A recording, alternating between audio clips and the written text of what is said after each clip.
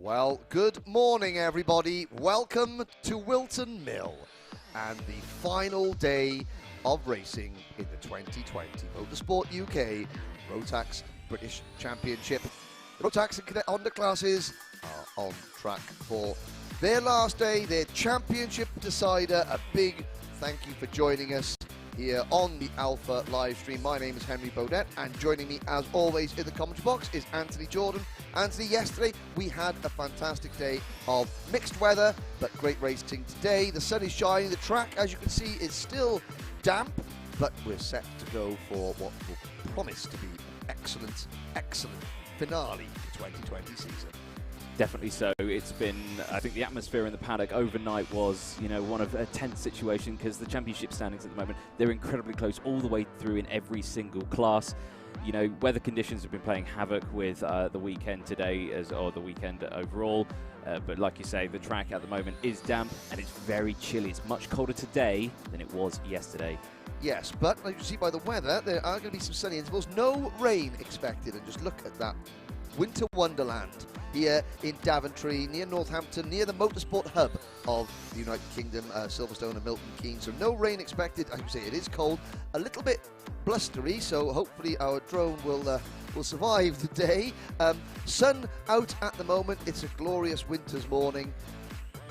But to take us round this fantastic 1,200 metre, very bumpy, very abrasive circuit, let's go on board with Jez Williams, as described by your good self, Anthony. Thank you very much, Henry. Yes, the 68 Jez Williams Vision Motorsport. This was taken a couple of days ago in practice. Let's go for a lap around Whilton Mill. Oblivion is the first corner. The left-hander flat out in the dry conditions. I think is a little bit hesitant in these wet conditions, though. Then you switch round to the right hand of Crook. Then you go uphill in towards Christmas Corner, the first major braking zone. Again, hook that front wheel on that curve, pull the car in, switch it over quickly to the left-hand side. Then you start Sector 2 through Inkermans. Again, another very fast right-hander, very easy to get wrong. You can easily run wide here and lose all momentum, and that could cause havoc into this heavy braking zone of Ashby. You round Ashby, then down the small straight in towards Wilkins and Oisiers. Again, two left-handers, very fast again. Crucial, you can gain spaces here. We did see that earlier on yesterday, but there's a big bump on the exit of that curve as well. You have to watch out for that one. You exit out of here. We saw lots of switchback moves here as you try to get back down the inside as you go into the boot. Now, watch out for the curbs here. We saw lots of people clouting these curbs all day yesterday, and that plays a havoc with how they get round it, really. You come out of the boot in towards Pit Bend. Mind the humongous mountain of a curb on the inside. Don't run out too wide to cross the line here at Whilton Mill.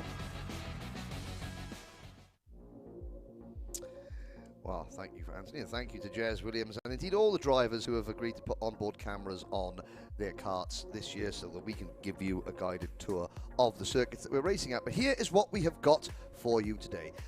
Before we get going in the pre-finals, we have one race to go in the heats. We have the last 177 heat race, the second Rotax 177 heat race. But then at 10, just gone 10 o'clock this morning, 10 past 10, the start of the pre-finals. Senior Rotax at 10 past 10, followed by Minimax at 10:30, Junior Rotax at 10:50, Cadet Honda at 11:10, and then the 177 pre-final at 11:30. There you go on your screen. So we're just a few minutes away, we'll be precise, 4.5 minutes away from the start of the heat racing today. Then the pre-finals, a short break for lunch after the Rotax 177 pre-finals. During the lunch break, we've got the track walk with Magic Chimera, which is a great track walk, a really insightful view about how to get around from a driver's perspective around this circuit. It's very useful for drivers watching at home. And then into the championship deciders themselves. Senior Rotax final up first. Minimax second. The Minimax Championship has already been decided in the favour of Harry Linden. He's racing in Junior Rotax today, though. The Junior Rotax final is going to be an absolute barnstormer. We've got anyone about 3 or 4 winners in that class. And the last couple of races of the day, the 177s and the Cadet Hondas. In fact, I think Cadet Hondas are the penultimate race. Another championship where any one of 3 drivers can be victorious. And then the last race, only 6 karts on the grid in 177, but we saw yesterday in their first heat an extremely tense and exciting race indeed. So that is the schedule for today. Circuit looking beautiful, a little bit slippery, in fact, very slippery, Anthony. But who is going to slide their way into the winner's circle at the end of today? And of course, in the Rotax classes, all the drivers aiming to try and win the coveted ticket to the Rotax Max Challenge Grand Finals in Portugal next month. But before we get underway with who's going to win the tickets, let's see who's going to win our very first race.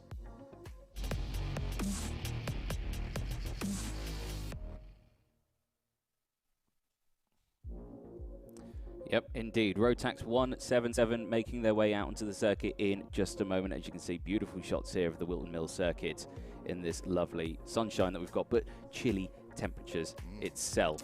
Here's a look at the grid then for today's first heat. Cole Edwards, the E-plate, starting on pole position. Henry Ayres, who had a disaster yesterday with a breakdown with his car, didn't manage to get a good result, so he's starting second place on this one, but still in the front row. Ben Cowley and Oliver Appleby, championship leader, needing to get those points that he needs for this one. And then Joe Hunt, newcomer to the championship, with Chris Thomas rounding out the 6-kart grid. Yes, and so even with only 6 karts, obviously Cole Edwards running the E-plate. That stands for the English champion. It's a one-off event. There it is in all its glory. So Cole, the English champion, the E-plate holder. Now that's a very big event that you obviously have to work extremely hard for. And is that Matt Isaac there as a mechanic? I'm not quite sure. But and there's a problem on your screen there. We've got some great pit lane shots here, courtesy of Stu Stratton down on the pit lane. But the glare of the sun on the sort of the damp track, so the rain overnight, it's like Anthony said, it's very, very cold. Not a massive amount of wind at the moment on the track, so the circuit will take a little while to dry.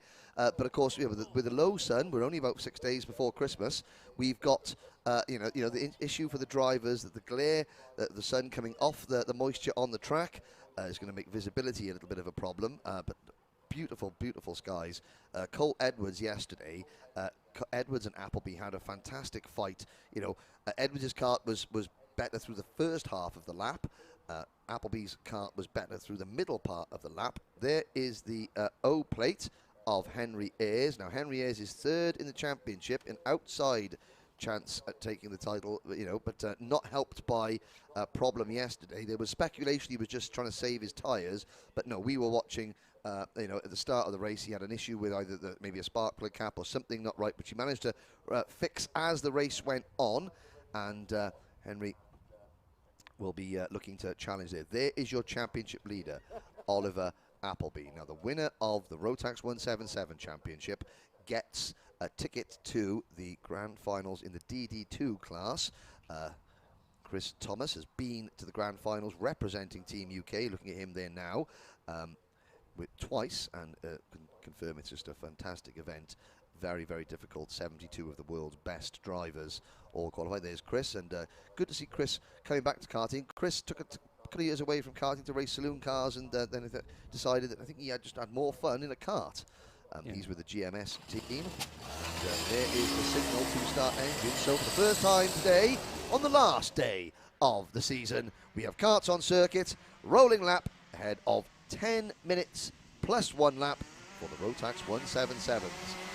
We say, can't call them the dirty masters, can we? No. Oh, we could, we just have. But well, they're going to be serving up a nice little entree. Yeah. Yes, before the main course later on. Definitely so. Well, there you go. You can see there for yourselves the track conditions this morning. Not the first cuts obviously to go out today. Obviously, we've had warm-ups all this morning, so drivers have had an opportunity to feel what the track conditions are like. But from those pictures, it looks slick.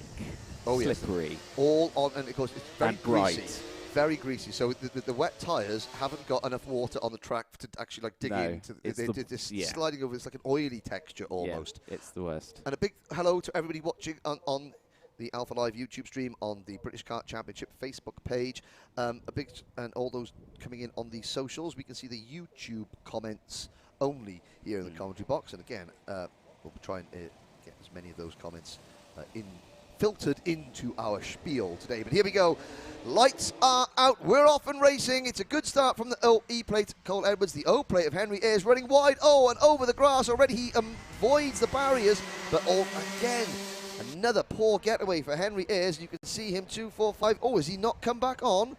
I think that may have knocked a chain off or something like that for Henry Ayres. We're down to 5 again. And great news for Oliver Appleby, even though he's only in 3rd position, his main title rival that's here this weekend is having an absolute mare. You can just see in the background there, Henry Ayres has managed to get that kart re-going again. He is quite far back though, so he's got quite a bit of work to get back up towards the front of this pack. But as you can see, the main 5 breaking away then at the moment and going away. Now, you can see from the start of that race, the left-hand lane got a much better start than the right-hand. The pole sitter side is the optimum side, obviously, but of course, you're trying to filter into 2 into 1, and on the outside there's just no grip and the track's going away. You know, even Henry Ayres tried to stick it out on the outside, but it did not work. I'm just having a little look to see he's come round the first sector. He's lost 7 seconds in the first sector alone.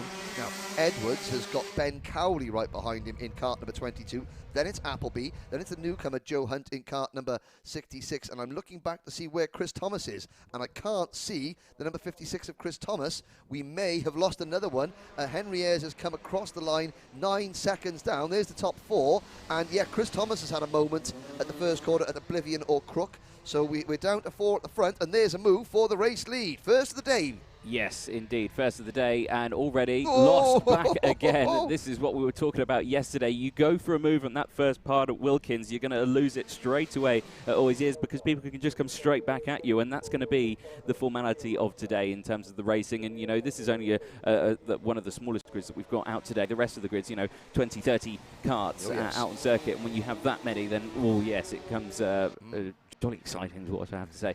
But less than 8 minutes to go on this timer. The E-plate still leading the way. Cole Edwards from Appleby, who is there. Is he in 3rd place? No, it's Appleby up in the 2nd place. It is Appleby up in 2nd place. The teammates of the GMS karting team. I have to say that GMS Karting providing half the entries for this class, so a big thank you to them for continuing their support of this division. Here comes Cowley, though. Cowley up the inside into Ashby's. Now, can he get that kart slowed down? Not quite. And Appleby gets the best run out of the corner, but he's going to be on the outside line for the run into Wilkins. Now he does the crossover move again. He's going to dive up the inside into Oisiers, but again, can he get that kart slowed down? Cowley's going to get a much better run up the straight now. He does, but signal there from Appleby to say thank you very much. Will we see a move into... we almost saw a move into the boot. Cowley thought about it and then thought, that kart is decorated just the same as mine, and we're in the same awning. Possibly discretion the better part of valour. And now Cowley's got to try and tuck in and see if Appleby can tow him up to the leader. We do have 6 karts still running. Thomas and Ayres are both out there. Ayres has just, in fact, passed Chris Thomas. Thomas lapping quite slowly. I think there may be a lingering problem with the number 56, but Henry Ayres, the O-plate driver for the KR Sport team, certainly putting in some very competitive lap times. Just a pity he's 9 seconds down on this battle that we're watching here. Well, this battle is still heating up, so of course if these 3 keep on scrapping all the way through the rest of the 6.5 minutes left to go, that 9-second gap is not a lot in terms of in terms of big pictures. So yeah, that gap can easily close down if these 3 keep scrapping away. And again, as soon as they come out of Oisiers onto the back straight, that's where it starts to get a little bit difficult in terms of that sunlight beaming down on the circuit, isn't it? Because that camera comes through the shot and then you just see it, just lights up the track, and that's what these drivers are seeing. Now, a lot of them running the clear visors still. Which I said yes, I love. I love, because with the cameras that we've got here, you can really see the drivers focusing their eyes, locked onto the apexes. And there's a great view of the spread of the circuit, up the hill towards Christmas Corner. Now, Appleby needs to get on terms with Edwards. He needs to start hassling Cole Edwards. Cole Edwards entered as a privateer. He's on that Cosmic chassis, but he's working with, I think he's maybe working with a KR Sport team. I thought Ashley Whiteman was his mechanic down the grid there. He works for KR Sport, but he's entered as a privateer. But, you know, all Cowley runs a little bit wide. Now, Appleby needs to start harassing him because he's allowing Edwards to sort of not defend. And, of course, but does Appleby want to harass him? Because that will draw Henry Ayres, his championship rival, closer to him. Yeah, exactly that. You would have thought with the 5 minutes that we've got remaining, he just wants to stay behind him, focus, just, you know, get used to the track conditions, learn where Edwards is going, because that's going to be the most important thing as well. But you have to also remember that if he doesn't attack him, then he doesn't know where he's going to defend. He's just seeing his normal racing line now, so he doesn't know where his defensive line is. So great drone shot of them exiting Crook up the hill now in towards Christmas Corner. All drivers taking the same line, just hooking that inside curve. Now, we had this thing yesterday as well where we could see the different lines out of Ashby, who had the better kart setup. We've got pretty much the same conditions. Now, you can see here Edwards, he's got a much tighter turn in. That front really just grabs in, and he can get on the power much earlier out of the corner. And you can see they're out. He's opening that gap up again. So seems to be a better setup, and this is a lunge out of nowhere, the 22 of Cowley. Ben Cowley, and he's just set the fastest lap of the race as Ben Cowley. Looking at our motorsport /timing screens, brought to you by motorsport-timing.co.uk. 58.06, and that's not bad. But now Cowley is sort of, by making that move, he has, you know, allowed Edwards to sort of ease away a little bit. 4 minutes to go.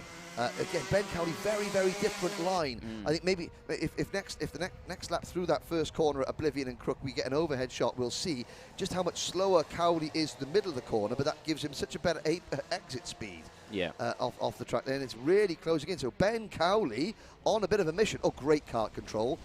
Different line completely, but he's going to get a really good run up this little hill towards Wilkins. Well, let's see what happens as they go through Wilkins. You can see again a much tighter, cleaner line from Cowley there, closing that gap in on Edwards now. Right behind, that sun really came out then, didn't it? That's, God, it must be so horrible when you come around that corner, especially when you're so close to someone else. But then they come into the boot now. Now you just see, entering the boot, it just seems like Edwards has just got the setup just a little bit more dialed in. And that's what you saw yesterday, that Edwards' kart through the boot was a lot better than Appleby's. Appleby's kart was great through this section, and of course Appleby and Cowley running the same equipment. But look how much slower Cowley is there, but he just gets such a run off there, and he's already pulled out 3 or 4 kart lengths on Appleby, and he's closing in on Edwards once again. So he's sacrificing one half of that first complex for the better run up the hill, because he's obviously there's the Inkermans, the little left-hander, now down the hill towards Ashby's, and again Cowley swings out so wide, misses the apex completely, doesn't even attempt to get close to the inside apex, and you know, up the hill towards Wilkins, now down again, and whoop, there he goes. There's the lunge. That was kind of out of nowhere, that was, and that is now letting Edwards think, okay, who else is behind me now? What have I got? So, you know, doesn't take a defensive line again going into boot, stays there, and that's now compromised him, because here comes Appleby down the inside, gets the job done. So that is a good old switcheroo. The privateer now demoted down into 3rd place. So new standings then. Cowley, Appleby, then Edwards. You new top 3 with 2 minutes left on the timer. Joe Hunt continues to run in 4th place, 5 seconds behind this battle. Henry Ayres is 5th, but I mean he's lapping, you know, maybe a 1/10 of a second quicker than these leaders. But he's not. Chris Thomas has retired. We did speculate there was an issue with that kart. Now, what can Appleby do? So instantly, Cowley changes his line coming into Ashby's. So he's got the offensive line that he was using, and now he's on a more defensive line. But it's working for him at the moment. Now, can Edwards respond? Edwards was leading, and he would say quite comfortably. He was under pressure, but he certainly wasn't slowing them down too much. But he's now got to try and just stay with them as we get into the closing stages. The circuit not drying out particularly quickly. It won't dry out because it is so cold here. A big hello to everyone on the social medias who watch this closing stages of the 177. Good hello to Jan Echterman from watching. He's a regular contributor. I think Jan based out in Germany, and he's got a nice international flavour. The Mad Croc team getting a huge bunch of support already, as they were yesterday. And a good morning to the Edward Ray Regaza team as well, tuning in from overseas. So a true global audience for this, And Cowley getting it all crossed up. Now he reverts back, but he leaves that door wide open. Yep. And Yeah, Cowley's line there is the more traditional wet racing line that he's going for. Off the line completely, you know, getting on the dirty part of the track, that's where the grip is, the traction. There's a change, though. Yes, well spotted by the drone cam there. Edwards up the inside to take second from Appleby. Yeah, that was a nice little dive down the inside. At kind of, again, it seems to be the favourite corner to really overtake on, because you can kind of block pass and the exit as much as you can, because you cut back over to the apex, then sweep it out wide to prevent them from going for the inside for boot.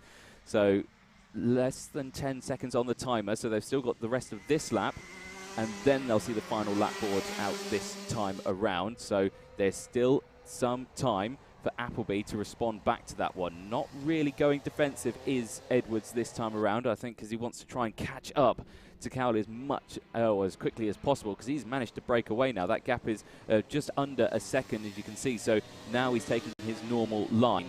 But you can just see Appleby there struggling with the pace, just out of Ashby still. And again, we could be on our way. Here we go. Oh, wheel to wheel there. Appleby finds time to even sort of gesticulate to Cole Edwards there. Edwards is moving across to defend, as is his right, and Appleby was there. And I think when there was a little bit of wheel to wheel contact there, but to be fair to Cole Edwards, as soon as there was, Edwards moved away, didn't squeeze Appleby, because he wanted them both to get round that corner. But we are about, as we start the final lap, 1 lap away from watching Ben Cowley's first win of the season, I believe. And again, hooks that curb on the inside. You can see the kart there bouncing over the inside curb at Crook, and they head up the hill. But number 22, Ben Cowley, looks like he's got this one in the bag. You know, Appleby, a quick check over his shoulder, eyes focused on the apex to Christmas corner, through out of Inkermans and down the hill towards Ashby's. Now there again, great kart control by Cowley. Now here comes Edwards. What can Edwards do? We're into the real passing zone now, though. Yep, we are indeed. Now Edwards, like we've always said, he's got a much better exit out of Ashby into this next section. Tries to go for his ears, can't do it, gets blocked by Appleby. So Appleby holds on to this one now. Now you've got to stay careful into boot, because we've seen a lot of attempts to overtake into boot now. Is he going to try the inside? No, he isn't. Stays behind, thinks better of it, and I think we're going to be crossing the line in the order that you see here. So Ben Cowley crosses the start-finish line, takes a win for the first time this weekend. Appleby crosses the line for second, and Cole Edwards, the man who won yesterday, is going to take third place. Joe Hunt crosses in fourth. Henry Ayres with a great recovery at the end of that crosses the line in fifth place. Chris Thomas again retiring 7 laps down. And yeah, I do want to see Henry Ayres get a clear run, because I think that even with a small grid, the battling between these three is fantastic. You put Henry Ayres into that mix, and you've got a great 4-kart scrap for the lead. But congratulations to Ben Cowley, driver number 22 for the GMS karting team, his first win of the year. And Oliver Appleby just getting closer and closer to that title in what is his first year as a British Championship driver, his first year in the Motorsport UK British Kart Championship, a rookie potentially on the way to the 177 title. That is it for the heats. We're now into the pre-finals, again, thanks to Ian Rogers at motorsporttiming.co.uk, we are going to have some championship positions, including dropped scores, up on our screens, if not all just for the pre-finals, but certainly for the finals themselves, because of course this championship is decided, this is the 4th race event of the championship, but there are 12 point scoring opportunities during the course of the season. Drivers score points after their entire heats, then they score points to pre-finals, and they score points to finals. So they are carrying 12 scores. They count 10 out of 12 scores. They have to drop 2 scores. It can be a bit confusing, but Ian Rogers and Motorsport Timing will help us through that as we get ready for the first of our pre-finals.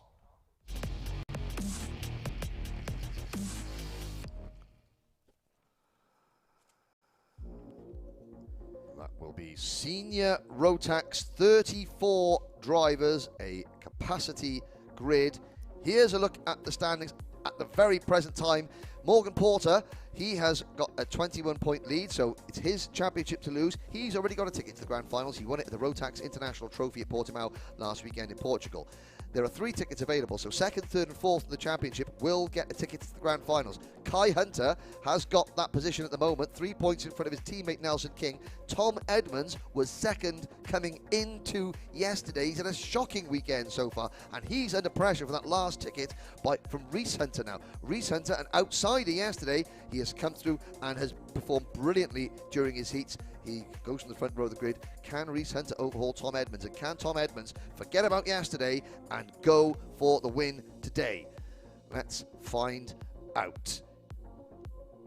Let's have a look at the grid then for the first pre-final of the day. Reese Hunter, the man who needs those points to get that ticket for the World Finals, starting on the front row on pole position. Kai Hunter alongside him, his teammate Caden McQueen and Morgan Porter on the 2nd row. Nelson King and Matt Armstrong rounding out row number 3. Row 4 sees Jensen Watts and Magic Camara. Great performance from Magic yesterday.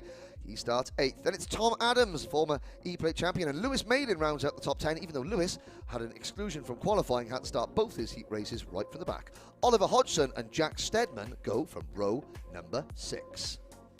Row number 7, Oliver Meadows, Teddy Clinton. Row 8, Bradley Barrett and Alexander Baker. Row 9, Sam Stansbury and George Holbrook. Rounding up the top 20, we have Ben Casely and E-Plate holder Luke Wooder. Spencer Shinner and Catherine White are on row 11, Ryan Luscombe and Tom Edmonds all the way down on the outside of row 12.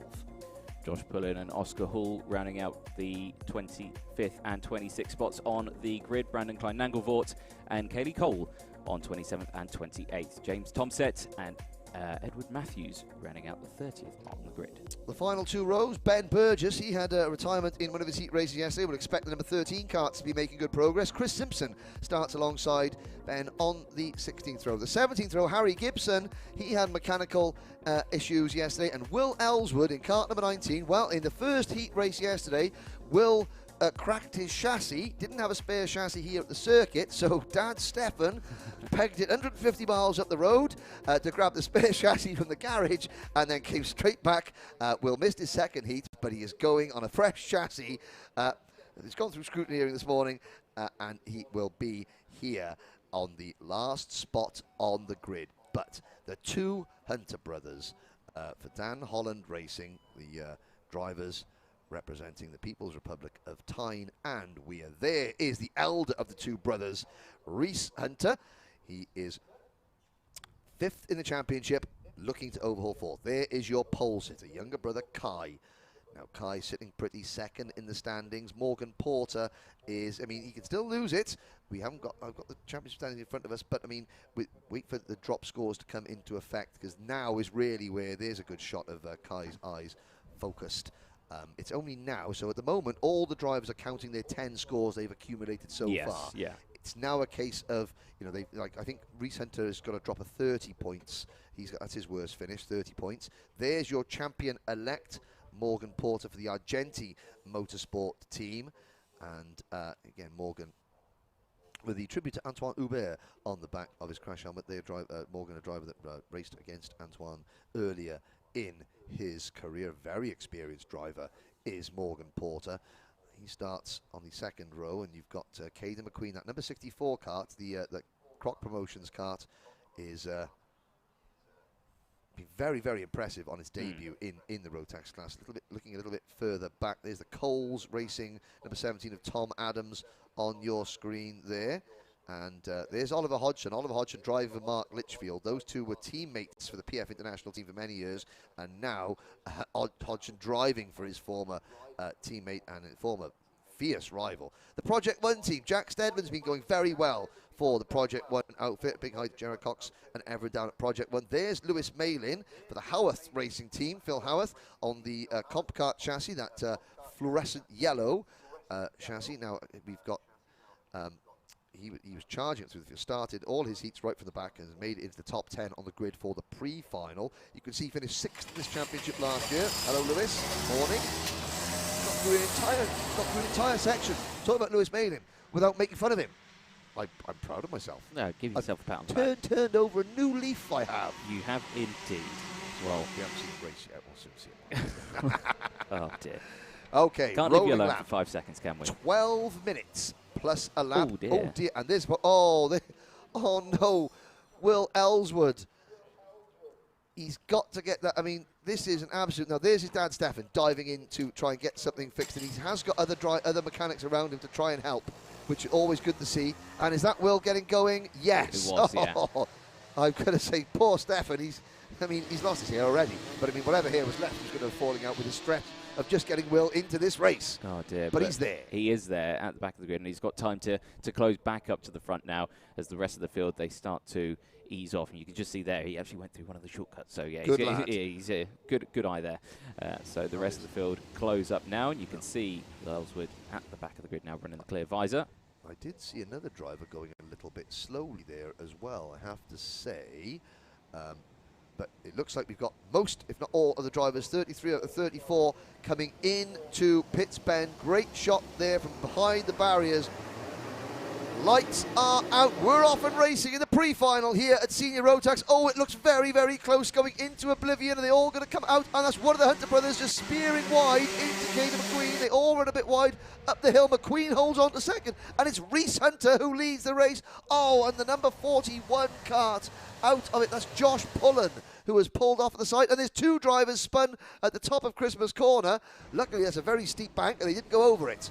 Yeah, no, so got a fairly messy start then for the Senior Rotax. A few carts off on the track, but the rest of the field going through. It was the 93 who went off, and that is Brandon Klein-Nangelvoort. And there's a Dan Holland kart running wide coming out of Wilkins as well. I'm not sure, that may have been Kai Hunter. Kai Hunter's had a shocker. Oh, and there's a pile-up there. That's a huge pile-up. There's an Argenti kart in that, and there's 3 or 4 carts. They're all okay. I think that might be Jack Steadman getting going again. The number 60 kart of George Holbrook, Ben possibly. Paisley. Yeah, Ben Paisley was in there as well.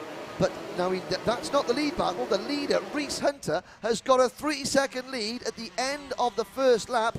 This is great news for Reese Hunter. Not great for Tom Edmonds, although Edmonds has crossed the line in 18th position at the end of lap number 1. Edmonds in that KR Sport team has got to make progress. He's just in front of Will Ellswood, who's gained 15 places on the opening lap. Yep, so a very dramatic start then for the Senior Rotax. They all get through, and another dive down the inside. Looked like Morgan Porter, the GP plate, trying to get past Matt Armstrong there up into 4th place. But Reese Hunter leads the way. Caden McQueen up into 2nd place. Nelson King up 2 positions. Matt Armstrong up 2 positions as well. So it's a big shake-up in the main field. James Tomset, 15th place. He's up 14 positions from that. Ben Burgess, he's up 15 positions. So that massively shows you the order changes that we've had in here. There's some big names at the further lower end of the field. Jack Steadman down 8 positions, running 30th at the moment. Obviously, we had the JMS Josh Pullin retire at the start of the race there, so he's already in the race as well. So huge shake-ups in this. I'm going to interrupt you a little bit. I know you can focus on the racing a second. Yeah. Important announcement to make. There's 1 or 2 people on the chat there that are saying they're going to come up and watch the finals. You cannot enter this event. This is a closed event. So Remy Gilbert Racing, don't leave home. Watch it at home. You can't enter the circuit. It's been a closed event since Saturday morning. You will be turned away on the gate. So please, for anyone watching back home, thinking of coming up to Whilton Mill to watch the finals, please don't. Please stay at home. It's a closed event. So. But why would you need to come here? It's really cold. Your living room is nice and warm, and you can watch all the shots and listen to us babble on from the comfort of your living room. So again, all seriousness, please do not try and enter this event as a spectator. Spectators are not allowed. It is a closed event. Thank you all. Back to the racing, Anthony. Back to the racing, and a warning flag going out to Kai Hunter, the O plate. He's currently in 8th position, 6 places down from his original starting spot, so not sure what that may have been for. Could be for track limits, but a best lap out for his brother. It's Reese Hunter, who's leading the way, 56.830 at the moment, as we've got on our screen the Lewis number Malin, 6, Lewis Malin, and Matt Armstrong just ahead, who are trying to hunt down Morgan Porter, currently in 4th place. Who is a little bit of a gap to the next guys in front. The top 3 seem to be breaking away. They've got about a 2nd gap. Now, Reese Hunter's just set the fast lap of the race, as you alluded to here, and 56.83 seconds. But he was leading at the end of the first lap by 3 seconds. But 2.72 seconds is now the lead gap. So McQueen has been closing in. King is third. So Nelson King, he's doing exactly. We saw him being very aggressive yesterday. Nelson King, he's third in the championship. So he's just consolidating that. So he's doing a great job. Porter in fourth place, Armstrong in fifth, Mail in sixth, and Hodgson. Kai Hunter down to eighth now. Tom Adams ninth, and Jensen Watts rounding out the top 10, followed by Barrett, Luscombe, Magic Hamera 13th, and it's Tomsit from 29th to 14th. Teddy Clinton is 15th. Will Ellswood from 34th to 16th. Ed Matthews is 17th. Burge is 18th. Wooder is 19th. And Baker is 20th. Now I'm looking down. Tom Edmonds has had a problem. He's down to 31st. Oh, it's slipping away. Yeah, Tom Edmonds there really, really struggling. 31st place for him at the moment. 7 places down from where he originally started this race, but with Reese Hunter leading the way, that is a huge difference in points that he needs to get that ticket. So Tom Edmonds in a bit of a pickle right now. Yeah, I mean, it's one of those things that you had a poor day yesterday, and of course your confidence is shot, and then you're trying extra hard, and sometimes you get a little bit down if something's not quite right with the cart or the engine or something, the setup, it can sort of focus your attention. But I mean, Nelson King has just got past Caden McQueen for second position. We've now got 4 seconds as Reese Hunter's advantage, and here's a nice shot of the midfield pack. So there's covering Jack Steadman for the Project 1 team. I believe it is in cart number 62. So this is George Holbrook. This is the battle of the 23rd, 24th, 25th, and 27th. And there's Chris Simpson. So we've got this Holbrook, Simpson, Oscar Hoole, and Jack Steadman all squabbling, and you can see that Oscar Hoole doesn't want to give that position up, and Jack Steadman, well, he elbows out, so to speak, and wallop straight in. Yeah, that was Steadman showing his dominance out on track there, saying, no, that's my position, I'll have that back, thank you. 6 minutes left on the clock, but yeah, shoulders were definitely out there. Here's a look back at the sharp end of the field. You can see there Caden McQueen behind Nelson King, who's got in front. Now here's a look a little further back. You've still got the 24 there of Matt Armstrong, Lewis Malin. Morgan Porter has dropped 2 positions. He's now gone down to 6th place. Chris Simpson, the 49, with a warning flag as well. Yeah, and now Porter's championship lead, I think it's about 16, 17 points. We can check that in a little bit. But I mean, he doesn't, Kai Hunter, his closest rival, is behind him, so that is significant for Morgan Porter. Nelson King is up into 2nd place. I mean, Reese Hunter is out of contention for the overall title. All Reese Hunter is thinking about in cart number 5 is getting that last ticket to the grand finals, overhauling Edmonds, who is 30th at the moment, overhauling Edmonds in the point standings. Here's Porter, the GP plate holder, holding off Oliver Hodgson. These two have locked horns multiple times over the years, not in Rotax. They've locked horns in Miami X30, they've locked horns in OK, but not in Rotax. The first time we're seeing these two head-to-head in the Rotax class. Really good to see, and of course Hodgson, a member of the Rotax family for many, many years as a junior Rotax Grand Final winner out in New Orleans. Porter is going to try and emulate that this year, but first of all, Hodgson, who has had a mixed season. He's been in and out of the seats, different teams, different classes. He's got a lot of other business commitments that have, of course, been affected by the pandemic, as have we all. But he's giving it a go, helping the Mark Litchfield Racing team out in this last round of the season. There is Nelson King. Nelson King, obviously he's outgrown his Dan Holland race suit. That's why he's got a Tony Kart race suit on at the moment. And he crossed the line with McQueen in 2nd place. McQueen, I think, just, speaking to Caden last night, he's only got the 1 set of wet tyres. Some of these teams have got 2 sets. You get 2 sets for the weekend, and some of them have been using both of them. McQueen's only got the 1 set, so he's been using them mindfully, and he's probably saving them because we might still have a wet final. Now I can see a cart in the middle of the screen there from the drone shot, standing by the marshal post on the exit of Oisiers. I think that might be Spencer Shinner. It is the number 55 cart, the Coles Racing cart of Spencer Shinner, who has sadly retired. Edmonds has clawed his way back to 28th, make that 27th. He's just trying to attack Sam Stansbury, I can see on our timing screens. But there's a view of the leaders with 3.5 minutes to go. Armstrong for the Strawberry Racing team, fending off Lewis Malin. Malin trying to grab 4th position as they come through Pitts Bend over the curbs, and Malin's got a good run. Yep, so excellent stuff from these guys at the moment.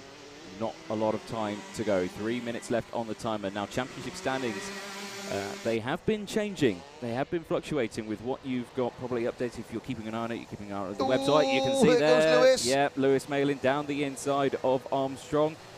So, yeah, great little move there. Now, we've got a handy button. Oh dear, oh dear, number 99. That's a chain that's come off, you can see yes, it. Ryan Luscombe has just, but he's parked right there, so his dad hasn't got far, or his mechanic hasn't got far to go.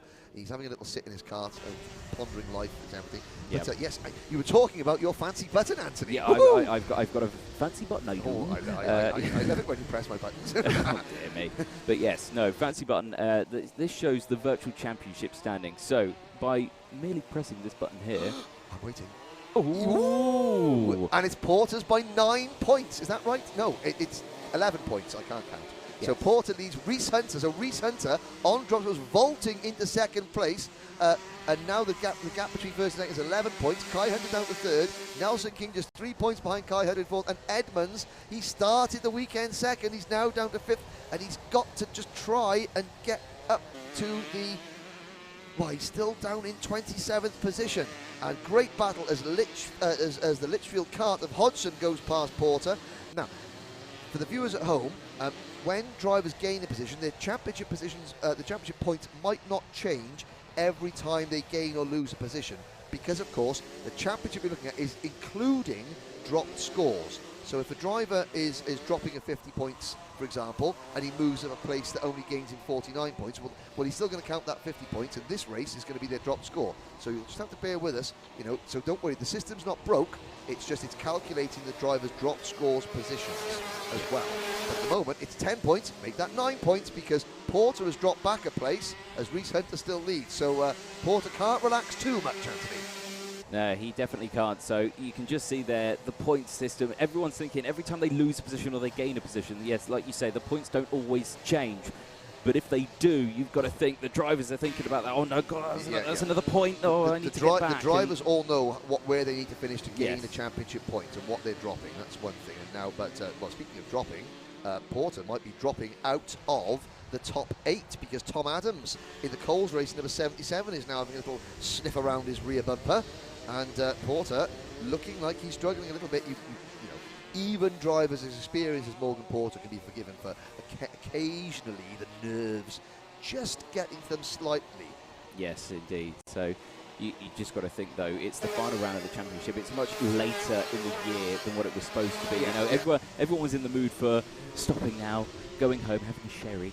Well, maybe not all the drivers, but yeah, some of them too young. But yeah, everyone's in that kind of mindset, and we're here racing still for the championship. It's not over yet. There's still lots of racing to do, even though it's the last day. So yes, exactly. The timer, 5 seconds left on the timer. Then last lap board will come out this time around. Rhys Hunter still leading the way at the moment by just under 4 seconds from Nelson King. Then it's Caden McQueen, who's a couple of seconds behind King.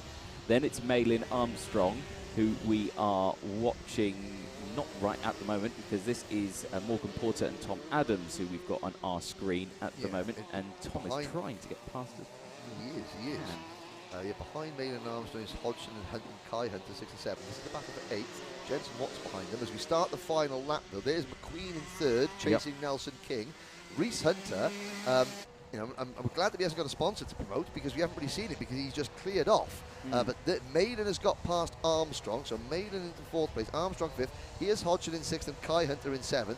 Now the battle for 8th. There's your championship leader. 8th, 9th and 10th. That's Jensen Watts going through in 10th. Clinton in 11th. But here it is, Rhys Hunter. I've not seen a driver looking so confident. I mean, his championship position was quite precarious yesterday morning, and I spoke to him, and he just had this serene air about him.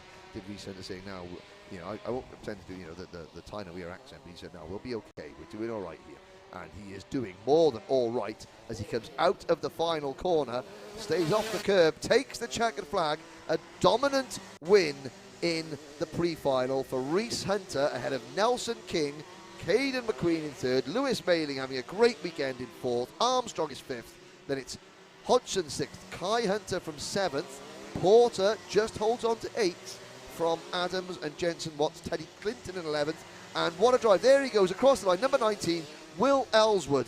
Well, Stefan, Will's dad, I think the the extra miles you drove yesterday before we moved tiers, he was back before we all changed tiers, don't panic everybody, was worth it. He finishes 12th, followed by Tomsit, Barrett, Hamera, Burgess, Wooder, Holbrook, Stedman and Baker, the top 20, and Tom Edmonds 26th. Now that's not only where he finishes the pre-final, that is where he starts the final. Tom Edmonds, the KR Sport team, one more push from you guys to try and salvage a top 4 finish in the championship. A big hello to the people on the stream there. I can see James Johnson, a former regular in this championship. I think James is not racing as much this year because he's got a small person, now in his life. Oh, right. Him and his good lady Amy have welcomed the small person into the world. And the small person is still quite small. So they're taking some time off, I think, but still watching some good racing in the final, in the final day of the season. So there we go. That's Reese Hunter, first pre-final of the day in the books. Indeed, it is. So next race up will, of course, be race 13 of the weekend, and it is the pre-final for Minimax.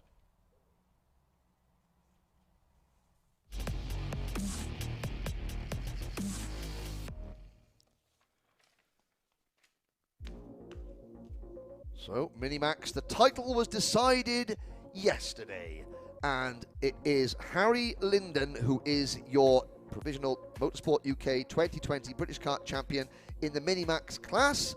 The boy from Barry, like myself. So I was waiting to say, that is the tidiest darts you will see. Also, Phil the Power Taylor couldn't throw darts tidier than Harry Linden. There he is, 41 points in the clear, not racing. So he is going to drop. He scored points in the heats yesterday. He is now going to drop the points, the pre-final score and the final score are going to be his 2 drops. So he is there on 653 points. That is his final championship position. Stephen, Duncan, Pearson, Bullock, Carter and the rest, no matter what they do today, they cannot get up to 653 points. So Linden, the GP plate holder for Dan Holland Racing, takes the ticket for winning the championship. There's still 1 ticket available in Minimax. Stephen Duncan, Pearson, Bullock, Carter and Mackenzie Douglas. 20 points separate them. They're fighting for that final ticket. Now, of course, when Minimax, there's different age groups that we race in Britain than Europe, so not all the drivers, like Harry Linden, he's going to have to race in juniors in the grand final. So hopefully that the next 3 drivers are all young enough to take a Minimax ticket. Here, though, is the starting lineup for those who are there. So we haven't got Harry Linden on the outside of row number 1. We do have Harrison Crowther, who dominated his racing yesterday. That was great performance from Harrison on the row 1. Pearson, Bullock, Carter and Stephen Duncan will go from row 2. Bryn Collins and Aaron Fall from row 3. Aaron trying to recover as much as he can this time around today. Gustav Uzakov's starting on the 7th spot on the grid with Jack Hobson in 8th. Kean Garrity in 9th place with Mackenzie Douglas in 10th. Chloe Chong as well in 11th place with Ben Crossley in 12th. 13th is Jay Lawrence. Alfie Gallagher is 14th and Liam Hartley is 15th. So 14, even though 15 people on the grid there, 14 drivers in the race. No Harry Linden. Harry Linden, we will see Harry though. Harry from Barry. And Dennis Powis, but we won't go down that road. We'll see him in junior Rotax. And a quick question, Guy Cunnington, the last year's senior Rotax British champion, watching on stream. Hello, Guy. Is the championship on the stream with drops? Yes, it is, thanks to the magician that is Ian Rogers and the Motorsport timing team. But there is Harrison Crowther. Great day for Harrison yesterday in the championship. We didn't see where Harrison was. He's not featuring in the top 10, but so he's just out for wins. And got support there from Mackenzie Douglas. Mackenzie Douglas having to start from the back of the heats grids yesterday in the heat racing. Good Jack Hobson getting a lot of love. The Mad Croc team as per usual there, very popular. There's Crowther though, focused. He's got that iridium visor. I like just saying the word iridium. Iridium. Iridium. There we go. There we go. Say it at home, folks. Iridium. It's just a satisfying thing. Stephen Duncan in his fishing waders as well. Still not convinced by then. There's Aaron Fall for the XL Motorsport team. There's Jack Hobson in the number 22. There's Mackenzie Douglas, again fellow South Walian from Cowbridge, I believe. That's the posh bit. That is. Is it? They got windows and everything. They're not even smashed. No. I mean, come on now. What do you want out of life? There we go. Out onto the rolling lap in Minimax. 14 drivers, 12 minutes plus a lap. Championship standings, we will bring them up on screen as the race progresses. The fight is on for second in the points table between Pearson Bullock Carter in kart number 15, Stephen Duncan in kart number 16, and Mackenzie Douglas in kart number 24. Ben Crossley in kart number 56 has got a very, very, very outside chance, but realistically, it's between Duncan, Bullock Carter, and Douglas for P2 in the championship. Harry Linden can just, well, he's not just watching and relaxing because he'll be going out in the next race in juniors. So here we go. It's all Coles Racing front row. Linden has won the 3 finals we've had so far this year. He ain't going to win this one, so it's going to be a new winner in Minimax today. Harrison Crowther has stated his claim, but I know Pearson Bullock Carter has been chewing at the bit all season, and now I'm sure he would have liked to have beaten Linden in a straight fight, but he's going to be on the outside for this start. Can he keep pace with his Coles Racing teammate? Let's find out. A little bit sloppy at the start. Yeah, I don't think it. Yeah, it's no, false start. False start. Oh, that's the first. That is the first false start. one of the weekend. Yep. Now, I mean, to be fair, the drivers did very, very well in this. In the conditions, they've all managed to get themselves in the correct formation in the tram lines to race director Nigel Edwards is liking, but not that time. No, we'll try again this time around. You can see the false start flag waving in the breeze. There is a bit of a breeze. Fluttering away in the breeze. Now, yes, when the breeze picks up, the drone gets packed away. Yes. Drone, not like breeze. No. Drone equals breeze equals M1. Equals M1 equals expensive repair bill. Yes. So, yeah, the M1 only just over the road. And you can see the M1 from the other drone. So the traffic is nice and clear. So if you are travelling... very good. Well, you shouldn't be. You shouldn't be. No. You should all be sitting at home. Yes. Listening. Watching this. Watching, exactly. This is what you need to be doing, yes. Exactly. This is what you need to be doing. I mean, public service. Yeah. Entertainment and travel and weather. Exactly. Where's Radio 5 Live? Exactly. Come on. Right. Here we go. Second time of asking for Crowther, Bullock, Carter, Duncan and Collins. Bryn Collins in number 12 has had a superb weekend. Let's see, can he round it off with his first podium? We'll find out a little bit later on. We're underway in the pre-final. 14 drivers go into oblivion. 14 drivers emerge. Yeah, good start then for the Mini-Max as we go up the hill. Already the 17. Or the 77, sorry, yes. of Crowther with a good advantage at the front. Dear. That's Ben Crossley. Yeah. And hand in the air, like you just don't care, showing that he's not happy. I think that was Jay Lawrence as well, going around. They both get going again, but Crowther, great start. Bullock Carter has got to tuck in now into second place. Stephen Duncan runs third, that Vision Motorsport pink and purple Cosmic chassis. Then it's Bryn Collins, and looking to see where Mackenzie Douglas is. He's just behind this battle. There goes Aaron Fould, the crisscross over with Keir Garrity. And Mackenzie Douglas, he's got to start making some progress. Yeah, Duncan's managed to get himself up into second place. He's managed to get past Bullock Carter as they go in towards the final corner. You can see there the 16 exiting, crossing the line. A little update on your screen there. So Crowther leading from Duncan, then it's Bullock Carter, Collins, Uzakovs, then it's Hobson, Full, Garrity, Douglas, Gallagher, Chong, Hartley, Crossley, and Linden, of course, not taking part in this one. And I don't think Jay Lawrence, he had a spin on the opening lap. I don't think he's completed the opening lap. No, I think he's come back in. Yeah, and so because he was due to start behind Harry Linden on the grid, it's the tally screen showing that he is behind him in the race, even though there he goes. No, he's not. No. I was lying. Sorry. Anyway, back to the action. Gustav Uzakovs. Gustav in kart number 89, the red, white, and green Project 1 kart. He's moved out of Cadet Honda for this event. He's old enough to move up, so he was nowhere really in contention in the Cadet Honda Championship. So he's decided this is the next step. He used this as a test session. He's performing very well as the Anglo-Latvian driver. Speaking to him and his dad, Yanis, yesterday, and there's a big Latvian contingent in karting. I think Harold Garkaklis and the Birol ART Baltic team are actually going to be watching Gustav's progress from now on.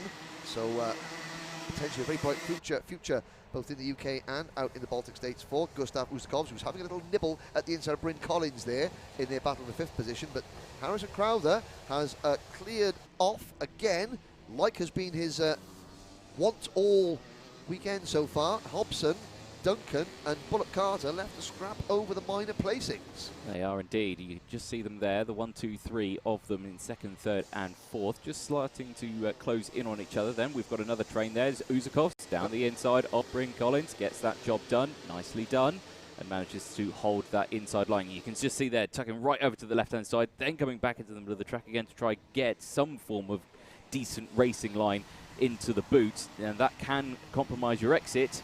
But Usakovs holding on to that one. That's allowing Aaron Full to now re-catch back up. So he's now on the back of Bryn Collins as they go across the line in 7th Collins place. runs a little bit wide. He does. Full tries to go the long way around. High, wide and handsome. Yeah, gets it done. Nicely done. And that is now also allowing Mackenzie Douglas to get onto the train of this party.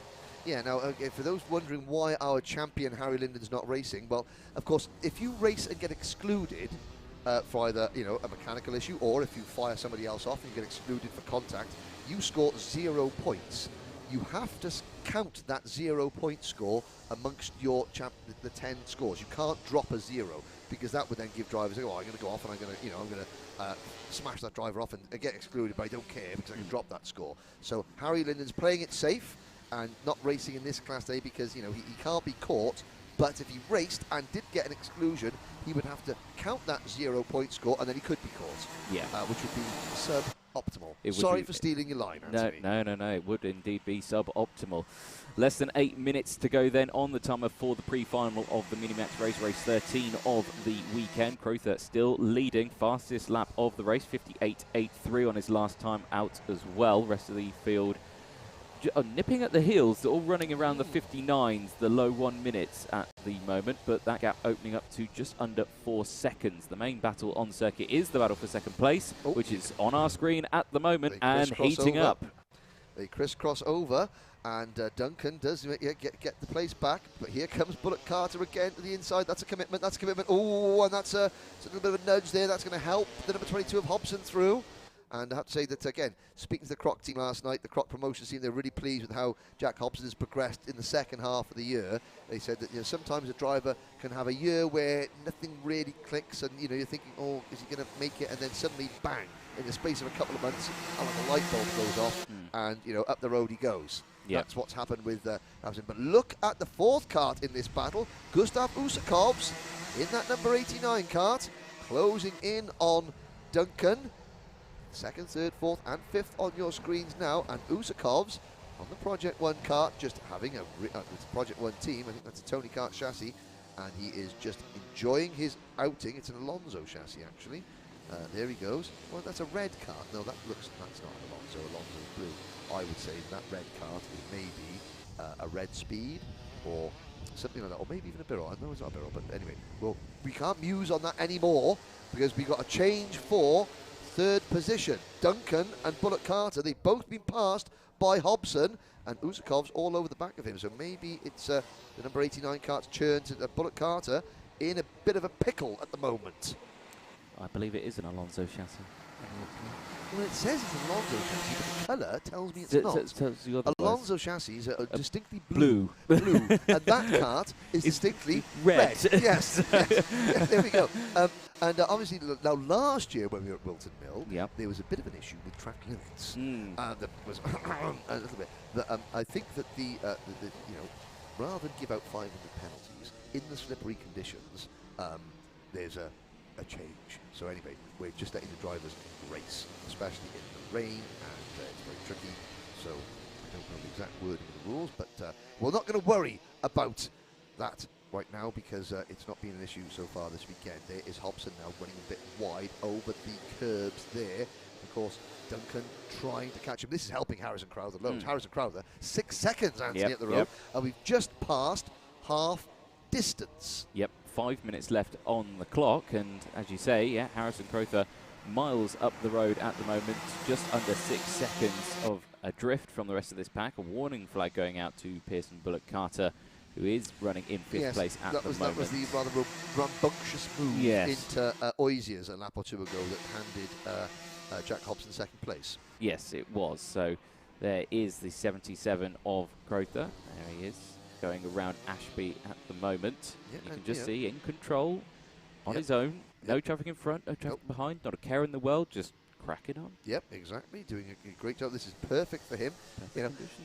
He's going to be hoping that the track doesn't dry out for the final, because he's all the races so far, many Max have been in these sort of like, damp but not pouring with rain or anything like that, just this wet, slippery track, and it's been perfect for him. But if the sun does shine, I mean, we've got a couple of hours before the final for this. He'll be worried that going out on slick tyres on a dry track, is he going to have the same advantage? We're on lap number 9 now, just starting lap number 9. Crowther leading this battle on screen. Hobson, Duncan, Bullock, Carter and Usakovs. That's your top 5. Fool is 6th. Collins down to 7th. Mackenzie Douglas up to 8th. Followed by Gallagher, Geraghty, Chong, Crossley and Hartley. And a move from Gustav Usakovs. Great move up the inside at Christmas corner to push Pierce and Bullock Carter down to 5th position. Yep, Usakovs had a much better run through Oblivion and Crook. You can see they're just latching onto the back of the cart in front and managing to gain that position. So, like you say, another spot up, and you're pointing furiously, Anthony, and I believe... Anthony, push my buttons. Please push my buttons. Please don't say that. There we go. There we go. So again, Stephen Duncan, even though Duncan is in 3rd position, he hasn't gained a position. He's got 619 points there. Bullock Carter is 3rd. The gap between 2nd, 3rd, and 4th. So Mackenzie Douglas in cart number 24. I was pointing at your buttons, Anthony, because I noticed that Mackenzie Douglas in cart number 24 was starting to make inroads into this group. There he goes, running very wide there, coming out of the final corner. But he is now moving into. He's challenging Bryn Collins for 7th position. At the moment, Douglas is 17 points behind Duncan in the number 16 cart in the championship. Bullock Carter, who is fading in the number 15 cart in this race, he is just 1 point in front of Douglas at the moment. So Douglas and Bullock Carter, well, one Coles Racing cart is making forward progress, another Coles Racing cart is fading. But Stephen Duncan, he moves up into 2nd place past Jack Hobson. That is going to strengthen his grip on 2nd of the championship and potentially a ticket to the grand finals. But Hobson, though, sends one back up the inside. Are we going to crossover move? Yeah, Duncan gets a great move, a great run out of Oisiers. He's got the inside line and he makes the pass before they even get to the boot. And they go through the boot section. Now down the hill, Usakovs and Bullock Carter are right behind them. Now we'll see, will the championship positions change as they come across the line? So Duncan, yes, he gains 2 places. Yep. So Duncan gains 2 points there. So again, but Douglas loses a point, and he's lost a point because he's had a spin, and he's been passed by Gallagher, Geraghty and Chong. Oh dear, all that work that Douglas did in the first 3 quarters of this race has just been undone. Yep, no, disaster there. 90 seconds left on the timer there. The 22 of Hobson running very wide there, almost losing the back end of the cart as the 15 of Bullock Carter just gently nerves Aaron Full gently out of the way there as they go back round. You can just see there Gustav's in the background also, who was there. He's trying to get back past as well. So this is still a very close-knit group of drivers as they go through. The drone's back up. Oh, the wind go. Calm down. The drone's back. And again, now you can see crossing the line there is Harrison Crowther now crossed the line. The rest of the leaders hadn't even got into the boot. That's a 10-second lead. Yep. You don't see that in the dry, but in the wet, the leaders can get away. There's Bullock Carter now trying to wrestle his way back past Hobson. He's got ahead of Usakovs. He's got Duncan and Hobson in front of him. Out of Crook and up there, there's fine lady, that little kink past Manuel's Bank. We had the Faulty Towers joke yesterday. There's Manuel's Bank into Christmas corner, and Inkerman's now Fool in the number 31 XL Motorsport cart. Then it's Bryn Collins, and now behind Fool there's a big gap back to Collins in the number 12, Gallagher in the 8th, and Douglas down to 11th position, and he's 3 seconds behind Chloe Chong, who rounds out the top 10. So disaster for Mackenzie Douglas. It's all going very well for Scotland's Stephen Duncan in that number 16 Vision Motorsport cart. Hobson holding on to 3rd, Bullock Carter in 4th. Here's a little look back at the rest of the top 10 just going through. You can see the Dan Holland Racing cart of Chong a long way in front of Douglas, but the clock striketh 0, Anthony, and Harrison Crowther just setting another purple middle sector is en route to a comfortable victory. A very comfortable victory, yes. He's 10 seconds adrift from the rest of the field as they are battling away on screen at the moment, you can see. But final lap board will come out this time around, so there's still plenty of opportunity for these drivers who are on your screen, who are squabbling away to gain positions. And you can see there the 15 of Bullet Kart, who's trying to get past Hobson. He tried to go down that inside line, but you just see you can't get the momentum out of the corner. That's the only difficult thing of diving down the inside. So they've got to pay attention to what the other drivers do, wait for that prime opportunity, which seems to be through Oi's ears. That's where it is. Yes. You do the block pass into the boot. So that's where you'll want to sit now. Crowther crosses the line. Final lap board comes out. This is going to be interesting, I believe, because as they exit the boot, we come into the drone shot. There's Crowther, who's coming out of Fine Lady. Yep, Fine Lady. I can't call it Old Lady. It's not Old Lady, it's Fine Lady. Yes. There we go. And then, so yeah, there he is, the 77, with a huge advantage at the moment. The rest of the field now coming through up towards Christmas Corner. No lunges thus far. Not yet. Hobson is, keeping his powder dry, as it were. But Bullet Carter now, we're going to see Bullet Carter will dive up the inside going into Ashby like he's done the last couple of laps, but stays there at the moment. There is Crowther. Here's the battle up there. Now, did Duncan hold off Hobson, and Hobson held off Bullet Carter, and Usakov's there in 5th position, but here is your winner. A fantastic drive. Harrison Crowther coming out of the final corner, takes a comfortable win in Minimax, crossing the line, and nobody else in sight, Anthony. No, it's not. Here's the rest of the field as a last-ditch attempt there from Usakov down the inside. Can't quite make it done. The 16 of Stephen Duncan crosses the line in 2nd place, with Jack Hobson right behind for Croc Promotion in 3rd place. Pearson Bullet Carter crossing in 4th, with Gustas Usakovs in 5th place. Aaron Full, good result for him. 6th place, Alfie Gallagher and Kian Garrity there, 7th and 8th. Bryn Collins and Chloe Chong round out your top 10. Mackenzie Douglas, Ben Crossley, Liam Hartley round out the rest of the field, finishing the race, and Harry Linden and Jay Lawrence failing to complete a lap. Yeah, Harry Linden failing to start, and Jay Lawrence retiring on the opening lap. So there's the results, and a great result for Crowther. 14 laps, nearly 11 seconds up the road from everybody else. And again, he's really come alive this weekend, and goes over the speed bumps, going into pit Femi. Now he will go in. Now, of course, all these results on screen are pending. Oh, pending Paul Klassen. Oh, pending Paul Klassen. Pending Paul Klassen. Yeah. In the scrutineering area. Paul and his Ernie Salmon and the rest of the scrutineering team, and they go into there. And of course, yeah, you can see the officials. Bullet Carter gets pulled into the main scrutineering area, the top 3. The rest of the field go through there. They're having their nose cones checked, but very shortly we'll be underway with the next of our pre-finals. That is Junior Rotax.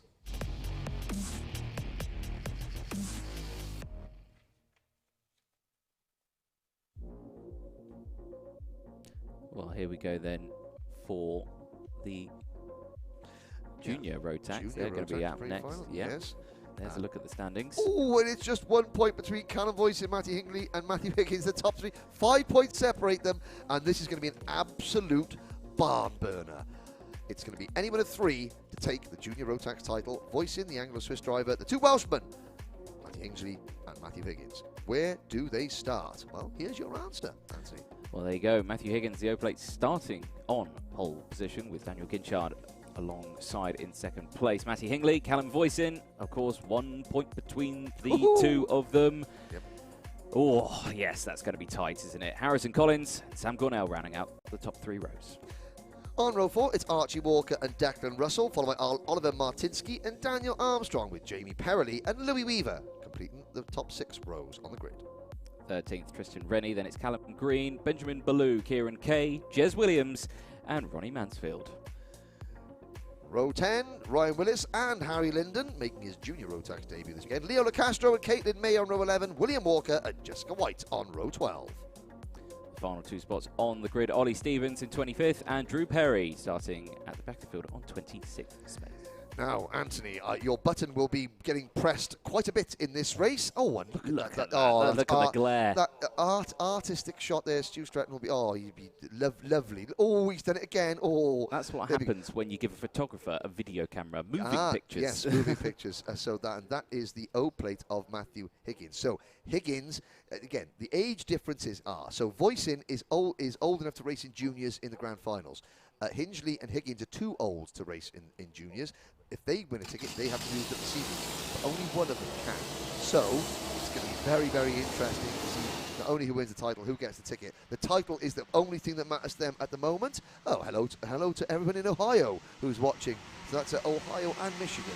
Then we've got my better half in Royal Oak, Michigan watching, and Dakota Whitehouse from Ohio watching. State when you're from, I'm half Massachusetts, half Michigan. We don't talk about the Buckeye State, Ohio. Deary me. But hello anyway, Dakota. Please don't turn off just because I've offended your entire state. Only joking, only joking. Here we go. 26 drivers, 12 minutes. 4 points separating the top three. At the start of this weekend, Voisin had a comfortable lead over Hingley and Higgins, but kind of not as bad as Tom Edmonds, but kind of like that. The drivers chasing the points leader have really got the bit between their teeth, and the points leader has been a little bit nervy. Voisin had a terrible qualifying session, but he did recover quite well, and he's put himself on the second row of the grid. Danny Ginchard making his debut this weekend in the British Championship. He's the wild card. Higgins the O plate. Hingley the 13. The 35 of Voisin. They're your three title contenders. They all start in the front two rows of the grid. Let's get them all through the first corner cleanly. Well, let's hope so. They line up all nice and slow, bumping up the field. They are round the final corner, getting into the tram lines, waiting for the green light to go out. It does. 12 minutes plus the one lap, and we're away. Junior Rotax, and it's a great start from the front field. Loved that start from Matthew Higgins. He got the drop, and instantly he got shot across the circuit to take the racing line into oblivion so that he wouldn't be compromised coming out. And and there's a spin. That's Callum Green going around at number 27. Oh, and he clips the number 62 of Ronnie Mansfield. So Callum Green, the lad who's is Richard Mays High School, the national Formula 1 in schools champion, and Callum is part of that team. He's got loose there, spun across the track, lucky not to catch out too many others. But it is Higgins with a great start, and his teammate, the GP plate Harrison Collins, in that second Dan Holland kart, has moved all the way up from 5th into 2nd position, and everybody else fighting through. There is, shaking his head there was Ronnie Mansfield. Yeah. That's the Jason Rolfe entered driver, but there's a move from the lid-sponsored kart of Declan Russell, the white nose cone on that yellow, red and black side pod kart there. Declan Russell's been having a good run, and that is him going past the number 35 of Callum Voisin, our championship leader. But up the hill, there's a move. Ginchard up the inside of Collins for 2nd place. Yeah, and we'll obviously keep an eye on those championship standings as, of course, they progress and update. They have already updated on the screen, but we're only one lap into this race. We're going to wait. We're going to let the points. Yeah, we're going to let the anticipation build. Yes. Going to let the anticipation build now. As we're looking there, so Higgins leads, Collins, Ginchard, Archie Walker up into 4th place, Gornell 5th.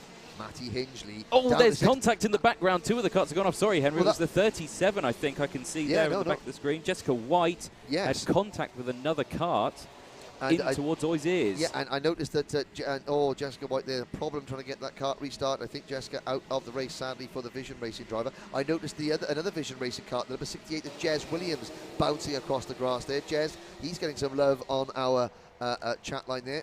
It was William Walker, KR Sport. So, not a good lap for the drivers on Cosmic Chassis. Jez Williams getting some love on the thing that Jeff Evans. Jeff Evans has got to be careful when he chats when he comes in and I'm commentating. Now I know that Wales have gone into full lockdown, but I want to ask Jeff: is Hobbiton in a full lockdown at the moment? Both moving swiftly on for that one. And Jez Williams continues down in 15th position. Tristan Rennie, the Scotsman, getting a warning flag for his troubles. There's Matty Hingley coming under pressure. So championship contenders side by side. Voisin to the inside of Hingley, and he's made the move stick. So Callum Voisin up in a 6th position, but they're battling for 6th position. Matthew Higgins is probably taking the championship lead away from the pair of them by winning this race. He's winning it by less than a second at the moment. Ginchard closing him down, and Danny Ginchard in second place has just set a new fastest lap of the race. Yep, 56.80 compared to the 57.08 from Higgins. So Ginchard slowly closing in that gap. There it is as it appears on your screen. But you can just see there at the front this long train of drivers being led currently by Callum Voisin in 6th place. Then it's Hingley, just behind. Then it's Russell, Martinsky, Armstrong, Rennie, Weaver, Willis, Perley, and Williams, who kind of round out that top grid there. But yeah, 3 wide through Ashby. It's a wide-looking corner, but it tightens up. Yeah, it does. And the lap times are coming down. Now, the track is drying out. Yesterday, these junior drivers were lapping well over a minute. Yeah. Now we're down to a 56.8, and you can see them getting more aggressive. They're saying, to hell with the tyres, we're going to ruin them and screw them up. But, I mean, they're getting more aggressive. That's why we're getting 3 wide. We're getting a little bit there. There's Jez Williams at the inside of the number 42 kart of Ryan Willis.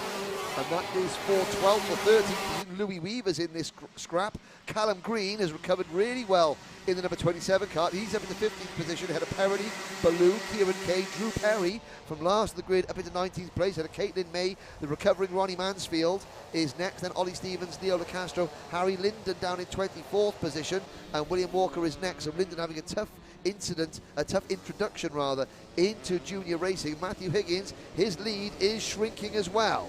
It is indeed. 7.5 minutes remaining on the timer then, and this huge battle, scrabble for positions in this kart, starting with the 68 of Jez Williams, who's managed to claw up quite a few positions. Behind Matty Hingley now is Jez, so a great little recovery drive from himself. He's already up 4 positions. What have you spotted there? I've spotted O-plate changed the lead. and the 54 have indeed changed. Argenti Motorsport's Daniel Ginchard, new leader of the race with 7 minutes to go. And it was a mistake by Matthew Higgins. I'm looking at this lap time. Matthew Higgins, a 58.6, 1.3 seconds slower than Ginchard, Collins and Archie Walker on that lap, so we didn't catch it, but Higgins obviously ran wide, had a moment. I'm looking at this kart there. It doesn't look like there's much mud on the kart there, but maybe as the track dries out, Higgins' setup isn't quite as effective. Now, where are his title rivals? Voisin still 6th, and Matty Hingley down to 10th. So we're approaching half distance. I think when we get to the halfway point, we'll have a quick check of the standings at the end of this next lap just to see how they are changing as this race progresses. But Danny Ginchard, not a championship factor. He leads the race. Collins, the GP plate holder, chasing his teammate Matthew Higgins for 2nd. Archie Walker right there in 4th position. Then a gap back to Sam Gornall, all on his own in 5th for Coles Racing. And then Voisin in 6th position. Martinsky, the best we've seen from Oliver Martinsky this year in 7th. Tristan Rennie in 8th. Danny Armstrong in 9th. And Matty Hingley struggling, rounding out the top 10. Yeah, now you say Voisin is in a better position than he was. Now he is in 6th place with Hingley down in 7th, but Voisin's not out of danger yet. You've got to see, he's got a big gap to the karts in front, so he's not going to be gaining anything anytime soon. But he has got to defend massively from the huge train of karts that are behind him. You can see this train of karts, yes. Yeah, this very train. Now you can see the 69 of Louis Weaver just in front of him. There's Jez Williams, the number 68. We've seen he's got mud all over the front of the kart. We saw him bouncing over the grass at this point of the circuit. And I noticed Matty Hingley's kart going through there, and the front of that kart was a nice muddy brown colour. So Hingley has been off once already. Didn't see where, but he has been off the telltale sign. There's no denying it.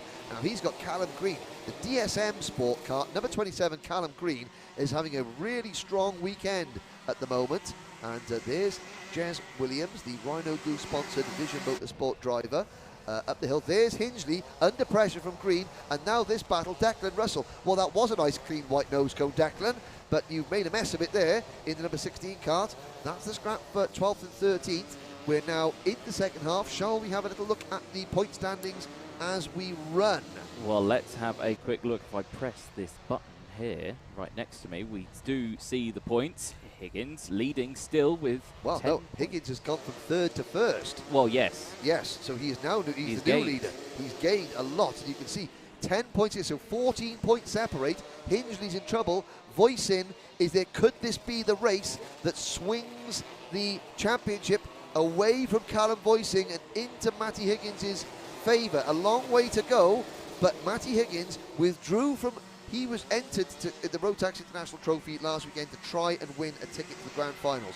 He withdrew from that race and put all his eggs in this basket. He was third. He was the outsider. Is he about to have that decision justified and to overturn a deficit? Well, we'll soon find out. This afternoon is when it will all be decided, but he's doing a great job at the moment. Voicing, luckily, the other two contenders, they're in front of this group. There's Jez Williams still in 12th position. Hingley's down to 11, so Hingley has been passed by Callum Green in kart number 27. So Green, after a spin on the opening lap, is now into the top 10. This group on your screens now, they're closing in on Matty Hingley, and Hingley is already dropping from second to third in the championship. He's already 14 points behind Higgins. Every position he loses as this group close in is going to be even more of a problem. Ginchard, the race leader, fastest lap of the race. Yep, Ginchard not phased by this at all. But yeah, drama then in the midfield and drama at the top of the championship points. As you can imagine, this is all going to go down to what happens in the final, what happens to the drop scores, and of course these are involving the drop scores at the moment. So what you see there are the actual standings. So you know, in the final it would be crucial to see what happens. You can just see here everyone squabbling for positions. Jez Williams there in 13th place is all over the back of Declan Russell, and you know, all these karts looking very muddy and gaining weight, and you know, if you get a big lump of mud on the side of the kart, you know, that can play havoc with the handling and everything like that. So you need to try and stay on the track as best as possible, which is what these drivers are trying to do. That's the number 4. That's Jamie Perrelly forcing the issue, passing Jez Williams for 13th place, and his teammate, his Project One teammate Ryan Willis, also goes through as well. So Williams down to 14th position. I did notice at the end of the last lap that Matty Hingley has got back past Callum Green, but Hingley, even though he's gained a position, his point standings stay at 616, because this is going to be one of Matty Hingley's drop scores at the moment. Callum Boyce in there still in 6th position. He's got his teammate, well, Sam Gordon, his teammate, is in 5th, but he is 5 seconds in front of Boyce, so I can't see Boyce catching him. A little bit further back, here is the number 73 of Kieran Kay, battling to fend off the number 52 kart of Caitlin May, and May doesn't make the move there. We are on lap 12, 90 seconds to go. Ginchard leads Higgins by 2 seconds. Then it's Collins, 3.7 seconds back in 3rd, followed by Walker, 6 seconds behind in 4th. Gornall is next. The top 6 are very well spread out. We're watching, and look at the Cadet Hondas all watching on. They're seeing, this is going to be us in a few years, boys. It's like a line of meerkats, isn't it? Yes. Up on the rear heels. Very good. Yes, all moving their heads, you know. Watching there. But up the hill comes Jez Williams chasing, being chased by Louis Weaver. This is now the battle for 15th and 16th. Mansfield's behind the 17th. And there's the number 26 running off. And that was Oliver Martinsky out of 7th place. Oh, dear. Now, that's going to give Hingley another position if he gets back on in front of him. Oh, Martinsky pitting. Oh, Oliver Martinsky, he was on course for his best result of the season. Not anymore. 30 seconds to go, Anthony. Yep, not long left on the timer at all. And still Daniel Ginchard, who is leading the way, just under 2 seconds of an advantage. But Higgins is lapping slightly faster in these last few laps. He's quicker in the last 2 sectors. So is that gap going to close up before we see that final lap? Or are we going to see maybe a position change at the front of the field once again? Harrison Collins holding on to that 3rd place. And it's Archie Walker, Sam Gornall, then Callum Voisin holding on to 6th place. Now this is the important one. He needs to gain those pivotal points. Still 10 points behind in the championship at the moment. Oh dear. And there's someone off in the barrier, the 42. That's Ryan Willis. Ryan Willis, he's given himself a clout, and I think he's knocked the wind out of himself there. I'm sure the medics will have it, give him once over. He's out with the kart, and he's managed to climb onto the barriers, but you know, that is he's looked like he's certainly given himself a bit of a winding there. As Ryan, that has taken him out of 13th position, and see quite with that. That may have been at the first corner. That might have been, I think it was. I think it was out of Oblivion and Crook, I think. So yellow flags you can see here going in towards so no the final corner. Yep, so no overtaking through this section. So last lap board does come out. Danny Ginchard is making his way around the second half. He's coming to Ashby's now, is Ginchard. Here's the run up the hill between there, but between Tristan Rennie we saw there. There is the number 90 kart. That's Archie Walker in 4th position. Here is Ginchard into Oisiers, and Matthew Higgins 2 seconds back, but this has been a result. I mean, Higgins isn't going to be worrying about Ginchard. I mean, a great drive from Danny Ginchard, don't get me wrong, and the Argentine team, but I mean, this has been a great result for Matthew Higgins. Yeah, a fantastic result for Higgins as Ginchard exits the final corner, takes the checker flag. Higgins, the O plate, takes 2nd place. Harrison Collins, the GP plate, holds on to 3rd. Archie Walker and then Sam Gornall, you can see there on your screens, crossing the line. Then it will be Callum Voisin, who's all on his own. He crosses the line. Then it's this group here: Tristan Rennie, Daniel Armstrong, Matty Hingley, and Callum Green, who cross in that order. And that rounds out your top 10. Declan Russell and Jamie Perrelli, that 11 and 12th. They cross the line. Jez Williams, good result at 4 places. In 13th place, then it's Louis Weaver. In 14th, Drew Perry, 15th. Ronnie Mansfield in 16th place. The rest of the field: Kieran Kay, Caitlin May, Harry Linden, Ollie Stevens and Benjamin Ballou round out the top 21, and Leo Lacastro, who manages to finish this race. He's had a terrible weekend, but gets a finish this time around. 22nd. We lost 4 in that one: Ryan Willis, Oliver Matinsky, William Walker and Jessica White for retirements. Yep. So, new championship leader Matthew Higgins finishing 2nd. Previous championship leader Callum Voisin finishes 6th. Driver that entered 2nd in the championship, Matty Hingley, finishes 9th.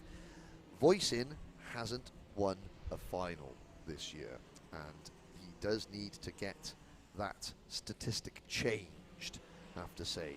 That is the Junior Rotax pre-final done. It's time for the Cadet Hondas up next.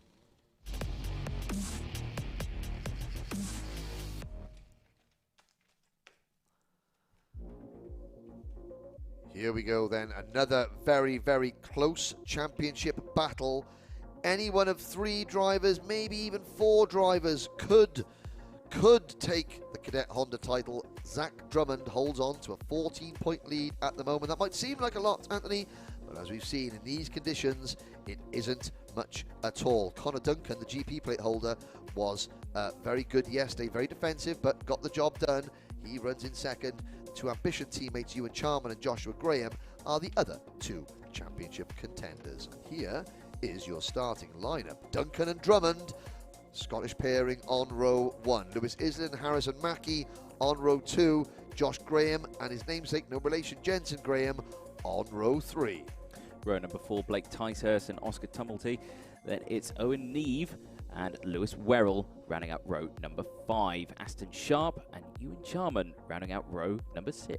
Charman's got a lot of work to do. Then it's William Murphy and Kenzo Craigie, Adam Wooden and Ralph Youngling, Cole Denham and Max Cuthbert. 19th and 20th is Kaiser Ryman. Then it's Reg Hayward, Aris Majewskis and Noah Wolf rounding out the top 22. Jesse Phillips and Jarrett Clark. Row 13, Riley White and Rocco Shenton. Row 40, Noah Barham and Timo Youngling. Row 15, Alex Hawkett and Dalton Haywood. The final row on the grid, row 16, Ben Simpson and Thomas Spear. Yeah, I said yesterday, for those of you who didn't tune in yesterday. But yeah, here we go. Now there is Aris Majewskis, the Anglo-Lithuanian driver. Hang on. What's Aris got in store for us here? What's he doing? Right there. Oh, well, in true, I mean, it was the strictly... Brilliant. His mechanic's hiding. Oh, no. Yeah. Well done, Aris. Okay, well done, stuff, Aris. Good stuff there. Top stuff. And yeah, big Love thumbs up it. as well. But I mean, it was the Strictly Come Dancing final last night. It was, that gets my vote. Strictly Come Sequence. Yes, there yes. it is. Who's got legs out in this weather? A very silly man. A very is silly the man. answer to your question. There's lots of sensible people out there with gloves, hats. There's more shorts, these men. They're insane. Absolutely insane. But we're saying this from a nicely. Yeah, I say, yeah. There is Connor Duncan sitting on pole position. Connor just yesterday didn't have the fastest kart. The fastest kart was actually Lewis Werrell. Lewis, who's qualified badly but was charging through the field at every opportunity. Starts this one 9th. Watch for the number 98 kart to make some good progress. There is Duncan alongside points leader, the number 8 kart of Zach Drummond. You can just see the nose cone there and the NASA panel there. Some last words of advice for number 24, Harrison Mackie. That's his older brother, Lewis Mackie. Haven't seen Nanny June on the chat this morning. I'm sure Nanny June is watching the two grandsons, one mechanic, one drive.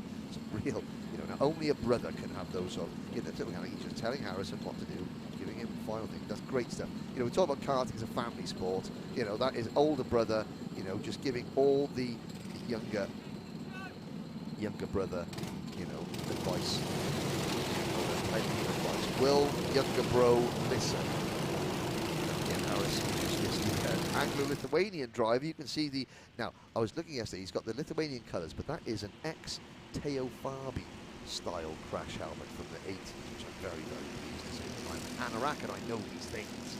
So, up to the rolling lap. This will be a standing start. And again, we've got Ambition Motorsport getting plenty of love on the chat.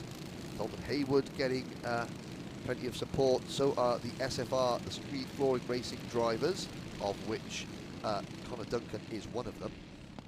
So is Lewis Islin. And again, good to see lots of people from watching far and wide supporting these drivers. You know, it always makes me wonder.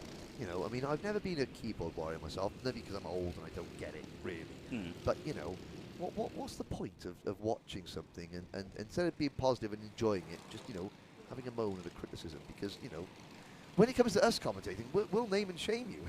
Oh, yeah, yeah. And send you away. So anyway, there we go.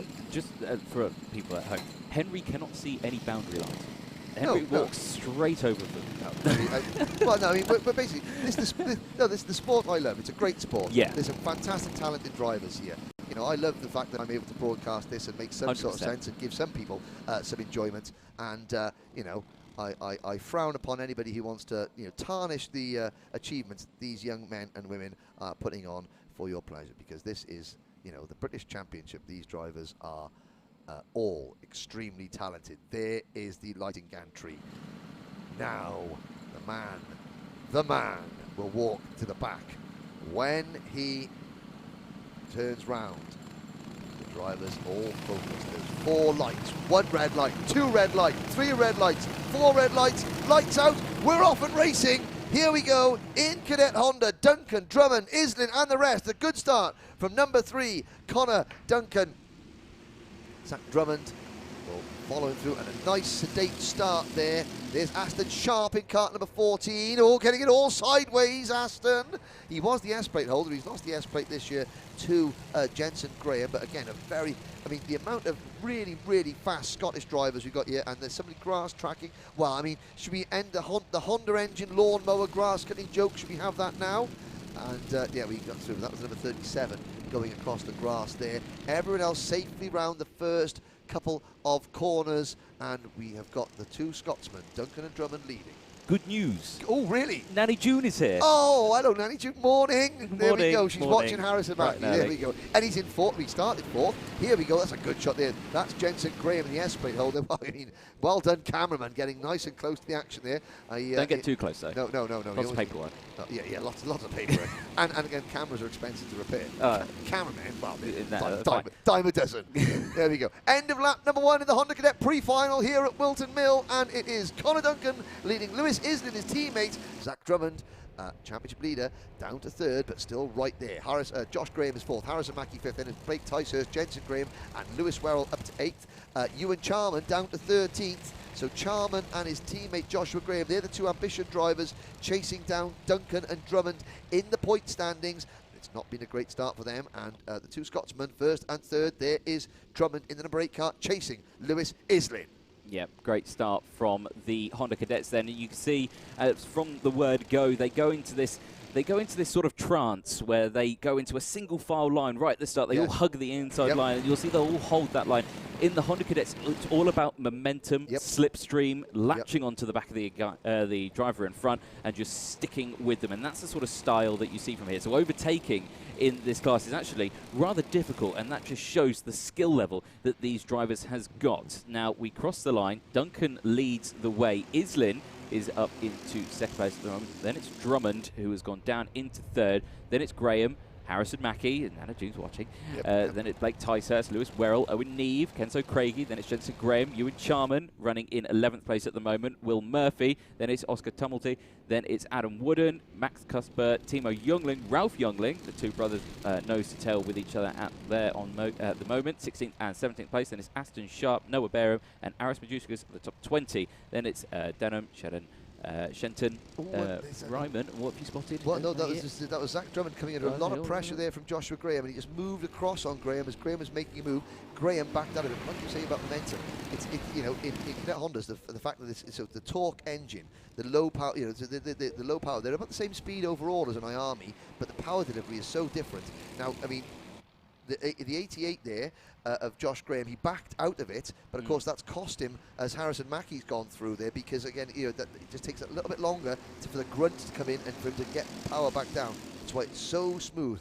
Cadet Honda racing, it's a very, very different driving style required, but you perfect this and it does you so well as into the two-stroke classes. You see a lot of drivers moving out of Honda into two-stroke classes, and it just gives you that smoothness that you need. But Duncan is pulling away, so yesterday when the track was really wet, Connor Duncan wasn't too happy in that kart. No. Now the track is drying out, Duncan has got a lot more pace and he's able to pull away. Islin is second, Drummond's third, Mackie, Graham, Josh Graham, Werrell, Ticehurst, Craigie, Neve and Jensen Graham is your top 10. Ewan Charman has gained a couple of places up into 11th. We've got all 32 drivers still running. Yeah, I have to say, Kenzo Craigie, bit of a driver on a mission here, up 6 places at the moment, fastest lap of the race as well, and another spot there. Yeah, so crosses the line. Keep a very close eye there on. Well, I know he's fourth. Yeah, he's gone up into 4th here, so he's up 10 spots. So Ambition Motorsport, Kenzo Craigie, driver on a mission. Because yesterday, Kenzo Craigie was very, very fast, but in the second heat race yesterday, there was that bit of an incident which took about 3 or 4 drivers out, and Craigie was the big loser in all that. So he's starting out a position.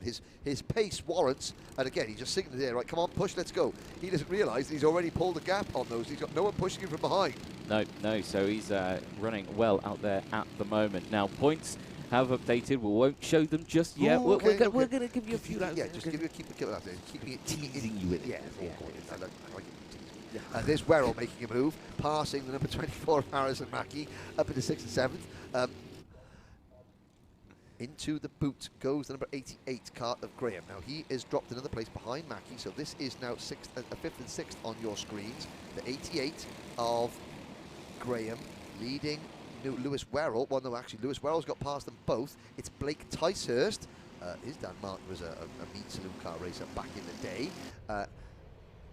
He is in 8th position in kart number 36. Then it's Owen Neve. Now, Owen Neve, the only Callum Hargrave, he's there in that. You can see the very distinctive blue and sort of bluey orange livery kart in kart number 65. The Callum Hargrave driver, development driver. Neve is running a very strong 9th, ahead of Sharman in 10th. There they go through 9th and 10th through Ashby's.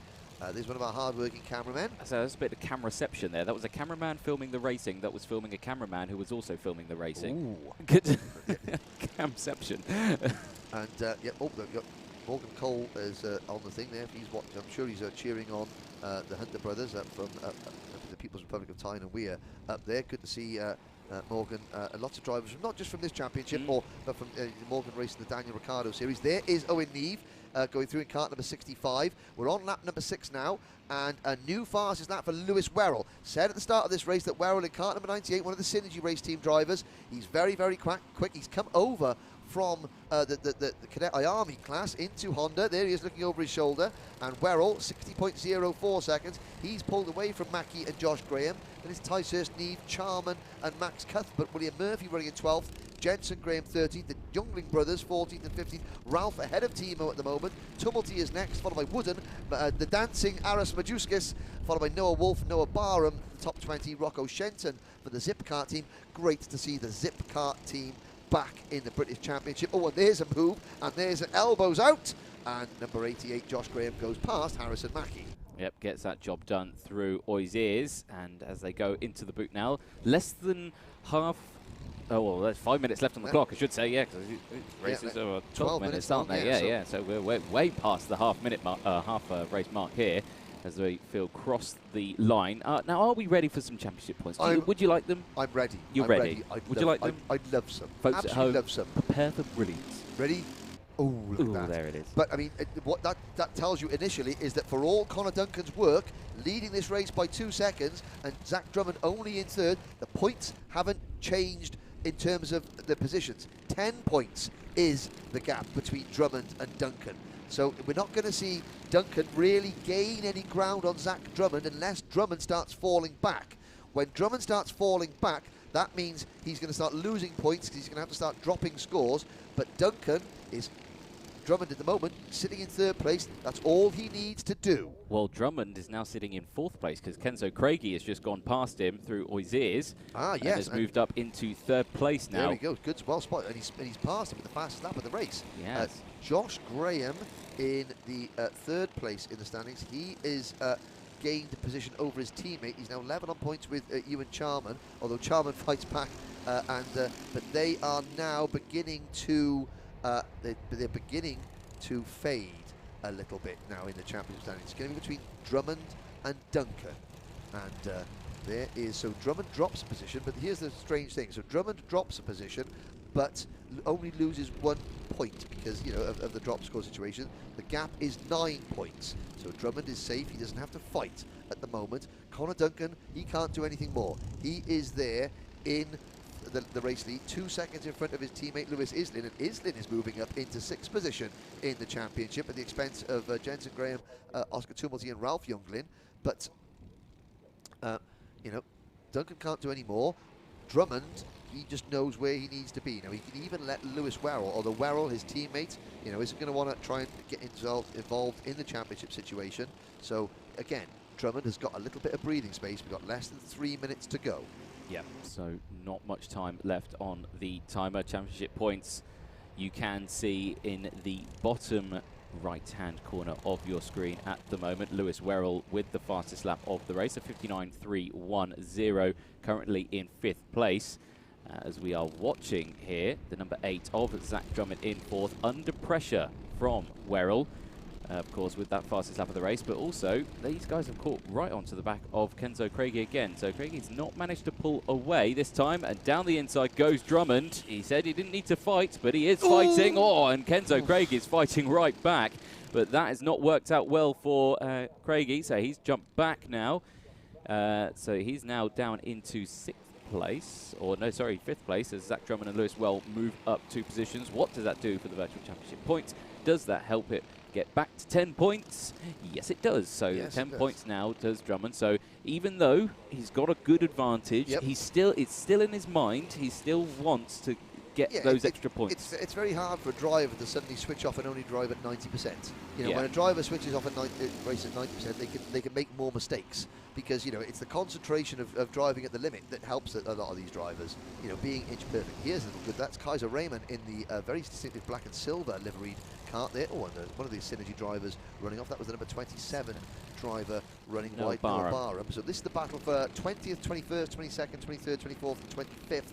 And Reg Hayward at the back of this one, so is Alex Falkett. There's the number 14 card of Aston Sharp going through. Aston, the son of ex-Formula 3 racer Ryan Sharp. I think Ryan Sharp maybe went to Formula Renault 3,500 back a few years ago. Oh, and oh dear, there's two of the Synergy drivers. Aaron Majuskas getting shown well. I mean, I don't think Noah Wolf appreciated Harris's dancing there because he shoveled him off onto the grass. And Aris Majuskas dropping a few places there. There comes the number 45 of Noah Wolf past the number 44 card of Adam Wooden. And that is the battle for 17th and 18th place.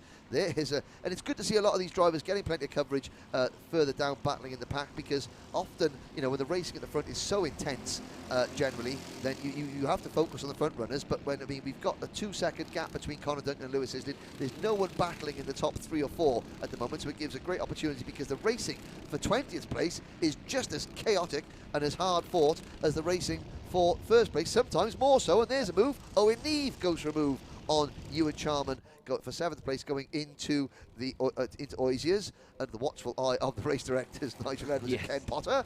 But yeah, Ewan Charman, we're watching kart number 10 there. His championship is slipping away, I have to say. Yeah, it's not looking great for Ewan Charman at the moment, but like I say, the finals are still coming up. We'll have to see what happens. Big look over the shoulder for the number 10. Yeah, Charman in 6th position now. Yeah. 6th position. And, I mean, he's now pulled ahead of his teammate Graham, but, I mean, he's still 35 points behind Zach Drummond. I think that is going to be him out of contention. Another fastest lap for Kenzo Craigie. Well, Kenzo has come alive in this last meeting. We're on the in this last race meeting. We're on the last lap, and here's the battle for 6th, 7th, 8th, 9th, and 10th. But it's Connor Duncan all the way on his own. Duncan is coming up the straight. Here he is towards the boot for the final time. The track looking about as dry as it's been all weekend. Lap times, though, are still coming down. There is a lunch break, and Connor Duncan, well, he's doing all he can. Another win. So far, he is undefeated this weekend, is Connor Duncan. Lewis Isdin, hand in the air for Lewis. He's happy with that. Drummond in 3rd, so championship leader Zach Drummond still holding on. Werrell 4th, Kenzo Craigie comes home in 5th position. Ewan Charman in 6th, 7th for Owen Neve, 8th for Max Cuthbert. Harrison Mackie is 9th. Who is going to be about 15th? That's the number 49 kart coming around. That's Cole Denham. 3 wide, 4 wide across the line. Well, no, that was Rocco Shenton in 22nd place. Cole Denham 23rd. Raymond is 24th. Hayward 25th. Barham and Hawkett all in one big clump across the line. Great stuff there as you look at the results. Now, we've got one more pre-final to go before we have a short lunch break. During this course of the season, Anthony, we have run several adverts for some of the sponsors. One of those adverts has been for the British Indoor Karting Championship, and I'm very pleased to say that Josh Selway is watching. Josh is in the final of the British Indoor Kart Championship. The winner of the British Indoor Kart Championship, I believe, gets a drive in the Daniel Ricciardo series. Let's have a little bit of a look at that.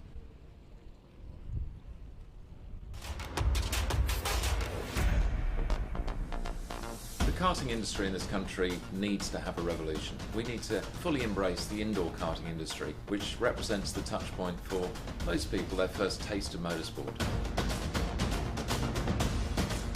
Team Sport are really excited to be partnering with Motorsport UK in launching the first ever British Indoor Karting Championships in 2020. Indoor karting is the most accessible form of motorsport, so literally anybody can enter.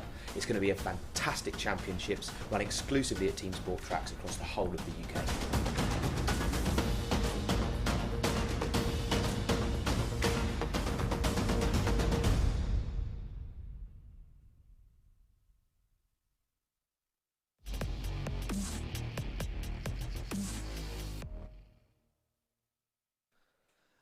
So, the 177 pre-final coming up now. So, just to say, good luck to Josh Selway watching this, in the final for the British Indoor Karting Championship. That could be a really, really good thing. Now, there's some interesting championship standings. I shall endeavour to make... Well, not everything goes perfectly, but it's Oliver Appleby who leads the point standings, and he is going to be the champion-elect. Henry Ayres has not really had the results this weekend. So a quick grid to run through, and here it is. There it is indeed. Cole Edwards starting on pole positions with Ben Cowley alongside Oliver Appleby, and Joe Hunt rounding out the top 2 rows. Chris Thompson and Henry Ayres rounding out the entirety of the grid.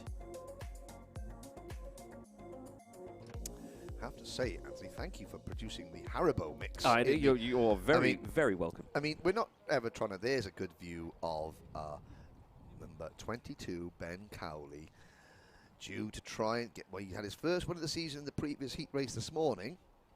We're never trying to blag sponsors up here in the commentary box, but if anyone wants to sponsor the commentators, either Iron Brew drink or Haribo, myself and Anthony will be very, very, very grateful. It seems this is what we've existed on most of the year. I drink the most unhealthy orange fizzy drink known to mankind, and Anthony just drinks. Anthony drinks water, but makes up for it with gelatin, gelatinous sweets. There is a newcomer to the championship, number 66. That is Joe Hunt. Good to see Joe here in the championship for the first time. And he's looking there, and now there's Henry Ayres. Oh, well, Anthony, I mean, you know, you're looking at a demon Tweeks sticker there. The drive that Henry Ayres put in was an absolute demon drive at Warden Law. It's not been a great weekend. There's Ash Whiteman next to him there, so now he sits down in the car. Is it all going to come good? I'm noticing again, everyone's still on wet tyres. Yeah, no one going for the slicks yet. Last word. I mean, Ash Whiteman, he's like he trains like Mr. Universe and stuff like that. You wouldn't want to argue with him. Let's put it that way.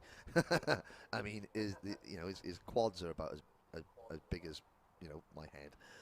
But you wouldn't want to argue. There is so Henry is the O-Plate champion, driving for the KR Sport team on those very, very wet, sort of very scrubbed, used wet tyres. Definitely. I mean, Cole Edwards, the E-Plate holder, has got the advantage in this one. Now, don't think that just because there's only 6 cars, it's not going to be absolutely chock full of excitement. This one, oh dear! Now that was Cole. Oh, there was a brief, small heart palpitation there for Cole Edwards. He does get underway, and he will join the rest of his runners at the front of the grid. So Edwards, Cowley, Appleby, Hunt, Chris Thomas, and Henry Ayres. So we'll see interesting racing on this one. We saw interesting racing lines, of course, in previous races. The track conditions are probably the driest they have been all weekend. Yes. And we're still on the wet tyres because the track itself, it's not completely dry. You can see a dry line forming, but it's corners like this. I don't see a dry line here. Yeah, no, I mean, it's still very familiar. Again, you've got the standing water. Now, look at that. Now, the drainage system here at Whilton Mill, because the circuit is on a hillside, obviously, they do a great job here at Whilton, I have to say, of getting the circuit drained. But, of course, you do get these little rivers, little rivulets, as it were, which, of course, you know, can cause absolute havoc. You know, it can be dry, but then if you've got 1 or 2 little weepers in the States, and I know Dakota Whitehouse watching from, and I'm a NASCAR person myself, but you get these weepers. They're called weepers in the United States. We just call them water here in the UK. There's lots of it. Here we go. Lights are out. It's a good start from Edwards, who gets away, and that is Appleby sweeping across the front of his teammate, Ben Cowley, to take second position, and now Appleby already looking up the inside, and Henry Ayres, for the first time all weekend, has got away cleanly. What can he do from the back of the grid? He's going to go try around the outside of Chris Thomas. Runs a little bit wide there, and that's going to mess his line up through Inkermans and down towards Ashby's. But Edwards leads from Appleby into Ashby's for the first time.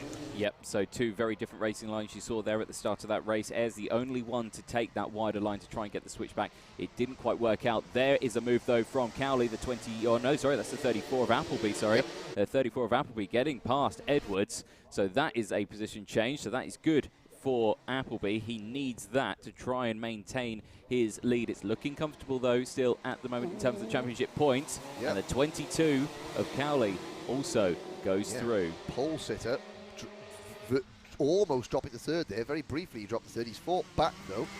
Cowley got to make a move now. Cowley was the fastest in sort of like medium wet conditions this morning. It's now sort of like, I'd say, it's probably 60-40 dry wet at the moment, in favour of the dry surface. You can see they're coming down to Ashby's. They're everyone holding on to that dry line. Now at the moment they've obviously think, you know, it's going to dry up for the final, so we're just going to go for it and abuse the tyres in this race.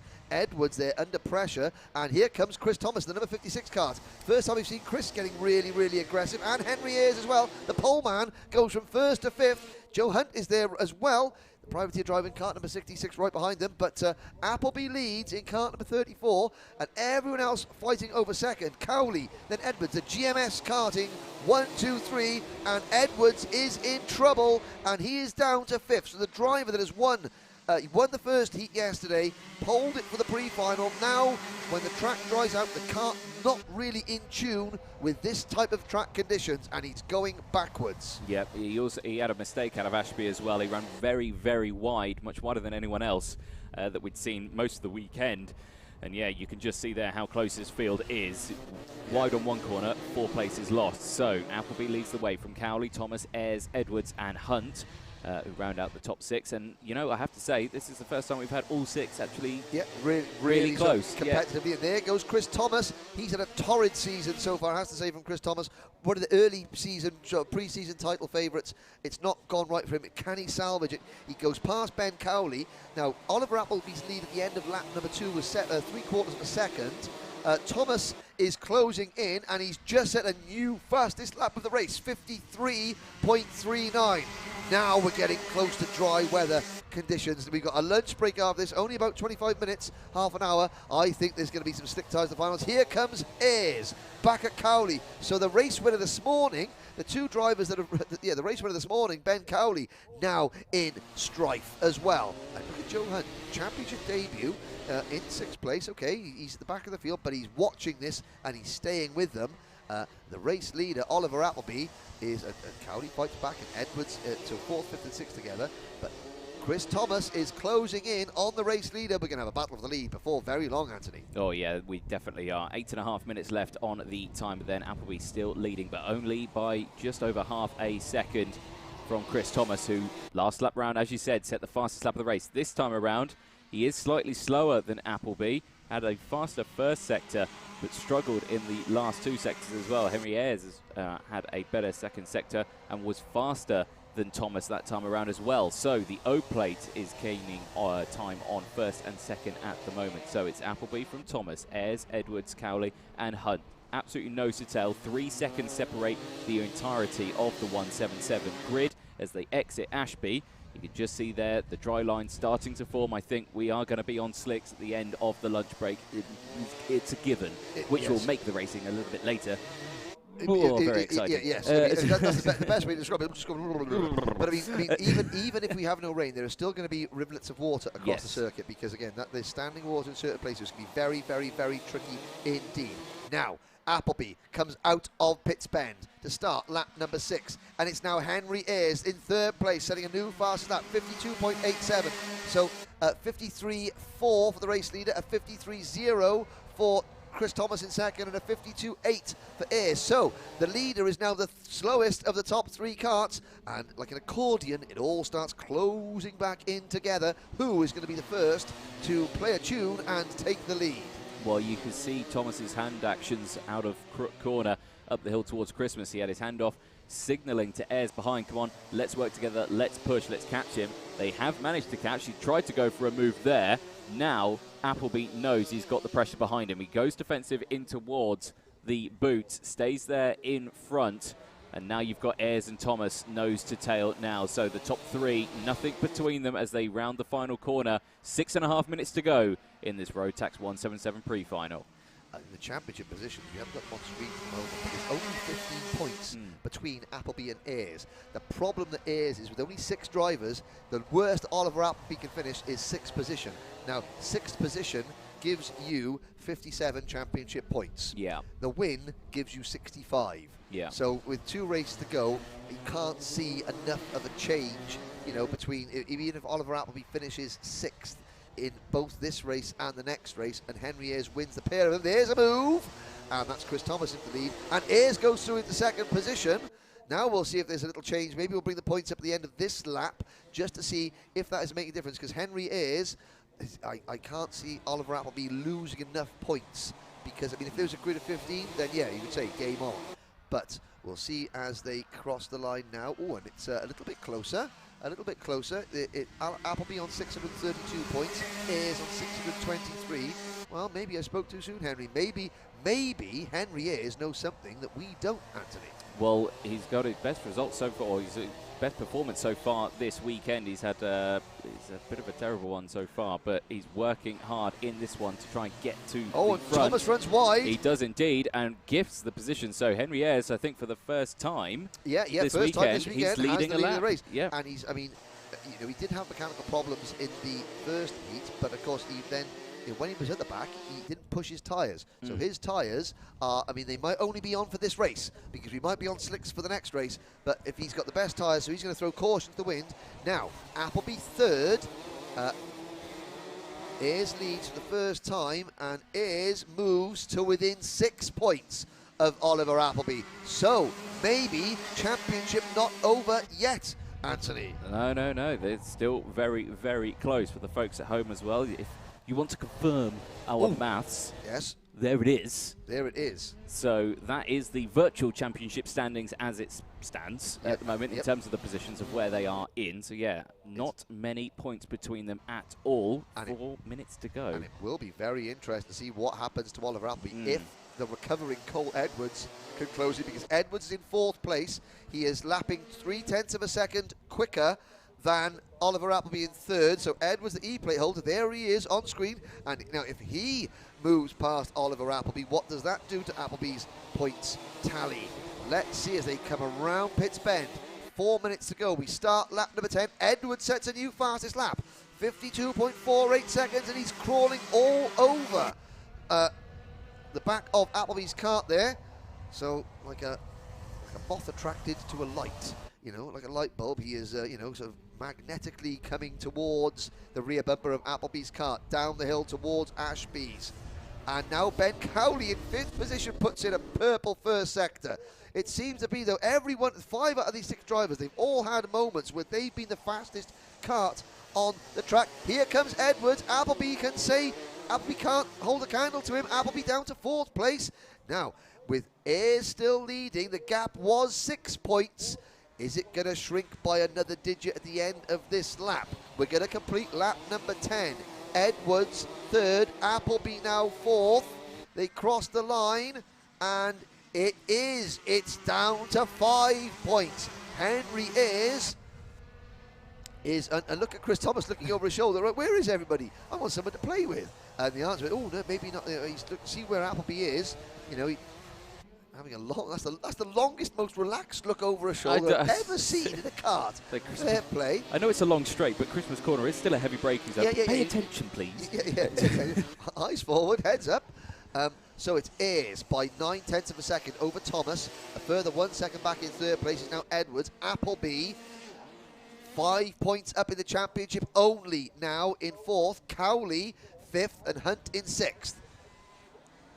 2 minutes left then on the timer. Points getting ever closer. It's all going to be down to the final for these guys, isn't it? Yes. It's going to be an intense final for the Rotax 177. The smallest grid, but definitely the closest points going into the final. Yeah, because the smallest grid, every position matters more. Yeah. It matters more, you know, because there's so many, it's going to be a very fascinating. Minimax has been decided. Everything else is absolutely up for grabs going into the final race of the season. Henry Ayres at 52.34, and they will, you know, so the lap times are still improving. So they've just, you know, they said, well, these tyres are going to go in the bin. That's going to worry me though. Coming out of Oisiers on slick tyres, that one area of the track is still going to be very, very, very treacherous indeed. And of course, off the track, you know, I mean, even like over the white lines, you can see the runoff areas. The curbs are going to be very slippery, and you can just see there on the racing line, it's dry. But the minute you go off the racing line, it's very, very wet indeed. Now, and it's going to be hard enough to get any temperature into slick tyres because the track is so cold. Yeah, the track is cold, and of course, if you have to go to the inside over the start-finish line, you've got now water on your tyres. You then go into the turning zone for Oblivion, and it's just going you're going to go straight. And, I mean, we might see, I mean, I've only seen it very occasionally. You see a dry track and somebody winning on wet tyres, even though the track is dry. Yes. Wet tyres can be occasionally faster than slick tyres on a dry track if there's just maybe 1 or 2 damp patches, and if the track is as cold as it is now. We normally don't see this in the British Championship because we normally don't race 5 days before Christmas. But hey, that's 2020 for you. 30 seconds to go. Plenty of interesting things happened so far this season, and we've got a lot more interesting things to happen later this afternoon. Ayres leads with another new fastest lap, 51.98 seconds. Appleby is safe in 4th place at the moment. I can't see him gaining here. He's dropped a long way back, so things have calmed down. Ayres, Thomas, Edwards, Appleby, Cowley, Hunt, your order. Yep, so last lap board will be out this time. They will see that. There is the timer counting down. As I say it, there it is. And here is the E-plate of Cole Edwards, currently running in 3rd place. Nice and calm at the moment. Here is your leader, Henry Ayres, who has got Chris Thomas isn't that far behind. You know, there's now that Chris Thomas has decided to look forward, and not over his shoulder all the time, he's not far away. Yeah, exactly. That's where he's going. So out of the final corner, last lap board will appear this time. And Ayres leading from Thomas and Edwards. Then it's Appleby, Cowley and Hunt are the top 6. Now, sector times. Ben Cowley in that last one did set the fastest first sector. Struggled in mid-sector and the last as well. So it seems to be everyone's liking that front sector. And is that because it's still fairly wet in the first sector and the wet tyres are performing better? First couple of corners, and of course that's the lowest part of the circuit. Yeah. We're watching, the gradient here. So the lower you are, there's a few trees around that. That's going to mean it's getting slower to dry up. Down the hill, Edwards closing in on Thomas for second place. Henry Ayres, though, the O-Plate champion. Finally, Henry Ayres gets a clear run at a race, and oh my word, does he make it count. He crosses the line, takes the pre-final victory, and cuts Oliver Appleby's points lead to just 5. There is Appleby coming across the line. Now, not a good race for him, but he still leads with 1 race to go in the Rotax 177 Championship. It's Ayres, Thomas, Edwards, Appleby, Cowley and Hunt. That is your finishing order, and there is Ashby's, and just look at the dry line around Ashby's, but look at the wet line everywhere else. Well, there's 2 dry lines you can see there, one right at the apex, one on the outside, and there's a wet patch right in the middle. Oh, it's going to be... Well, ladies and gentlemen, don't go away. No. We have a short lunch break here. Let's see what is coming up this afternoon. There it is then. So lunch is on the way now, only for a short time, and then at 12:15 we start our first final. The senior Rotax will be taken to the track. Then at 12:45 it's the Minimax final. Of course, championship for that has already been dealt with, but still a fantastic race up ahead, so please don't make sure you miss that one. Then you've got junior Rotax final. That's going to be at 1:15. The Honda Cadet final at 1:45, and then the final race of 2020, the Rotax 177 final, will be at 2:15. So make sure you stick around. But until then, we've got a bit of a lunch break, but we've got some fantastic footage for you to watch. Yes. Don't go away. Don't go away, because Magic Chimera took us round the track. Let's see, from a driver's perspective, how to get around this circuit. We'll be back with the racing in half an hour, but please enjoy a track walk at the end of the season. Welcome to the last track walk of 2020. We're here at Whilton Mill, and I'm joined by senior Rotax driver Magic Chimera. Magic, your favourite track, I'm led to believe, but even in today's weather? Yeah, it's definitely one of my favourites, and trust me, there are plenty to choose from, which is quite difficult.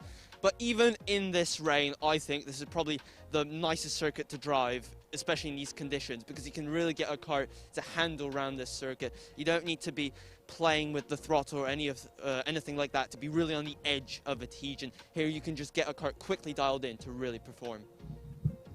It's fast, it's bumpy, it's one of the most physical circuits in the entire country for you guys, the drivers, and as we're about to find out, there's plenty of interesting corners and opportunities to make the final round of the Rotax and Cadet Honda Championship the most exciting all year. Let's go and check it out. Absolutely, let's go. So I've got to say that the first couple of corners at Whilton Mill are amongst my favourite in the entire country. Literally, you go off into oblivion and then you come around here at Crook. Magic, it's virtually flat out. There's not a lot of runoff that you can legally use on the exit. A little bit of camber as well. Spectacular stuff. Do you love it as much as me? I think it's absolutely great. I mean, it's a bit of a game of who dares wins, isn't it? So you have to, so you really have to put your neck on the line, so to speak, to really get the best out of this corner. Starts can be particularly frantic here, because mostly in karting you have medium speed corners, if you think about your clay pigeons, your PFIs even. But here you've got 35 karts on the grid, funneling into these 2 really quick sections, and everybody has to, it's pretty much single file as well. There's not a lot of room for side by side, so everybody has to be on their best behavior, or it's just going to end in the wall, unfortunately. And as we all know in karting, not everyone is on their best behavior all the time. But nonetheless, I mean, you're a little lift off here. And are you kind of moving out towards the exit, the edge of this circuit to get a better run, straight line out of this corner, or are you forced over here to sort of hook the cart up, because you can see again the tyre marks on the exit of the curb there where people are hooking the curbs. Yeah, when you come out of that first apex, are you staying left or moving right? Well, I can say that first curb is pretty much useless. It is, we mostly use it just to straight line this corner so the deeper you go over it, the straighter line you have, the more you can rotate the cart for this corner, which is where you get your slingshot up the hill, which is so vital. So absolutely, I think just kind of keeping it straight so the cart is really nicely balanced for this corner.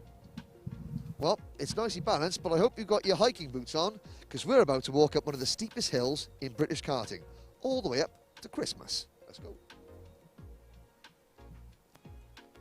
So after the long run up from Oblivion through Fine Lady up the straight, here we are at Christmas corner. And Magic, it's not a very Merry Christmas though if you get it wrong coming out of this corner. There's a nasty curve behind us, but it's a real chance to get the fastest part of the entire track, flat out all the way up here, even in the rain. Absolutely flat out all the way. This is really where you can gain the most positions on track, I would say. The run up to the corner is very wide, so I've seen people going 3-4 wide and still not stuff it into the gravel trap, so that's all good. So absolutely, I mean, in the wet it's much different here. Normally you avoid these curbs in the dry because they're so high and they just completely unsettle the car, ruin the balance in the dry. But in the wet you have to take those risks to get those seconds off your lap time. And I suppose you don't really notice it in the kart so much, or you don't even really notice it on TV. But when you're walking it, the reason that people don't go spearing off of there is gravity, because this hill is really quite steep, isn't it? Absolutely, it is. It is such a climb. The only time you notice is when you do the track walk. In the cart, when you're following somebody, you don't notice it at all, which is why it's so vital to have a good setup, which is geared for the straight right here, because that's where you're going to gain or lose, not one position, but at least 3 or 4. Now, from here, we're going to go across the top of the circuit, through Crook, off camber, on camber, down to the next real action point, which is Ashby's. Let's go. Here we are at Ashby's. Now, Magic, you're coming downhill, off camber, bit of a curve on the inside, a drop off on the outside, a tricky corner, yeah? Absolutely, it is critical to get your braking right for this corner. It's a proper karting corner, as I like to call it. You've got a bunch of twisty section to change your line to try and get the advantage on your opponent before you attempt a move into this corner. So it's really quite critical to change your line to line up, and then it's just a simple case of smashing that pedal almost through the floor of the cart. You feel like you're smashing it, but you have to be that cart because it's pretty much a hairpin. Doesn't look like that from, for example, a track map, but absolutely it's quite a difficult corner. Because you're flat out coming down here, and you don't really see it on the camera, but you're off camber, on camber, off camber, on camber, downhill, off camber, then uphill again. And it's really bumpy as well. This is one of the most physical tracks. Absolutely right. I mean, if you're not properly seated in the cart, if you don't have, for example, foam padding as we do, which is what we use to stop drivers moving about, you get smashed from one side to the other. It is really quite physical, and by about 4 or 5 laps of that, you get pretty tired, so it is really important for this section specifically to be properly seated in the cart. Well, you don't want to get too tired, because we've got another 2 complexes coming up. Let's go and have a look at them. Out of Wilkins, down the hill, again, more gradient changes into Chapman's. Big curb on the inside, it doubles back on the apex there, so you've got to get a good run out of it. And also, in this weather, the mud on the exit, so any small misjudgment of braking is going to have major consequences. Absolutely, absolutely. I don't even think you need to misjudge your braking, because when you're going into this corner, you're just like, will it, and it does finally bite. The cart finally gets around the corner, and you manage to avoid that horrible muddy stuff, because you put half a wheel on that, you're going straight off in there, and that's going to seriously affect your race. Now, talk about the switchback section. Are you sacrificing the early apex here to get a good run at the exit of the corner, or you're running a little bit out wide and straight lining it as much as you can onto like the middle straight? Because after the middle straight, the boot is extremely important, isn't it? Absolutely, I agree with you. The problem is when you get to the boot, a driver will quite often defend. He'll look back over his shoulder, he'll say, you're right on him, and then he'll defend into that corner. So most of the time it's actually clever to overtake into this corner, because you'd be surprised how late you can lunge into this corner and still get away with it, because as it doubles back you have to cut across, and because of the way the straight is arranged, then that driver won't have anywhere to go. So this is a key overtaking spot, and in my opinion even more effective than the boot. And I suppose if you're really clever, you get down the inside of someone here and you're squeezing them wide, they are going to run out of track, aren't they? So they've got to brake or go over the curb and the mud and lose a lot of ground if you can get it and stick it on the inside. Yes, an experienced driver would realise what would happen if he stayed on the outside. So we'll see this weekend. It'll be quite interesting to see who's driven lots of laps here and who hasn't, to see who gets caught out by this section, because this corner is very inviting when somebody goes on the inside of you. Oh, I'll just keep it around the outside. There's plenty of grip, but you've got that horrible curb. That driver will not leave you any space. You leave that space on the outside, and that driver will be going straight off. Well, there's more excitement to come. If this section wasn't exciting enough, the last section, the boot, well, that's got plenty of excitement in store. Let's go and have a look at it. So, Magic, we've made it. The last corner, the exit of the boot. You come in, you go left, double apex right, flat out downhill, and then around the last corner onto the start-finish straight. Again, a deceptively difficult corner, and as you can see, that has got to be the biggest curb I have seen all season. Not one that a privateer driver like you wants to investigate with any regularity. Yes, I'm afraid times have changed. I remember when I first started, this was a much flatter curb, which you could pretty much jump over if you wanted to. But now in the wet it is something to avoid, as you can do serious damage to your car. But in the dry, normally you don't want to be anywhere near that, as that's really going to compromise you down the straight. And also what's going to compromise you is the runoff. Now, a lot has been said about the runoff, how much of it you can use, how much of it you can't use. Does that mean that making a lunge up the inside into this curb into this turn is a no-no, because you don't want to run wide and go all four wheels over the white line? Or are you taking a wide line in and then just trying to get it as fast as you can down the straight? But if you leave it too wide, someone can always slide at the inside of you, can't they? Yes, that is the case most of the time. I think it's a case of, this is a bit of an unlucky section of track, I'm afraid. You have to just be a bit patient here, and really just wait until you get to Christmas, really, because there really isn't an overtaking opportunity going into the first corner unless you have a driver which is very complacent on their behalf. But yes, I would say don't make the move here, as you might seriously risk getting a penalty due to the runoff area. Well, Magic, thank you very much for giving us a guided tour around Whilton Mill. Let's see if you can put your words into actions over the next 2 days. That's it for our track walk. Thank you very much to Magic Hamira. Let's see how he gets on in the racing a little bit later on.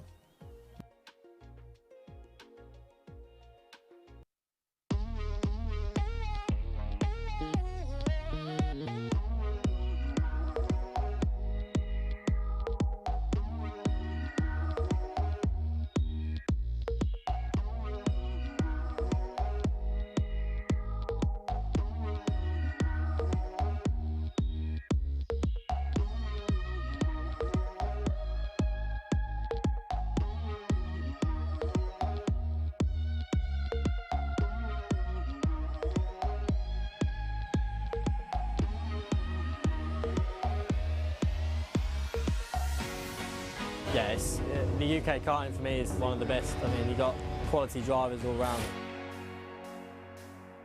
Yeah, there's a lot of competition, so I've got to make sure I'm focused for this race and all the races for the season.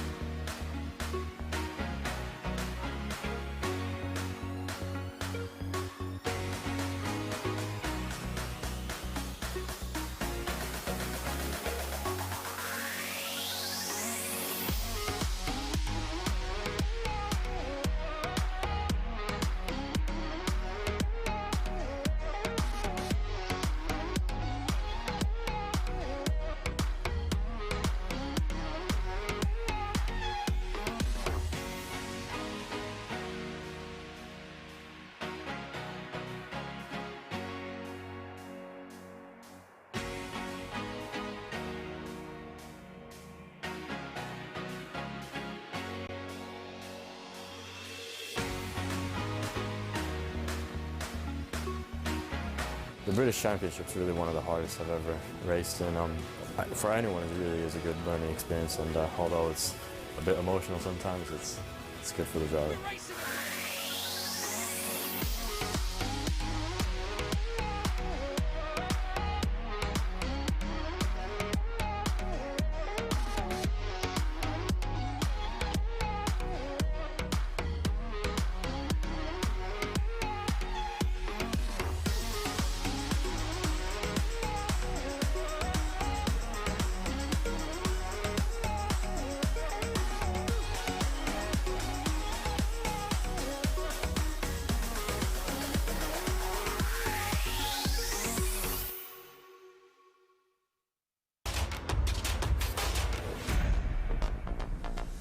The karting industry in this country needs to have a revolution. We need to fully embrace the indoor karting industry, which represents the touch point for most people, their first taste of motorsport.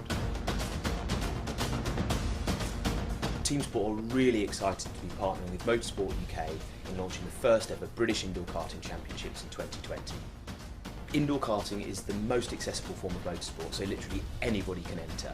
It's going to be a fantastic championships run exclusively at Team Sport tracks across the whole of the UK.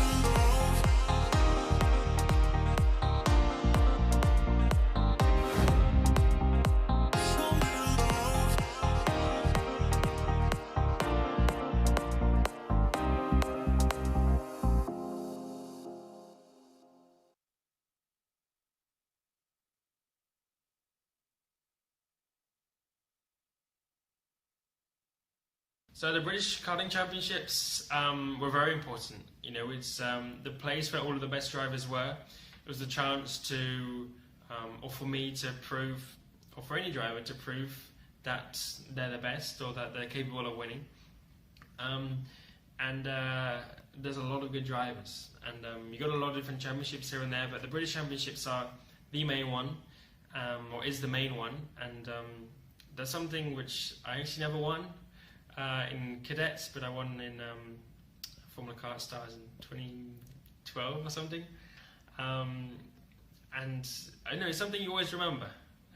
Racing against a lot of the best drivers, which a lot of them that do win go on to do better things in car racing and get to Formula 1 or so on. So the British Championships are some of the most competitive. People come all the way from around the world for them. And yeah, some of the most enjoyable. I've got a lot of great memories from the British Kart Championship, winning the Cadet Championship in 2009, and then the Mini-Match Championship in 2010 were sort of some of my glory years, let's say. But no, those championships are so important. That's where the best talent all comes together. You're racing against the best in the UK, and it really helped me to push myself further because I knew the competition was so high, and you know, it really helped me raise my game to become a better driver today.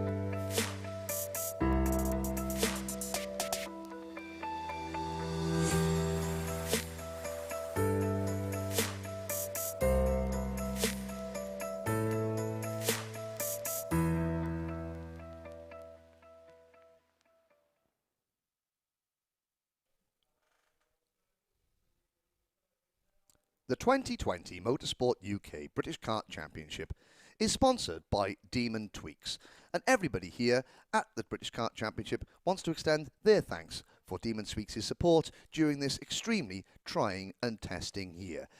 For over 50 years, Demon Tweeks is keeping competitors on track. Whether you're off track in cars or karts, they have your every need covered, big or small. One of the most recognisable names in the motorsport industry, the British Kart Championship is proud to be associated with Demon Tweeks. Thank you very much.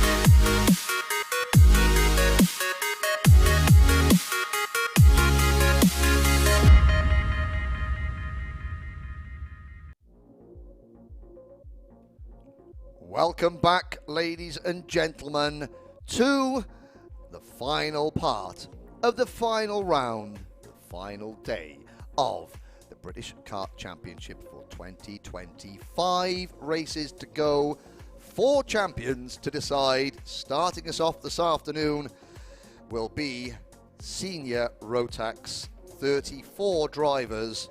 The championship going to be decided between Morgan Porter, potentially Kai Hunter, Nelson King or Reece Hunter could snatch the title. Minimax has already been won by Harry Linden. That final starts at 12:45. Harry's not racing in that one. He's watching on. But who is going to take second place in the point standings? Is it going to be Pearson Bullock Carter or Stephen Duncan, maybe even Mackenzie Douglas?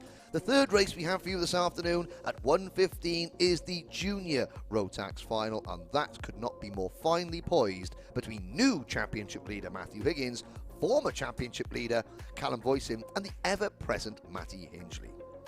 Then the penultimate race of the day is Honda Cadet. Connor Duncan has been winning so far, but it's Zach Drummond who leads the point standings, but not by much. It's a head-to-head fight between the two Scotsmen, and that starts at 1:45. And then the final race of 2020 starting at 2:15. It's the Rotax 177 final. The last race before lunch saw Henry Ayres cut into Oliver Appleby's championship lead. Just 5 points separates them in the last race of the year. Please don't go away as Whilton Mill, under cold but sunny skies, continues to dry out. This is the 9th event of the season, and it has been a cut-down season, obviously, but we have made it this far.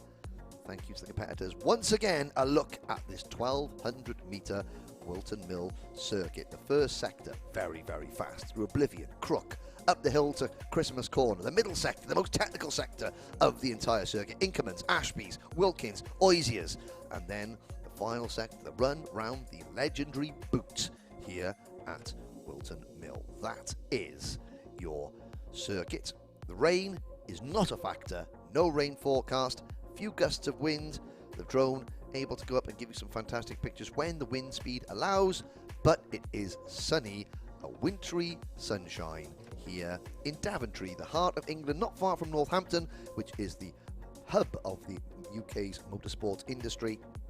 And myself, Henry Beaudette, and Anthony Jordan cannot wait to bring you the last part of what has been a truly unforgettable season.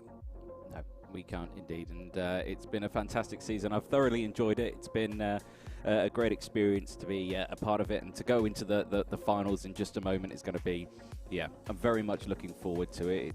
It is definitely going to be an exciting end, so please do make sure you stick around and keep all the action. Of course, the first race will be coming up in just a moment. Of course, that is due out on track at around 12:15, and that first race is Senior Rotax.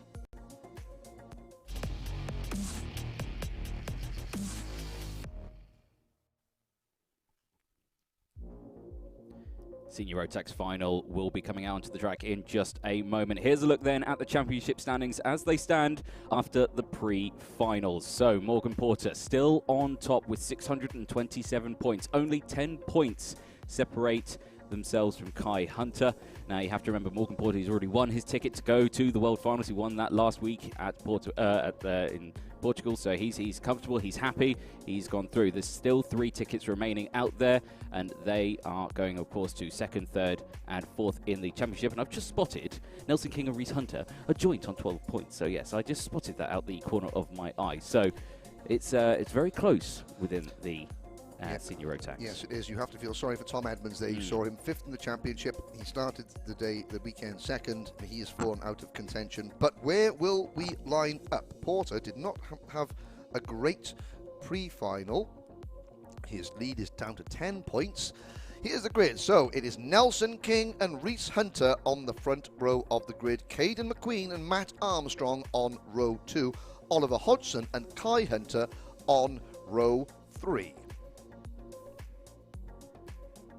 Row number 4, Lewis Malin and Morgan Porter. Row 5, Jensen Watts and Teddy Clinton. Row 6, Tom Adams and Bradley Barrett. Row 7, Magic Camara, and a big thank you to Magic for guiding us around the track walk that you all saw on the lunch break there. Will Ellswood. Well, after such a tough day yesterday, can Will salvage a good finish going from the outside of row 7? James Tomsett and Ben Burgess go from row 8. Jack Steadman and the E-plate holder Luke Wooder are on row number 9. Row 10, Alexander Baker and Chris Simpson round out the top 20 on the field. George Holbrook and Sam Stansbury in 21st and 22nd. Then it's Harry Gibson and Oliver Meadows. Row number 13, Catherine White and poor old Tom Edmonds. Come on, Tom, let's give it one final push to get up there for the KR Sport team and salvage a decent result out of the weekend. Ben Casely and Kaylee Cole go from row 14. Edward Matthews and Ryan Luscombe round out your top 30. The rest of the field are as follows then: 31st and 32nd, Oscar Hall and Spencer Shinner. And then it's Brandon Klein Nanglevort in 33rd. And rounding out the grid of 34 drivers is Josh Pullen.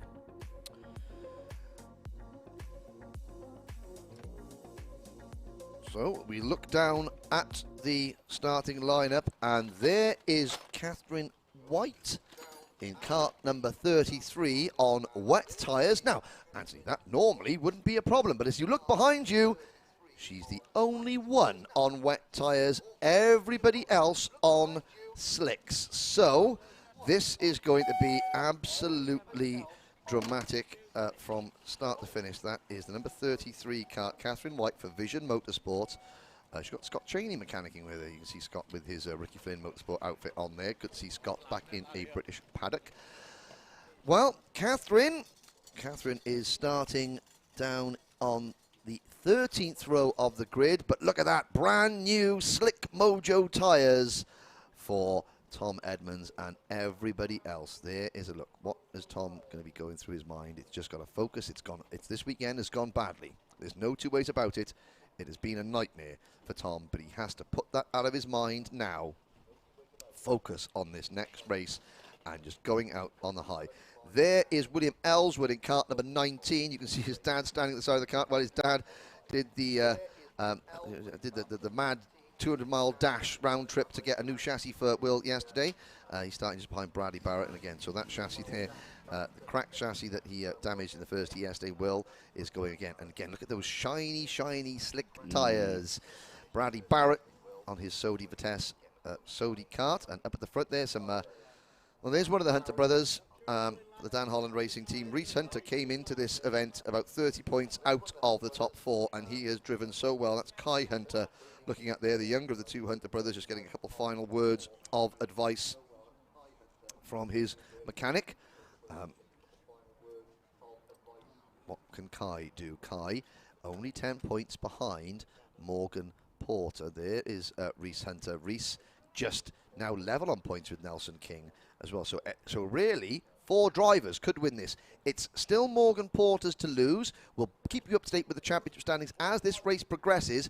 Porter, though, you know, the pressure has got to him a little bit, I have to say. He was not as convincing as I thought he was going to be. Nelson King, are we going to see Nelson King spring what a bit of a surprise? Because, you know, Porter and the two Hunter brothers are all three of them, you know, very well known internationally. Not so much Nelson King, but is this the day that he makes his first foray into the top step of the British Karting Championship, and then which gives him the ticket to perform on the world stage? Caden McQueen starts just behind Nelson King on the second row of the grid. This is Caden's first time out in Rotax, first time out for the Rotax, in the Rotax class for the Kart Promotions team. Anthony, it's going to be a long race, 15 minutes plus 1 lap, I believe. And look at that, slick tyres. Watch for number 33, though, Catherine White. So she's starting 26th. I'm going to say that she's going to be in the top 10 by the end of lap number 1. By the end of the race, who knows? Possibly not. But it's going to be a really good show to start this race. Yeah, definitely. We're gonna have to keep a very close eye on the track, on how it looks, because of course we've had that, not a long break, but we've had a lunch break, so that's given the track a bit of time to air out. But there's still quite a few damp patches out there in the most technical part of the circuit. Yes, yes. So 34 karts, 33 on slick tyres, 1 on wets. Who has made the right choice? And of course, any of these drivers on slick tyres, the slick tyres are going to be quicker. There's no doubt at the end of the race they're going to be quicker. How the drivers on slick tyres negotiate moving offline to make passes where the track is still damp, and how they negotiate some of the few remaining bits of standing water offline. Oh, and there's a problem already. Spencer Shinner. Spencer, he didn't finish the pre-final, and it doesn't look like he's going to make the start for this one. So, a reminder. The disembodied voice in our head has spoken and said that possibly is going to be rain. And look at that, the cloud cover is, it's not blue skies anymore, ladies and gentlemen. It's grey skies. Reminder, Morgan Porter leads Kai Hunter by 10 points. Nelson King and Reese Hunter are just 2 points further back, joint third in the championship. 12 points separate 4 drivers, 1 race, 15 minutes plus 1 lap. What will the weather do? Can Catherine White spring a surprise from the 13th row of the grid? Welcome aboard on the live chat. It's number 5, Reese Hunter on the outside of row 1, number 97, Nelson King on pole position. The 2 Dan Holland Racing teammates. Watch for the number 64 kart, the Mad Croc of Caden McQueen, his local track, even though it's a new time out. Now, the lights are green, we're off and racing as they all slide into turn number 1. Caden McQueen, airborne. Watch kart number 33. Let's see, are they going to get round Crook and Oblivion cleanly for the first time? Yes, they do. Up the hill we go. Yeah, great start then from the entirety of the field. I'm not sure what happened in the middle of the pack. It looked like just the concertina effect. Everyone bunched up into each other, and one of the karts went skyrocketing up into the air but landed back on all 4s. And we've still got all the karts still going strong as they exit out of Ashby's for the first time. Slick tyres looking like the right choice. Lots of grip out there on the racing line, but we've yet to see drivers go through this for the first time. Oh, you can see they're very, very slippery, these drivers on the slicks. They did get an extra lap in to warm those tyres up, but it's still very, very greasy around this side of the circuit. And Caden McQueen. And again, look at that. He runs wide at one corner, then understeers off at the other. Morgan Porter, the GP plate holder, the championship leader, comes across the line in 8th position at the moment. His current championship lead is down to 2 points at the end of lap number 1 because Nelson King is leading this race. And where is Catherine White? The answer is she is still 28. She actually lost a couple of places, but all her chances now are down to whether it rains the next couple of minutes, and there is rain forecast in about 5 minutes' time. Everyone else slipping and sliding through Ashby's. It's King from McQueen, Hodgson in 3rd, Reese Hunter 4th, Armstrong is 5th, Kai Hunter 6th. So it is 97, Nelson King leading, only 2 points behind Morgan Porter, the GP plate holder. The GP plate holder in 8th position. Yeah, I think he just got another place there, so he's got actually in front of the 24 there as well. So Matt Armstrong falling back, so Armstrong slips back. Yeah. There's your championship leader on the screens now, coming through Pitts Bend. Look at that, so tentative through Pitts Bend. And now we're on to another lap, and that gives Porter a 1 more point advantage. So Nelson King, the most he can score is 625 points. He leads this race. Porter needs to, if Porter needs to finish in the top 10 That's where Porter needs to finish. At the moment, he's 7th. If he drops down to 8th, 9th and 10th. Yeah, 10th ties it for Porter. Yeah, exactly that. So we'll keep an eye on Porter then throughout this race. 12.5 minutes to go. Like you say, Nelson King can't do anything. He's leading this race. He's doing what he needs to do, but he needs to stay there for his best possible chance of winning this championship. That is what he needs. It's all down to now what Morgan Porter can do. And as you say, you've done the maths. 10th is the one to go. And what have you spotted? I've spotted Caden McQueen taking the lead. Caden McQueen, he normally races in the X30 part of the championship, so he doesn't race in the Rotax classes normally. He has just taken the lead. He could be the real spoiler because he doesn't care who wins the championship. He just wants to go for this raced win. And now Reese Hunter closing in on Nelson King for 2nd place. Hunter, does he get to the inside of his teammate? No. You've got Nelson King in the green and white Tony Kart outfit, even though he's driving an Alonso kart for Dan Holland Racing. There's the view from the drone as the leaders come out of Ashby's and up the hill. Ooh, side by side a little bit further back. And that was a bit further back in the pack, I think. The leader, Caden McQueen, kart number 64. And look at Lewis Malin on his way. Malin for the Howarth Racing Team. Big hello to Philip Howarth and the crew down in the paddock there. They're all from the West Country. And Malin having a little nibble up the inside of Hunter. Hunter understeers through the final corner. And Malin there in 4th place on that comp kart chassis. Going very well.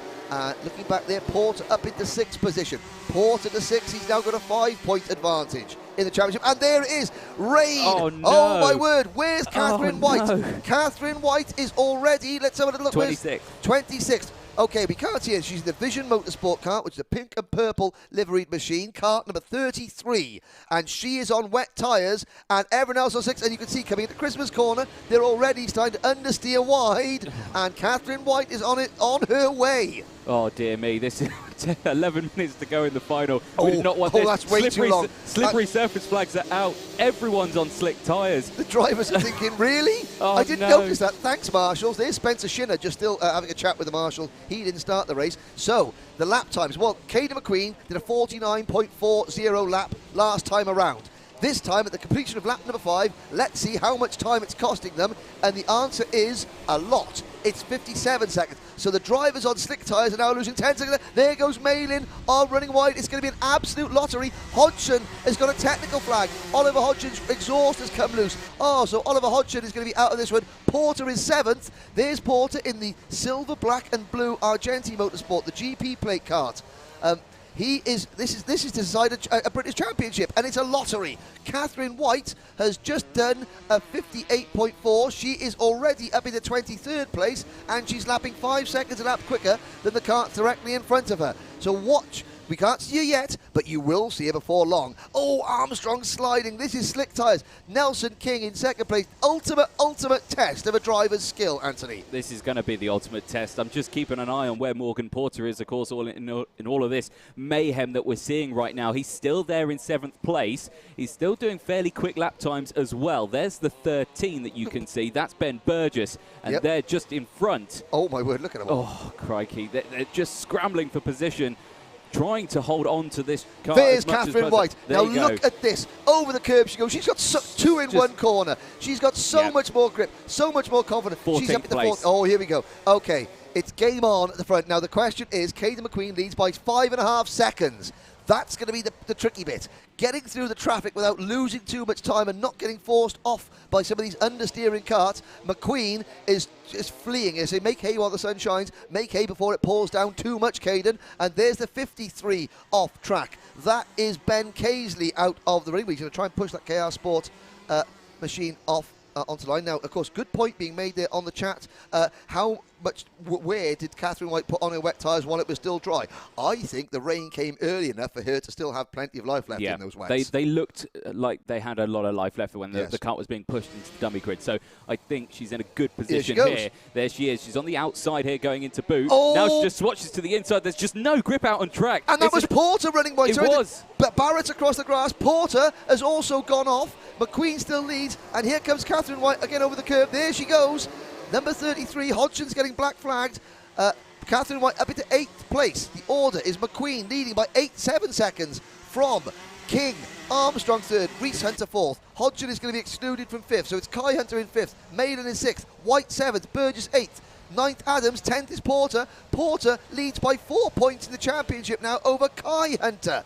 So it's the 0 plate of Kai Hunter challenging for the championship as the GP plate falls back. So we got potential race winner passing potential championship contender there with the GP plate falling back. My word, I mean, I don't even know what to say. I want to know what weather app that Catherine White's got, that she knew that rain was coming in 5 minutes. One that is worth every penny, Anthony. If it's an app you need to pay for, take my money. Put your money down. Because out of nowhere, an absolutely fantastic stroke of genius from the team, from her herself, and just absolutely putting in a storming performance. 7 minutes to go, and is making it look easy. That is Reese Hunter in front of her now, the 4th place driver. Catherine White is now in 5th place and making this look easy. Yep, but I'm hoping it's still raining. Well, I mean, the leader, Caden McQueen, 104.4. Catherine White, a 101. So she's 3 seconds a lap quicker. But, of course, she still has to try and get past, and she's got to be very careful there because Nelson King nearly understeers into Catherine. And, of course, they're all challenging for the championship.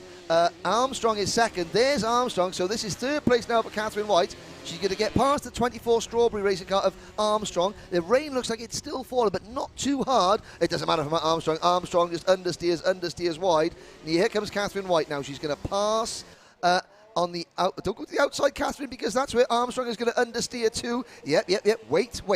Come into the boot. There we go. On the power. There on the power. Nice and early. Thank you. So we start lap number 10 now. 6.5 minutes to go. Caden McQueen leads by 6.6 seconds, and Catherine White there in second is 3 seconds a lap quicker than Caden at the moment. Championship standings. Porter in the GP plate runs 10th. Here they are on your screen for your viewing delectation. And it's Porter from Kai Hunter by 5 points. Nelson King is just 1 point clear of Reese Hunter in 4th. Tom Edmonds has slipped back to 5th. Where is Tom Edmonds, by the way? Edmonds is in the... He's in 16th, up 10 positions. So he's giving it a good go. He's giving it a good go. There's McQueen again, using his body in the cart there, the shoulders up, and that's the number 80 cart behind him. So he's already lapped Oliver Meadows, and Catherine White is hunting him down. Here we go into the boot. Still the rain falling. And it's McQueen, White, Armstrong, Hodgson still out there. I've got to say, Oliver Hodgson, you've been black flagged. You're a champion. Let's put it in the pits like you have to do, my friend. Yep, exactly that. 5 minutes to go then, and you can see the rain, like you say, it's still coming down. That track is now, it was dry, it's completely wet again, so there is no dry line out on circuit. So anyone who is on slick tyres now is just scrambling to find any means of traction or grip as you can find. But here comes Catherine White out of the kink. Now McQueen goes defensive, but I don't think that's going to help. Oh, he runs wide though. Catherine's going to run out of track. Yes, she but is. Caden's going to make it as difficult as possible. And why shouldn't he? He's the leader of the race, and he's just going to try every trick in the book now. He looks one way. No, she's the other way. Now the crossover move. Now she's one way. Thank you very there much. You go, Catherine. Just give him a quick wave as he goes through. There's nothing Caden can do. Now, I'm not a detective, but I've got a sneaking suspicion that there is a humongous smile underneath that helmet. I would say that your deductions are probably correct, Poirot. Yes. There we go. But you can see there with a little bit of damage on the front wing. Yeah, well, she's going so fast. She's pulling the stickers off her nose cone. Exactly. And that nose cones, that does bring me, because, of course, Catherine has had to drive past 25 other drivers to get to this point. We haven't seen any issues with contact, but, for example, if her nose cone has been pushed in and the bracket has dropped, that is a 5-second penalty. She needs to win by more than 5 seconds. She's 1 point. I mean, that shouldn't be a problem unless it dries out too much. So a quick rundown of the order on lap 12. Catherine White leads. McQueen, Armstrong, Hodgson still out there in 4th place, but I've seen him get the black flag. Then it's going to be Reese Hunter in 5th, Nelson King in 6th, Kai Hunter 7th, Ben Burgess 8th, and there's Lewis Malin going off from 11th position. Go on, Lewis, get it back on the track. No. And again, look at that. The slick tyres, the rear, they're coated in water, so he's going to lift his cart back on. That is going to bring... Oh, no, and someone's just got tagged there. That's Magic. Oh, Magic Hamera going around. He gave us a great track walk, and now he's facing backwards. Go on, Magic, get a spun round, and that's dropped him down the orders. Tom Adams is 10th, Edward Matthews 11th, then Barrett 12th, Woodard 13th, Teddy Clinton is 14th, followed by Stedman, Jensen Watts, Edmonds, Ellswood, Gibson, Holbrook, Hamera, then it's Luscombe, Baker, Thompson, Nagelvort, Pullen, Stansbury, Simpson, Hoole, Katie Cole and Oliver Meadows, Ben Casely and Spencer Shinner have retired. So a couple of retirements in that one then. Points as follows then. Morgan Porter is still leading the way, 627 points I should say. Kai Hunter with the 622. Their positions out on track. Kai is in 7th, Morgan is in 9th place. So if anything needs to happen, Kai really needs to gain those positions back up. He was leading at the start of this race. Then the rain came, well first, actually, then McQueen came. He had a bit of a ka-chow past. And then, very good. Very good. And then the rain came, and that's when Catherine White came through. So it's been major dramas all the way through this race. The entire field went for the slick tyres, bar Catherine White, and that's just caused absolute havoc for this championship. It has indeed. There's the number 5 kart, Reese Hunter, running in effectively, it's 5th place on the road, 4th place on track, because Hodgson is still out there. And I have seen the black flag come out from the number 35 kart of Oliver Hodgson. So the Mark Litchfield racing driver, there he is. And I think, yes, you can see the exhaust on that kart is at a strange angle. So an exhaust bracket may have broken and it's bouncing around all over the place. And of course, he is, you know, not aware of that behind. There is the number 80 kart going through the screen. That's Oliver Meadows. He's a lap down. So Oliver Meadows, who drove so well yesterday, he is a lap down in number 30, in 32nd position, kart number 80. He's a teammate to Morgan Porter, but he's not there. There is the number 13 kart flashing across your line. So Ben Burgess having a good run up into 7th place. And here's the battle between Nelson King, Burgess, Kai Hunter and Morgan Porter. So Porter to the inside of his nearest title rival, Kai Hunter, and his contact! No. And his contact, Kai Hunter spins. You've got to put the brake on, Kai. Don't want to go. And understeering. That is understeering. Number 18, Edward Matthews, a privateer, just nowhere to go. And I guess Ed Matthews, you see brake, and bang into Kai Hunter. And that's Nelson King looking like he's having a few problems. So Porter and Kai Hunter clash. They were 1st and 2nd in the championship. Oh dear. It was side by side, wheel to wheel contact. They're both on slicks in the rain, grip at an absolute minimum, and Kai Hunter certainly not too pleased with that there. And now Meadows running a little bit wide.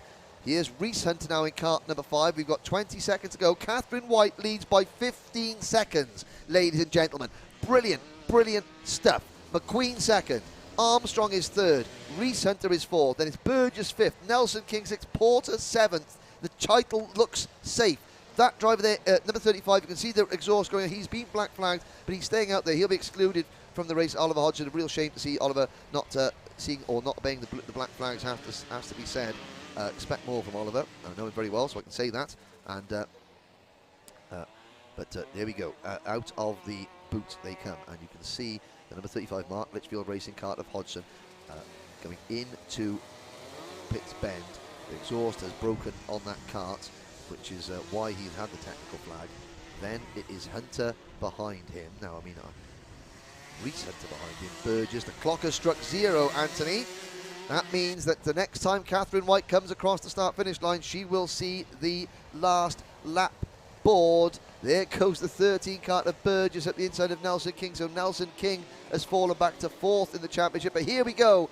One more time around the block for Catherine White, Anthony. Indeed, it is. In towards oblivion, absolutely in control of this race. Made the correct decision, sticking to the wet tyres when no one else did. Up in towards Christmas Corner we go. A bit of traffic up ahead for Catherine. Gets round nice and clean though as the rest of the field slot through, and of course this is massively shaken up the championship. So that's the 15 that you can see in front. She's lapping Jack Steadman in 18th place. She's lapped half the field. She has, yeah. She's now lapping 16th place out there on circuit. So, just stay out of trouble, Catherine, this kart. Stay out of trouble. There you go. She's got complete control of this one. There we go. Hand up as well to just say thank you. Sorry about that. Coming through into the back straight. One more sector to go. The boot and pit bend for Catherine White. I can see her nose going all over the place, but she's 20 seconds up the road. And one corner. Catherine White is going to take the win. There we go. Catherine White. What a shock. Victory, and now we wait for Cadet McQueen to come through second. All these karts are a lap down. All those cars are not done. That's the number 23 in strife. That's Alex Baker. Still waiting for Caden McQueen. Still waiting. Still waiting. Catherine White lapped half the field. Still waiting. There's Caden McQueen behind Lewis Malin, who'd been off. McQueen finishes second, but he's celebrating like he's won. He probably thinks, well, I don't know where Catherine went. So Caden McQueen finishes second. Matt Armstrong, half a minute down. Here comes Matt Armstrong in third position. Hodgson will finish fourth on the road in kart number 35. We're still waiting for Rhys Hunter to cross the line. He crossed the line in fifth position. Morgan Porter is 10th, and Porter crosses the line there. Porter is your provisional senior Rotax champion in the 2020 Motorsport UK British Kart Championship. So Anthony Jordan is going to go down to the pit lane to speak to Catherine White. There she comes into the pits. Great footage there of the emotion as she goes onto the weighbridge. Anthony will be catching up with Catherine and also our champion-elect Morgan Porter. Rhys Hunter takes second in the championship on a tie break from his younger brother, Kai. I think that's Paul Klassen. We talk about penny, but Paul Klassen there, our chief I think he's saying, look, I can see that your bumper bracket has dropped down. There is the bumper bracket, but he goes, that's a 5-second penalty and you've won by 20 seconds. So, dearie me, that is what a performance from Catherine White. Now, I believe that her, let's have a look there. There's her dad, there's from some of the Vision Motorsport team, that's it. There's Caden McQueen taking congratulations from the Mad Croc team. And who's that poking their head through there? Now, I saw that's one of the Vision team, possibly Darryl Burgess. Big handshake there from Caden McQueen, first and second. Porter wins the title provisionally by 9 points. I'll bring this up on Anthony's screen now. There it is. Kai Hunter losing out on a tiebreak to his older brother Rhys there for second. Nelson King fourth in the championship. Now provisionally, the two Hunter brothers and Nelson King will get the tickets to the grand finals. Porter has already won his. Edmonds finishing fifth in the championship, then Clinton in sixth, Adams seventh. Will Ellswood, well, the drive back from his dad, Stefan, to get a chassis out. Ellswood finishing that race in 19th place. He moves up to 8th in the points table. Lewis Malin slipping to 9th, and Ben Burgess rounding up the top 10 in the points. But just look at that. There's Morgan Porter, and a big handshake there with Rhys Hunter. I think boys saying, well, your little brother's not so happy with me at the moment, but good to see those drivers there. I mean, last week, Rhys Hunter and Morgan Porter went absolutely, hammer and tongs in Portimao. At the Rotax International Trophy, no love lost, but you can see there after the race, hands shaking here. Different track, different event, different championship, and they both very sporting handshake there. So Anthony Jordan is down in the pits very shortly, and we'll be catching up with Catherine White and hopefully Morgan Porter in a few short minutes. There is a look now, ladies and gentlemen. It doesn't look to me like it's raining outside. The track, though, has been given just enough of a dousing to make it wet tyres only. And if there was, everyone should be on wets now for this next race. You can see the karts on the left-hand side of your screen coming into Parc Fermé. But Anthony Jordan is down with our winner, Catherine White. What has Catherine got to say? Excellent, thank you very much, Henry. Well, Catherine, that must be an absolute mix of emotions. I can see now, it confirms my suspicions of a big smile underneath your helmet in that race. Well, what a fantastic result that is. Now, what weather app are you using to know that it was going to rain about 5 minutes into that race? It was a call from the team, and because I was at the back, they just went for it, and it paid off so well, so I'm so happy. I mean, we were a bit dubious when we could see all the karts coming onto the dummy grid, everyone on slicks but one. And then all of a sudden the heavens opened, the rain came down, and it looked like shooting fish in a barrel, that did, didn't it? It was, I didn't want to hit people off as I was overtaking them, so I was being quite careful, but just so lucky to be on the wets. It was just such a good call from the team. Well, the final race for Senior Rotax in 2020, and you come away with a win on that one. Well done. Thank you very much. Excellent. Catherine White there, winner of the Senior Rotax final. Now, more importantly, we have got Morgan Porter somewhere around. I've been pointed. He's over at the top here. We need to go find our championship. Morgan, well, at the moment, as it stands, we're looking good for a 2020 Senior Rotax British Kart Champion. How does that feel? It feels amazing, yeah. I'm really happy to come away with this British Championship. It's been really tough the whole way through the year, but I mean, brilliant stuff. That race, that looked like the hardest, trickiest, like mentally exhausting race we've ever watched, and I think for anyone who's driven as well. Yeah, for sure. It was very tough. The rain come in halfway, well, fairly at the start, and it was very tricky. I pushed hard in the middle of the race just to try and get back at the front. And no, I managed to do it, so I'm over the moon, to be honest with you. Well, fantastic stuff. A great end to the 2020 season, and the kart looking a lot cleaner than I was thinking. You know, it's very, very muddy out there, but still looking brand new. And got to say, congratulations and well done for 2020. Yeah, thank you. It's been an amazing year. Spot on. Thank you very much. Well, a dramatic end to the Senior Rotax for 2020. Plenty more racing coming up next. There's lots of emotions in the pit lane. Back to you, Henry. And there's a great moment there between Morgan and his dad celebrating. What contrasting emotions, the delight on Catherine White's face, and even through the crash helmets, even though the drivers, of course, you can't take the crash helmets off without masks on because of the current situation. The look of delight on Catherine White's face, the look of total relief on Morgan's Porter's face.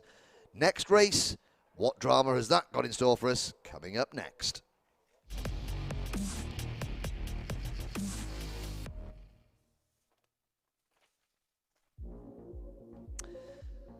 So, Minimax. The title in this one has already been decided. It's the only class so far that has had its title decided. Well, Senior Rotax has now, but the only class that had its title decided before this afternoon. Harry Linden, the boy from my hometown of Barry in South Wales. Don't know where it is? Look it up. He is your champion. Hopefully, I know Harry is here, but he's racing in juniors. Maybe we can get a chat with Harry at the end of this next race if Dan Holland can get his driver over to Parc Fermé for a quick chat before the Junior Rotax race goes out a little bit later on. That would be great. But it's the second place championship that is up for grabs, the second ticket for the grand finals that is going to be decided between Stephen Duncan, Pearson Bullock Carter, and Mackenzie Douglas. But it's Harrison Crowther, pole position. He's been the one they're all trying to catch so far. Duncan starts alongside him. Bullock Carter third. Debutant Gustav Usakovs from Latvia in fourth. Aaron Fool and Jack Hobson rounding out the top six. Seventh on the grid is Bryn Collins. Great weekend so far for the privateer. Mackenzie Douglas has chosen the worst weekend possible to have an off day. He starts eighth. Alfie Gallagher and Kian Geraghty round out the top 10 ahead of Chloe Chong and Liam Hartley. Final row of the grid will be Ben Crossley and Jay Lawrence. Jay, who didn't start, he went out on the opening lap of the pre-final. Harry Linden won't be racing in the O-Plate kart, but he is your 2020 Motorsport UK British Kart Champion in the Mini Max class. But still, an awful lot to be decided in the next 15 minutes. One thing that has already been decided, I would imagine, is tyre choice. And I would say, there they are. Oh, it's a brand new spanking set of wet tyres for Chloe Chong, the Anglo-Canadian driver. Now, all these drivers had two sets of wets. It's now going to come down to the best set of wets. There is Alfie Gallagher in the number 14 kart. He's got used wets on. So has Bryn Collins. So has Aaron Fool. So Chloe Chong, most of these drivers have got two sets of wets. Chloe has been saving one just for a moment like this. And didn't the rain come at the right time for her? The question is sometimes, and this might sound strange, ladies and gentlemen, sometimes on a damp but not fully wet track, scrubbed used wets, almost like intermediates, are better than brand new wets. They look in pretty good shape. Stephen Duncan, the Scotsman. Got a people asking, are Stephen Duncan and Connor Duncan related? No, they're not. There's Gustav Usakovs, first time out in Minimax, the Anglo-Latvian driver. I can imagine that lots of people back home in Latvia watching Gustav's family, etc. There's Mackenzie Douglas going through. There's Kian Geraghty on the Jack Dex Racing MS kart. Wet, scrubbed wets for everybody else apart from Coach. Now, Jay Lawrence, his wets are looking quite good because, of course, he didn't do the pre-final. He went out on the opening lap. So his wet tyres have got one less race of use on them. They virtually brand new. They only did a rolling lap and half a race lap. There they go. They've still got the knobbles on the outside of the wet tyres. But watch for Chloe Chong, driver number 18 for the Dan Holland Racing Team. She has got absolutely brand new wets on. Good to see a few people, again, lots of people supporting Jack Hobson. Nobody wants to play Rocket League with you, Ty, because we're watching kart racing. And, Scott Marsh is out there now. Scott Marsh, again, he's a driver, a young upcoming talent, the younger brother of former British champion Sam Marsh. Good to see Scott there watching. You know, this is what you're going to be doing in a year or two time, young man. Hopefully you're taking lots of advice from your brother. Maybe not so much from your dad. Although your dad did race Formula 3 back in the 80s. There did Richard Marsh. Hopefully he's lost the moustache, because it's not November anymore, Richard. Last time I saw a moustache like that, Brian Ferry was singing in one of the bands he was in. I'm just a jealous guy with his pencil moustache. But anyway, back to the action on track. 9 times out of 10, Henry, I haven't got a clue what you're talking about. Good, that makes 2 of us. And the audience, we had 7,000 viewers yesterday, and that makes 7,002 of you then. There we go. There we go. Here we go. Right, there we go. Here we go. Can Harrison Crowther pull off a perfect weekend? The track is damp, but Anthony, you've been out there. Is it raining? It's not raining. Ooh, deep intake of breath. Here we go then. Minimax, final of the day, and it's take 2. Built you up, Anthony. The drivers let you down. The drivers let you down. Don't know why I bothered. I don't know. I don't know why I bother. One of us is going to bother, or else the racing's going to be a little bit quiet. I know. Crowther, Duncan, Bullock Carter. Now, the moment, Stephen Duncan has 621 points. Pearson Bullock Carter, the pride of Yorkshire, has 605. Mackenzie Douglas has 602. So, Douglas are outsiders. Douglas and Bullock Carter are outsiders. Stephen Duncan, this is his second place to lose. Now, Harry Linden will take the junior Rotax ticket because he's too old to race Mini Max in Europe in the World Series, so he's going to take a junior ticket. There is still 1 mini ticket available for the next best placed age-eligible driver in this. I think that's Stephen Duncan. So he will be looking for plenty of clean track.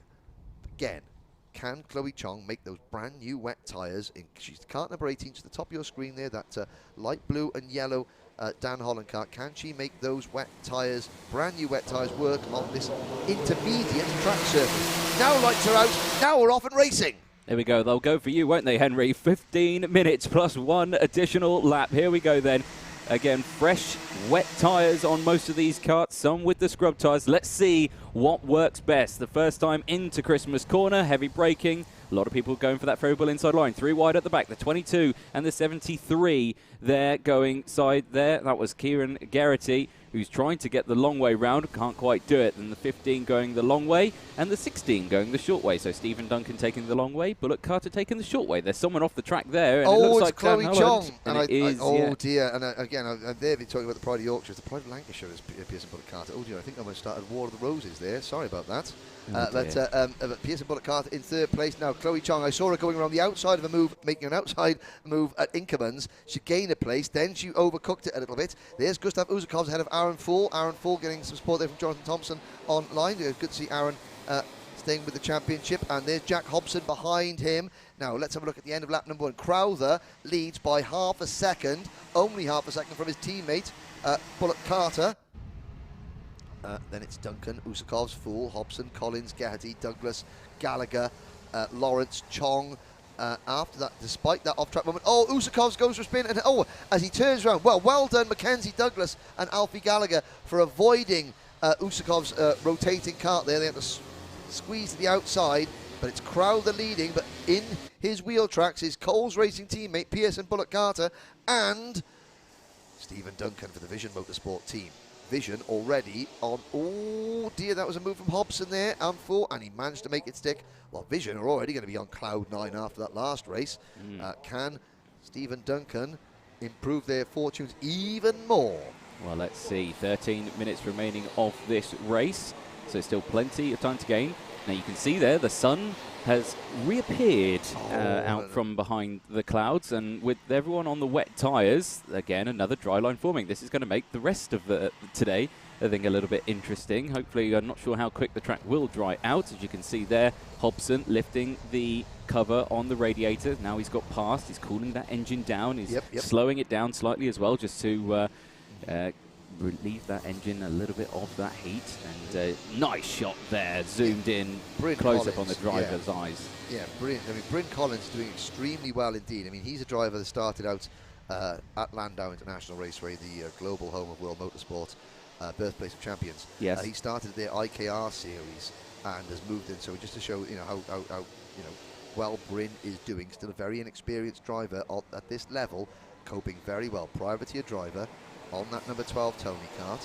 He's got the Jack Deck Racing number 73 of Cian Geraghty right behind him now. Wider line into the corner from Bryn Collins, but holds it very well. Now Mackenzie Douglas, another driver, started off down at, you know what I'm going to say, I know the National Raceway, birthplace of champions. There it is. There it is. You had to get it out. And and Douglas making a move there. Now Chloe Chong is 11th on those new tyres, but I just don't think those new tyres. Oh, Cian Geraghty getting all crossed up coming out of Inkermans there. And again, we're talking there, Bryn Collins, the only privateer driver in the field. So I mean, you know, all these other drivers have got teams around them. But Collins having a really, really strong run. There goes Geraghty again to the inside of Mackenzie Douglas. Douglas on the outside, and he gets almost takes out his Bryn there as he comes across the as he comes onto the inside straight. Mackenzie Douglas just set the fastest lap of the race, 58.96 seconds. Up front though, two of Mackenzie's Coles Racing teammates, Crowther and Bullock Carter, they're separated by just 1 second. Yeah, we'll keep an eye on the sector times on that one, because Harrison Crowther on that one did set the fastest lap of the race, but Pearson Bullock Carter is setting faster sectors in other places. So we'll keep a very close eye on the gap that is forming between our top two. Here is a look at the number 16. This is Stephen Duncan, third place for Vision Motorsport, trying his best to gain on these two. And you can see there he is doing so. They're taking a very wide line into Wilkins there, you can see. Cocking that rear wheel up in the air to try and get the most out of the fronts, to dig in to get that traction round the corner. So all these drivers working very, very hard now, as that sun, like I say, is now out in full force. So anyone in clear visors is struggling in that aspect as well, because any mud, dirt, grime on the visor instantly shines up in it. From riding motorbikes a lot in my life, and of course racing, any mud on visors is horrible. Bad news. Yeah, it's bad news, especially when you've got the sun straight in your eyes. So under 10 minutes to go, lots of time left, and there is Aaron Full all over the back of Jack Hobson. He's not let Hobson get away, has he? Hobson got past quite quick, but Full has stayed there. He's right on the rear bumper and is doing a sterling job at the moment. 5th place. A good result so far for Aaron Full, working hard. And again, there's Collins going through again. Collins on with a clear visor. The 89 of Usakovs with a clear visor. Usakovs has had a spin already. Here's Hobson once again. Full. This is the battle for 4th and 5th position. You can see Stephen Duncan ahead of them. No change in the championship. Apart from that, Aaron Full has got past Ben Crossley for 5th in the point standings, and Harrison Crowther is going to move into 7th place in the points championship as things stand at the moment. But it's Geraghty in the 73 holding off Douglas. This is 6th and 7th. It looks like Stephen Duncan is going to do enough to hang on to 2nd in the championship. All Mackenzie Douglas can do now, and again Geraghty being quite aggressive, running a bit too aggressive coming out of quickly. That's not going to help him. Can Douglas capitalise? Up the hill we go. There's Geraghty. Douglas not close enough into Christmas Corner. Look at the puddle on the inside there. You can see that, you know, he's just waiting to catch a driver out down the hill. Again, Geraghty being aggressive. Now, last weekend, we say about, into the corner. You can just see the drivers, where their eyes are focused. Their eyes aren't always looking in the direction of the kart, because a driver is always looking for the next apex. You're coming out of the corner, then you're focusing on the next apex, your turning in point, your braking point. You're looking at the track surface. You know, you're all over the place in these karts. You're trying to keep an eye, remembering whether your radiator flap is up or down, whether, you know, checking the revs, the engine temperatures, which is on the steering wheels by there. Also your lap times as well, to see how you're doing, because that tells you whether you're on a good lap or not. So very, very, very technical sport, this is. You know, for people that are new to this, these aren't just the type of karts that you would jump in at your local indoor kart track with your bunch of mates for a birthday party. Oh no. A lot more to it than that. Still, Hobson leads Fool in that battle for 4th position. Crowther extending his lead in the front. A little bit further back, there's number 14 of Alfie Gallagher in front of Ben Crossley. That's 11th and 12th. Jay Lawrence is 13th, and Liam Hartley is 14th. Chloe Chong, there's Chloe Chong in kart number 18. She's ahead of Gustav Usakovs. Her brand new wet tyres, well, they're not brand new anymore. She's in 9th place. She's gained 2 positions. So maybe they've worked a little bit. And she's also had an off-track excursion. So, yeah, maybe Chloe Chong, you know, she could have got a little bit further up there. Maybe she still can. We're still only halfway through this race, Anthony. Yeah, 7 minutes to go, so still plenty of action that can happen out there. But all eyes at the moment on these two, the 22 of Hobson and the 31 of Full, as they go across the line. Under 7 minutes to go. And as it says in the comments, they seem to be getting good grip. Yes, they are getting good grip. So obviously, yeah, there's plenty of traction out there on these wet tyres. But still, just as the race progresses on, the damp patches become dry patches, dry line forms, and best lap of the race to Chloe Chong, so 58.290. So those wets are now coming in. Yeah, and of course the other thing where they're getting good grip is that, you know, drivers will have been saving tyres during the previous day and a half. They would have been going out there and not, you know, abusing the tyres too much in the heat, even these youngsters in Minimax. Now, caution to the wind is the last race of the year. So, you know, those tyres are all destined for the bin at the end of this race. Yeah, definitely so. So it's just tough work from these drivers. You know, they had difficult conditions yesterday, obviously deciding what's the conditions going to be like tomorrow. Do I destroy these tyres today? Do I save them? So, and, you know, you save them as much as possible. Yeah. Now, it's just, yeah, hammer them absolutely. So they're giving themselves more grip by just being more aggressive. In these conditions, you know, with not full wet, aggression, there's Hobson just adjusting, letting a bit more air, letting the engine cool a little bit. That'll cut his power ever so slightly, but I mean, he knows he's got track position over Aaron Full, so he's going to let that engine breathe a little bit on the radiator, and then when he needs to, he'll put that flap down to give himself a little bit more power, but of course, it does warm the engine up a little bit too much, a little bit over the course of race. You know, that engine would overheat and lose power, so you've got to be thinking about that. So it's not just a case of, oh, there's no gears on these cars, it must be easy. You just sit there and accelerate, brake and steer. Oh no, oh no. Here we go, into the boot. The late afternoon sun. Well, it's not even 1 o'clock, but of course the sun is starting to set here. It's the shortest day of it's the shortest day of the year in the UK tomorrow in terms of sunlight. And it creates winter sun. It's this really crisp, pure colour that looks so good on your screens, I have to say. And there is a cracking example of it as the karts almost, you know, halfway round this circuit. There are 14 karts there, taking up half the track there, so it's quite spread out apart from this battle for 4th place, which is still going on. It's really, really good one, however, into Ashby's Hobson. Now you'll see the kart start to understeer a little bit as these tyres start to give up the ghost. We've got 4.5 minutes to go, so these wet tyres, you know, no matter whether they were brand new or scuffed at the start of this race, they're now giving up the ghost ever so slightly. Kian Garrity, chasing in the number 73 kart, chasing this battle, just sets a new fast lap, 57.97. Yep, very close between them as well, and very close just behind them. You've got Mackenzie Douglas and Bryn Collins as well. Bryn obviously being the only privateer, and there's Full down the inside of Hobson. Gets that done. Hobson not particularly happy with that, but I didn't see anything particularly wrong with that. No, I mean, the only reason I would be unhappy about the fact is the fact that I know I'm going slower. Well, yeah. That's what you should be unhappy about, because Full, that was a good move, planned it, executed it to perfection. Yeah. A fine lady, and now Hobson has got to try and come back in it, but of course Garrity closing in, bringing Douglas and Bryn Collins with it. There's Douglas in the number 24 car, all the way out wide over the curve, just flinging it out of increments. So here we go. Now up the hill towards Wilkins. There goes Duncan. Here's Full, followed by Hobson, and Geraghty to the inside. He's going to understeer into Jack Hobson. No, he doesn't. Oh, I think Hobson's tyres are cooked. I think you can stick a fork in Hobson because he is done. Yeah, that was, it looked quite slow out of Oisier's there, didn't it? I mean, it just looked like it was a much wider line. It looks like he's just struggling to, there's lots of understeer coming from the kart. So the kart itself performing well, but the tyres, I think they have and about finished. Chloe Chong if anyone's going to have decent tyres left, it's going to be Chloe Chong, 57.83, her fastest lap of the race so far. She is in 9th place now, so she has just got past Gustav Uzakovs, and she's closing in on Bryn Collins. Bryn Collins is 1.7 seconds behind this battle. We're looking at on screen Alfie Gallagher a little bit further back in 12th place. There's Chloe Chong now behind the number 12 cart, and yeah, Hobson's tyres are gone.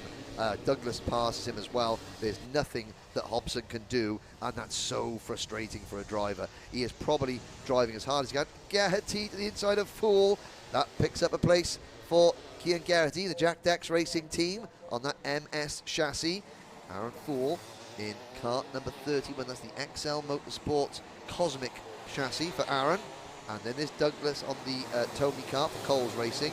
And then the Mad Croc for Jack Hobson, which is, well, it's lost its bite, I think, has the Mad Croc. Bryn Collins, the privateer driver, is 8th and closing in, and Chloe Chong is coming with Bryn as well.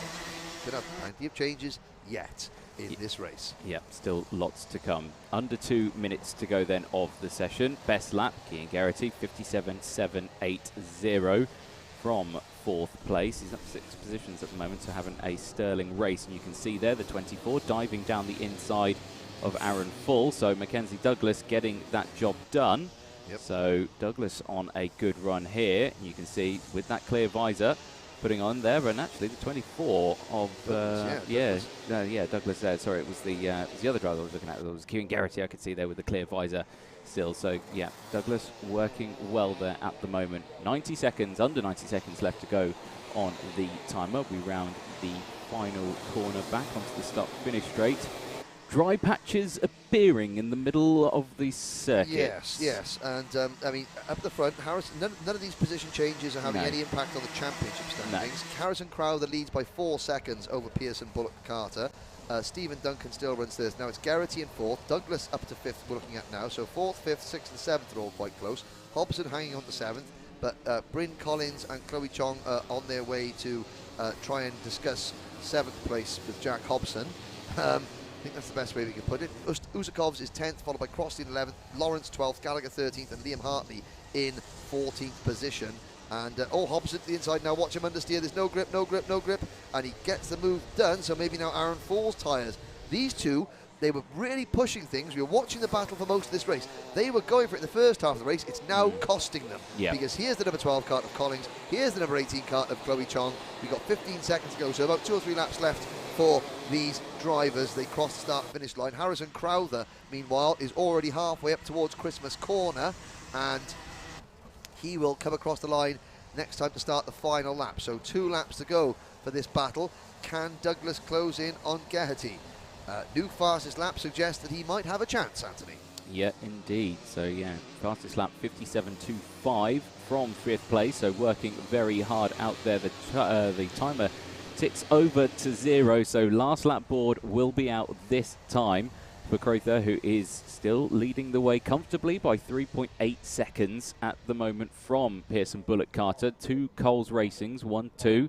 Stephen Duncan holding on to 3rd place for Vision Motorsport as well, but eyes on these next two, the 73 of Kian Gerharty and Mackenzie Douglas, as we switch back to Crowther, the 77, who's had an absolute blinder of a weekend. It's been non-stop at the top all weekend, and it's been fantastic to see such great performance in these tricky conditions. There, again, is a good representation of the gap that Crowther has got from the rest of the field, and that just shows how bunched up the rest of them have got with those tyres as well. Exactly. So Harrison Crowther just coming out of Ashby's up the hill towards Wilkins there. Pearson Bullock Carter is going to have to make do with 2nd position. They're all chopping and changing for 4th place. Stephen Duncan is in 3rd place, and he's going to take 2nd in the championship. And what a drive. Harrison Crowther, when he's going to pull himself out of the top 10 into 7th place in the point standings based on this perfect weekend into the boot. Coles Racing and Harrison Crowther unbeatable at Whilton Mill this weekend. Out to the final corner, checkered flag awaits. Harrison Crowther takes the victory. Pearson Bullock Carter will finish 2nd on the road, 3rd in the championship. Stephen Duncan 3rd on the road, 2nd in the championship. Further back, lots of good battling going on. Gerharty takes 4th with a new fast lap on the last lap. 56.65 seconds for Gerharty. Douglas finishes 5th and will take 4th in the championship. Jack Hobson is next. Aaron Fool in 7th. So Bryn Collins, the privateer driver, comes home in 8th. Chloe Chong takes 9th position. Gustav Usakovs on his Minimax debut rounds out the top 10 ahead of Ben Crossley, Jay Lawrence, Alfie Gallagher, Liam Hartley, your 14 finishers, 14 starters. But congratulations not only to Harrison Crowther, who Anthony Jordan will speak to momentarily down in the pits, but a big congratulations to Harry Linden, your 2020 Motorsport UK British Kart champion. And we will see Harry and Stephen Duncan at the Rotax Max Challenge Grand Finals next month in Portimao, Portugal, where the United Kingdom, for those of you that haven't seen that, you know, I mean, a lot of these drivers, they don't represent their teams, they represent Great Britain. No team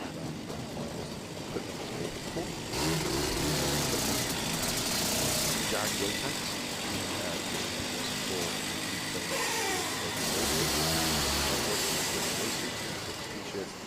all the parents and the supporters, obviously with the COVID restrictions, but it is the biggest event in world karting, and Great Britain are one of the most successful nations in the history of the event, and you're looking at the reason why, because the talent in this country, there we go, great sportsmanship there, well done. Harrison Crowther, the diminutive Harrison Crowther, taking the congratulations. There he goes, he's seen dad, brilliant stuff there. And again, great stuff that you've got Mackenzie Douglas's sister there, just giving him a congratulations. That's what the team spirit means. Well done. Pearson Bullock Carter and his Pearson's dad was there as well. So Pearson and Mackenzie both congratulating Harrison. Now Harrison's wondering, Harrison, why are you wondering if you've got a TV interview to do? No, he wants to go and find someone else. He wants to go find one of his other mates. Where's Dad? There he is. There's Dad. Big hug. That's where you want to see. That is the emotion of karting. Well done. And there's Pearson Bullock Carter's dad giving Harrison a big high five as well. So now he goes over. Brilliant. Brilliant to see. That's all you want to see. Harrison Crowther there. You know, they drive like professional, well, they are professional athletes. They drive like that on track. And then when they come into the pits, you remember they're just kids. Have a sweet. Have a sweet. No, I don't want a sweet. I'm going to race it. No, that's not me. There's the rest of it. There's Jensen Butterfield, just having a sweet there, and a former driver. Up there's Anthony Jordan, just wondering which way to go. And I know. It's like trying to herd cats in that paddock area at the end of it, though. The kids are all hyped up. You don't need the sweets. They've got enough adrenaline coursing through them after a race like that. All they want to do is say hi to their mates. No, you've got a TV interview to do. The world is watching. They want to hear from you. Well, we're going to hear from them shortly. There's another look at the track. It's still damp. There's a few dry patches. We have got 3 races to go. Junior, Cadet Honda, and then 177. Oh, there's going to be some tyre choices to make. There's going to be some headaches. There's some British titles to decide. And it's all going to boil down to, and the skies are blue. The skies are blue. That little bit of rain, it just fell for about 5 minutes and then disappeared. The skies are blue. The sun is shining. The track is dry. You can see the flags in the middle of your screen there. Now, they're blowing quite away. So there is a bit of a breeze blowing. That will help to dry the circuit, especially up at the top. And this is a great view of the elevation change here at Whilton Mill. The bottom, surrounded by the track, the buildings there, doesn't dry out as quickly as the top, which is just on the field on its own. But Anthony Jordan is down in the pits with, I'm expecting, a very, very happy Harrison Crowther. Take it away, DJ. Thank you very much, Henry. Yes, down here, Harrison, a fantastic race in that one. Made it look easy, but it looks still very difficult for you, and I can tell it's very muddy out there. So just helped move this cart slightly. And my hand, after touching it for about half a second, is filthy. But yeah, what a fantastic race that was. You must be very pleased with it. Yeah, it was very tricky because I had to get a gap at the start and just bring it home, really. Now, you are luckily one of the drivers who's wearing a iridium visor, that's Henry's favourite word. That sunlight is very low. As I came out of the commentary box, it's incredibly bright out there. How are the track conditions with the sun glaring down? It must be quite tricky with that as well. It's really tricky. Even with the iridium visor, it's still really bright. Well, rise sometimes. Yeah, I mean, a fantastic effort. The end of that race. The tyres looking good. You're looking happy. It's the end of the season. It's Christmas in a few days. We're all happy to get going. But yeah, a fantastic end to the 2020 season. Well done. Well done.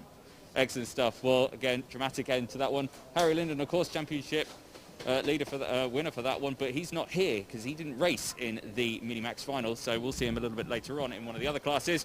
But back to you, Henry. Thank you, Anthony. Thank you, Harrison. Another very happy little chap.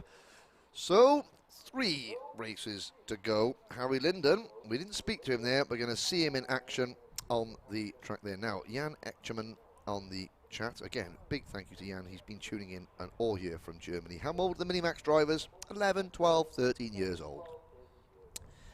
It's the class that you progress out of once you've finished Cadet.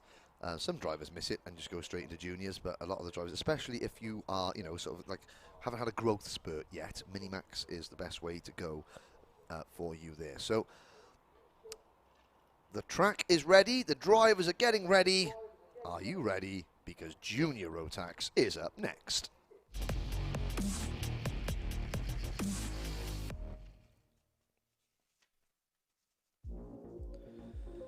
Who will be the 2020 Junior Rotax British Kart Champion? 3 drivers, Matthew Higgins, Callum Voisin and Matty Hingley, all have a serious chance. Higgins came into this weekend 3rd, behind Voisin and Hingley, but a perfect weekend so far, nearly perfect. He's been brilliant so far as the Welshman from Trafalgar in the rain. Now he leads by 12 positions. By 12 positions, 12 points from Callum Voisin and Matty Hingley. But before we get started the race, Callum Voisin was our championship leader heading into this event. Let's hear from him.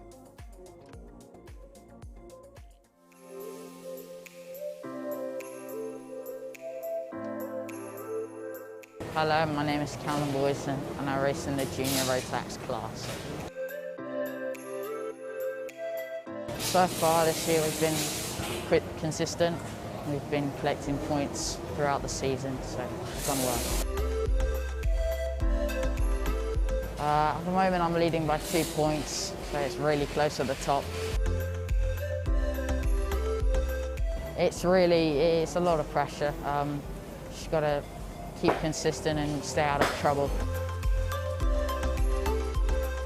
It'd be amazing. We've worked so hard this year to achieve this, so it'd really be amazing to win it.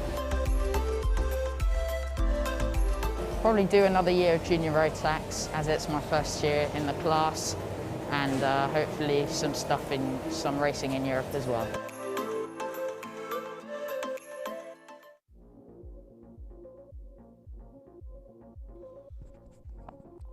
So here we go.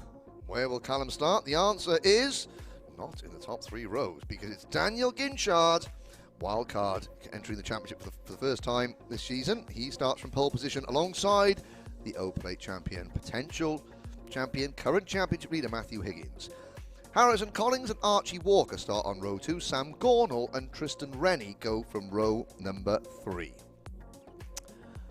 On row 4, we have Matty Hingley and Callum Voisin. So, 2nd and 3rd in the championship starting together on row 4. Callum Green and Daniel Armstrong are on row 5. Jamie Perrelly and Jez Williams on row 6. Row number 7, Drew Perry and Declan Russell. Then row 8, Ronnie Mansfield and Louis Weaver. Row number 9 is Caitlin May and Harry Linden. Row 10, Ollie Stevens and Ben Ballou. Kieran Kay and Leo Castro go from row 11. Ryan Willis and Oliver Martinsky go from row number 12. And the last row, row 13 of the Junior Rotax, William Walker and Jessica White. So there we have it. There is Danny Ginchard just chatting with his dad there through the fence. A couple of last words of advice. Have you washed your hands, Anthony Jordan? Oh, I have, yes. Yes.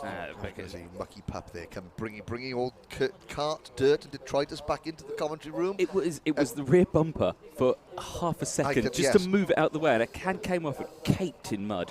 Yes, I know. I mean, I would hate to be the person paying Whilton Mill's water bill, because the jet wash that is here is in constant use. At the end of every single, race, there is a queue of mechanics there just standing to hose these carts down, because even if they don't go off, the amount of grit and dirt and oil and what have you on the track is just, you know, getting into these chassis and, you know, yeah, there's wet tyres. So everybody on wet tyres here in Junior Rotax. There is Danny Ginchard settling himself into the kart. Daniel, you know, just one race to go. You know, he's coming off a win last weekend in a different championship, and here is the O plate. There is Matthew Higgins. So, famous Higgins rallying family, David Higgins and Mark Higgins. You know, so he's got the half Welsh, half from the Isle of Man, you know. On the circuit. The front runners all look like they're on wet tyres. So again, 15 minutes. Oh dear, Harrison Collins, and I think that is the number 9. Is that the number 96 kart of Sam Gornall? Also struggling. Yeah. They both do get away. There's never a nice feeling, that, is it? No, and I'm just looking. Did Declan Russell also come off the circuit? Now let's look at the. Yeah, there's. Can I see? No, he didn't. Declan Russell having problems as well. The Lid kart circuit again. We started this championship, this part of the championship for the Rotax and Honda classes at Lid in August, but Declan Russell having a few issues getting going. Hopefully, and this Jamie Perrelly having an issue, perilously close to beaching it. Beaching it. He would have come perilously close to embarrassing himself on the road, but he went past that because we caught him. Yes. Sorry. So, and of course, now will we get a first time start? We're very spread out at the moment. Yet Gornall trying to get back into his position. 15 minutes. Oh, there's someone on the grass there in the background as well. Just trying to get back into position. Oh my word, what's Harrison Collins? Harrison, what are you doing, Harrison? And that's Sam Gornall as well. Now, those tyres are going to be covered in mud. And that is not the key. Oh, we're going to test our steering out. No, we don't warm the tyres. We test the steering. Checking the track rods. Yep.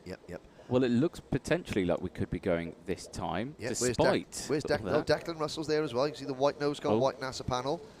Looks a bit tardy at the moment. Let's see if Matthew Higgins, the O plate, on the outside of Rona 1. Ginchard, the pole man, into the tram lines. Lights are green. We're off and racing. Ginchard makes a good start. Higgins. That's Collins on the outside. Surprise, surprise, no grip there. Up the hill we go. There's Callum Green in the number 27 kart making a move, but it's Ginchard leading. Higgins in second. Now, Voisin is there, trying to go around the outside of Matty Hingley. Watch the progress from Voisin and Hingley as this race progresses. Higgins, it's his title to lose now, and a spinner coming through Inkermans. I couldn't quite catch who that was, and there's a couple of drivers getting very, very wide there. Oh dear. Now that driver decides to come back on and miss out half the circuit. I hope that he decides to fall all the way to the back of the pack. That was Ronnie Mansfield. Ronnie, I think you need to stop and let everyone go through because you missed a bit of the circuit. Quite a chunk, I would say, of the circuit as well. So we're nearing the end of lap 1. As you can see, these drivers all discovering the new grip levels again because it's a brand new set. Oh no, and that's a wheel off. It's the 68. Jez Williams. Oh, that is somebody, and what's that taking with him? Let's have a look at that. They come out of the boot, and it is the left rear, it's the right. It just goes. I don't even think he hit the curb. It just goes. No, that goes, and that is, now there's been a couple of those this year, and these axles, at one point, I've got to say, there's going to be a big one. And someone, you know, that tyre, that gets thrown in there. Jez Williams is disgusted with himself. And it looks like it's not just the wheel that's come off, it looks like it's taken part of the axle as well. So, of course, that part of the axle is under a lot of strain. There's a move. Ginchard up into second place. So, Higgins has taken the lead. Gornall was second. Ginchard the third. Jez Williams out of the race. And, so that's another. So, the right-hand side of the axle, as you sit in the kart, you know, that has got a lot of weight on it. It's got the engine on that side. Now, yellow. Oh, Callum Green. There's yellow flags here. They've got to move that kart. They need to move that number 68 kart. That is in the danger zone there, coming up there. But, of course, you've got a lot of stuff on that rear axle there. And it's not a case of somebody not bolting a rear tyre on. It's a case of the axle actually twisting and, like a Christmas cracker. It literally peels off. And that's not a good thing to see. Well, Ronnie Mansfield, the 62, is now under investigation. Yes. How far has he dropped back? He's 11th. He's gained 4 places. Yeah. We're not judge of facts. No. But I'm not race control. No. That's the fact. He has gained 4 places and missed half a track. Yeah. Anyway, there's Ginchard, followed by Gornall. The battle is second and third. So Higgins at the moment, he's extended his lead in the championship to 26 points. Now, is there a yellow flag pointing out there? It's a very difficult place to move. But look, all it takes is for somebody to run wide coming out of there and then straight into that stationary cart. But of course, you know, do you fancy going and getting it with all these kids running, driving? The kids, they're seniors, juniors, sorry, driving around at 70 miles an hour. I'm all right, thanks. Oh, okay, fair enough. Yeah. So I mean, we talk about the boys and girls in Orange, the marshals. This is how they earn their money. They're the most important people in all of motorsport. They put themselves at risk to get the track looking clean and safe. There's a move. Harrison Collins into Gornall.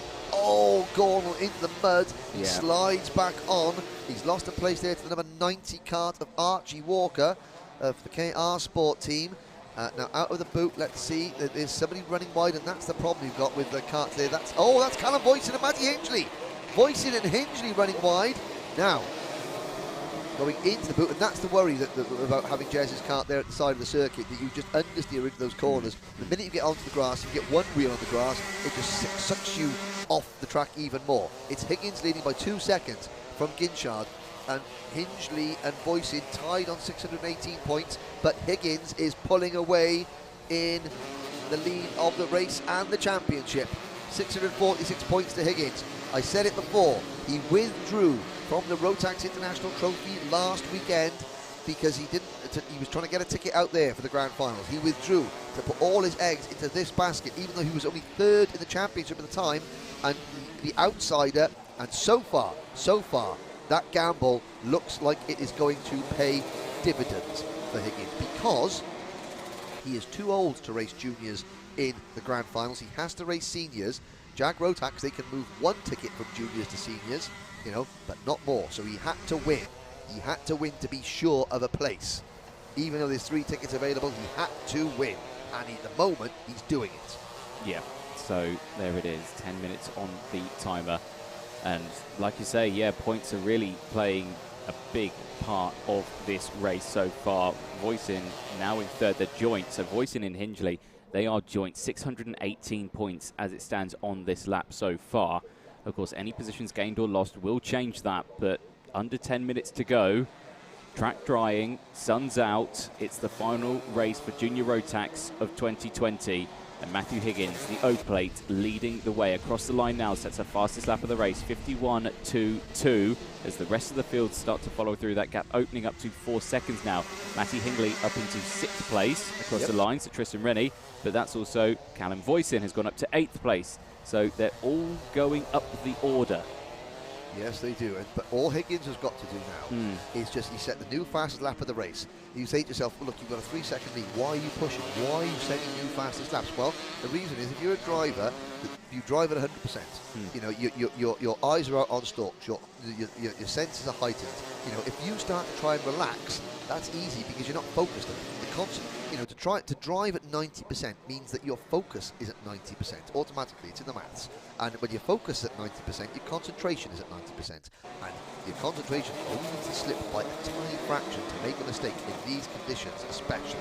So Higgins is just pushing on, charging. He's going to be avoiding the curves. He's not going to be taking any risks, but he is going to be giving it 100% all the way. Even though now, look at that, the side of the circuit. That is a track rod at the side of a circuit, or is that some sort of rear bumper bar? We've got 25 carts already. The only driver that has fallen out of the race is Jez Williams. I wonder if that is something from Jez's rear axle. I haven't noticed it before, that then took half a lap for the axle to finally climb up. Maybe that's a little bit of keyway from the axle that fell out, and that caused the axle to shear. We'll see.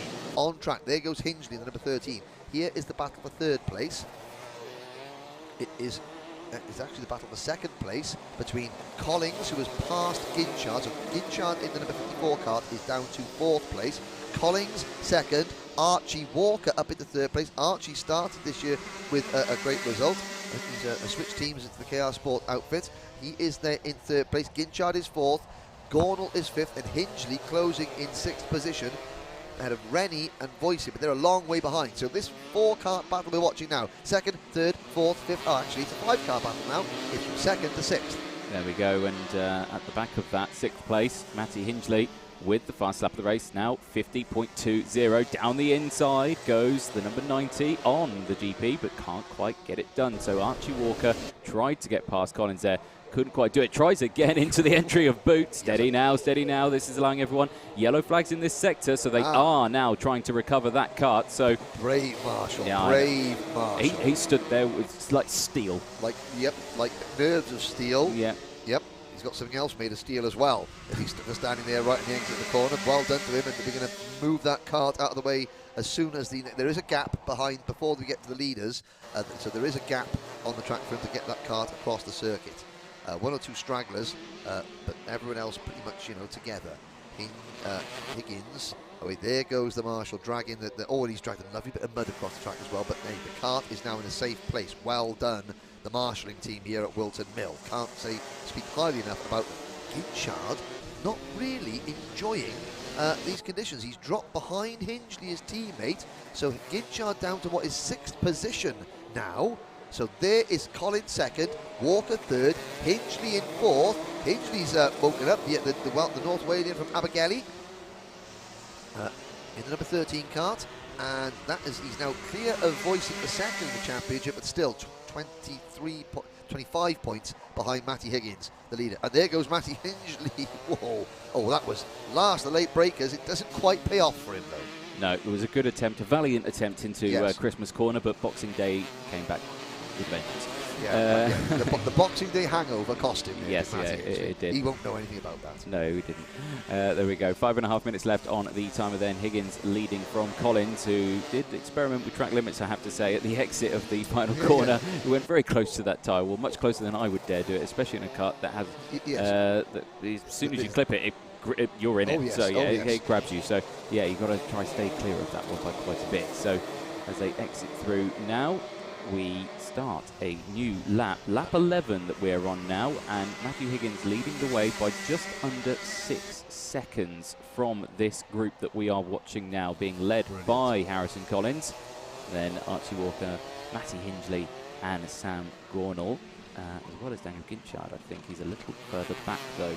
So you've got to say that Higgins, this is a fantastic drive. It's a championship winning drive. It's been a championship winning weekend.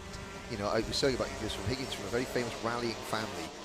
They do run a rally school, and Higgins was saying to me earlier this year that he did have a rally car when he was a proper Group N Subaru Impreza when he was 12. Yeah. But again, the control that you learn in rallying, it's fantastic for a situation just like this, where there's no grip. The track is really dirty. It's almost like a rally track because there's so much mud and dirt on it. Just having that intimate feel. Mistake there. Yes, from the 42. Ryan Willis getting it all locked up, trying to chase Callum Green in there. But of course, you just get that instinctive feel for the car, and when there's no grip underneath you, and that rallying experience, I'm sure he has called on that here to dominate this event so far. But that was Ryan Willis trying to get the back of Callum Green. Once again, we'll say one last congratulations to Callum Green's high school, Richard Mays High School, for winning the National F1 in Schools Championship. And it's not Australia, but at least you get to do the virtual F1 in School Finals World Championships, probably from the dinner hall. Yes. In your school. But a great achievement for Callum and the rest of his high school. Fine, just put up some bunting, it'll be great. Yeah. A couple of cans of Foster's to make it feel like Australia. That'll be the teachers. Anyway, here we go. There's your man.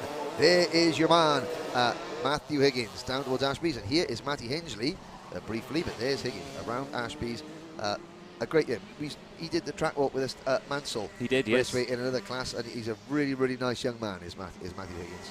He really, really is, yeah. It's definitely deserving of a win and looking comfortable in the championship at the moment. We haven't put the championship points up for this championship. No, we haven't, but I think we should. I think we should, just to give the folks at home an opportunity to know what they are live in the race. So as he crosses the line, it will update, and voila.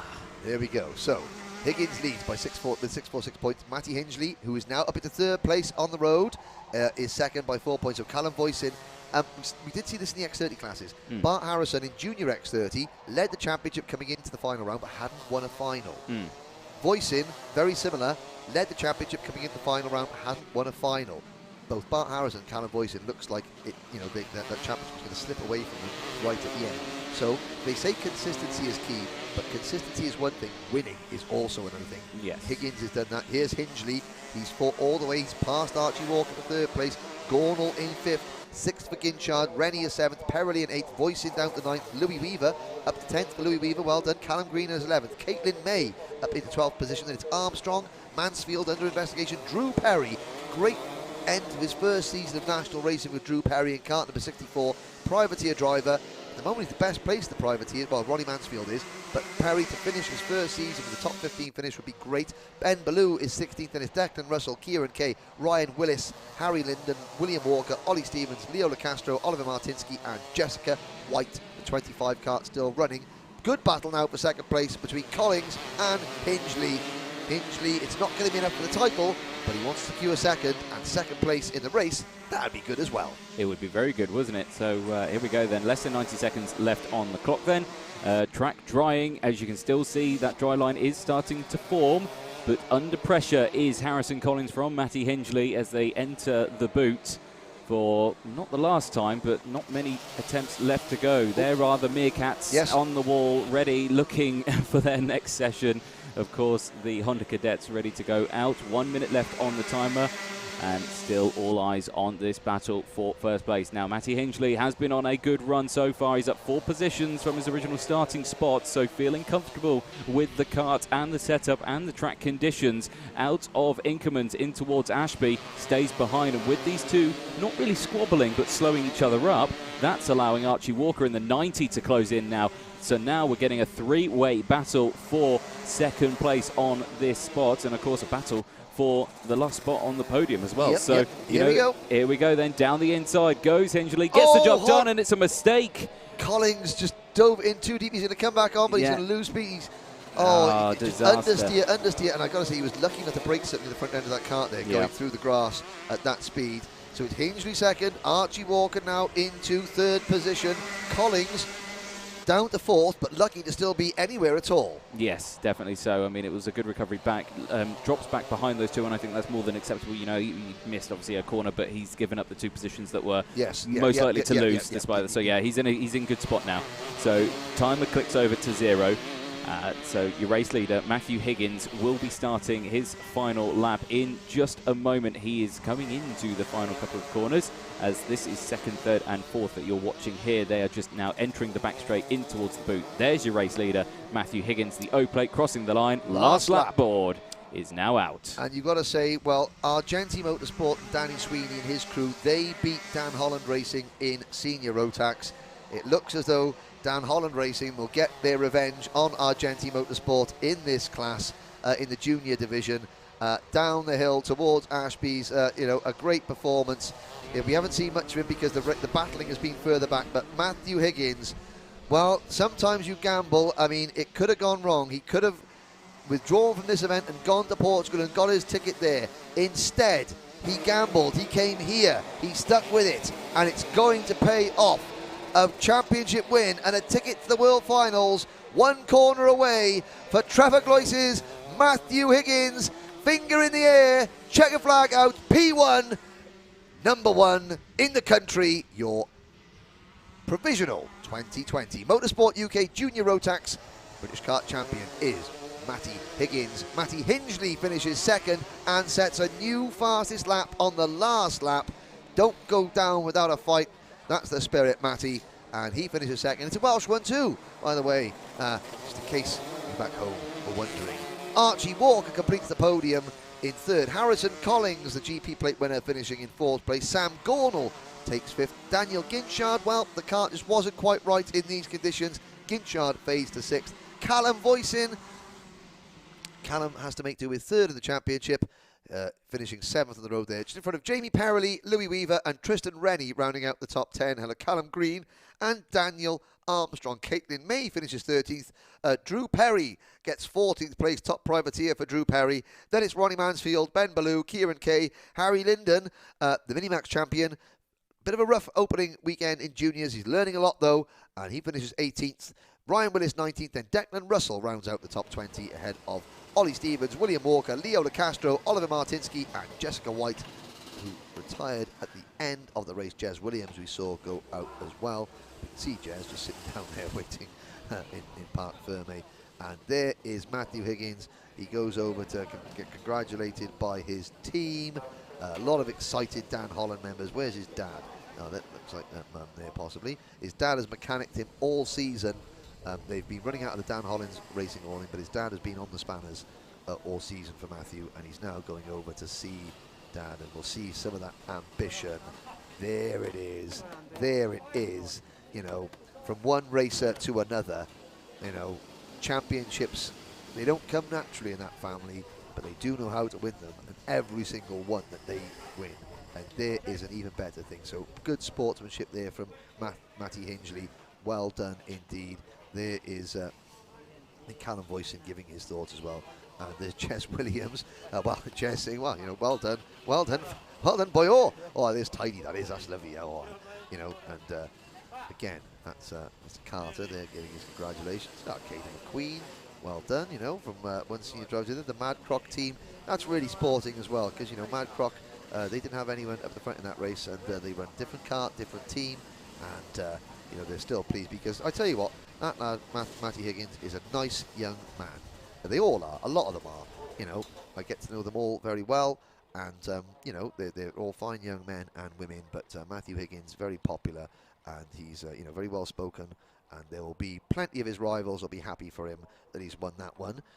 And you know, 2 races to go now. We're going to be speaking to so Anthony gets 2 interviews, the price of 1, a race winner and a champion. Commiserations to Matty Hingley and to Callum Voisin. But there's always next year. Sam Gornall finishing 4th in the championship, Harrison Collins taking 5th in the championship, Tristan Rennie 6th, Archie Walker 7th, and Daniel Armstrong 8th in the title race. Jez Williams finishes 9th in the championship despite finishing down, finishing at the side of the track with that incident in the final. But I think it's time to head down to the pits very shortly. Anthony Jordan, hopefully he's keeping his hands clean and not touching any grotty go-karts. He's got Matthew Higgins with him. Excellent. Thank you very much, Henry. Matthew, what a fantastic end to a 2020 season that is. Provisional at the moment, provisional 2020 British champion. It must be a great feeling going into that. Yeah, it's really good. I think we had it wrapped up before we went in. We just had to make sure I didn't get excluded from a driver standard, so had to be careful at the start. But then once you got past, head down and kept going. Oh, very much head down. It looked like you had that completely under control from the word go. Again, tricky conditions. It looked like it was drying up out there. We couldn't really tell from the cameras. Was it getting a little bit easier, or was it just same conditions all the way through? Yeah, it was getting a lot easier. Fast lap was the last lap, so track's drying quite quick. So yeah, and the team nailed it with the setup, and thanks to them for the whole weekend. Yeah, I mean, it's been a fantastic season so far. Obviously very different to what we would expect in a normal season. A lot shorter, a lot more compressed, but you got to the end of it. It's December, it's 5 days till Christmas, everyone wants to be at home, and yeah, we're here racing, but again, congratulations on that one, and a great win, and a great end to the season. Well done. Thank you. Spot on. Well, excellent results there from the junior Rotax. Plenty more races coming up. Back to you, Henry. Well, thank you very much, Anthony. Thank you as well to Matthew. And again, a mixture, joy, relief, the emotions come out. It's like a weight off their shoulders for certain. 2 races to go, 2 races left in the 2020 Motorsport UK kart season, and it is Cadet Honda up next.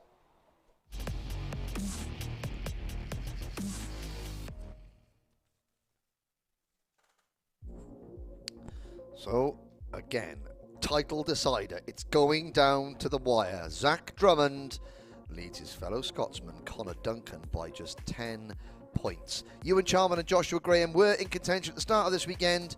They are no longer. It's a head-to-head fight. Who is going to be the Flying Scotsman? Let's speak to Zach Drummond, who we caught up to earlier this weekend.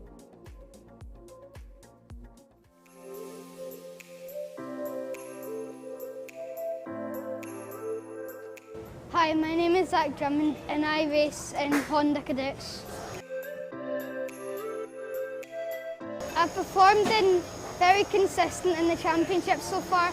I want to get to the end in a high. I'm leading the championship with 12 points over Ewan Charman and 17 points over Connor Duncan.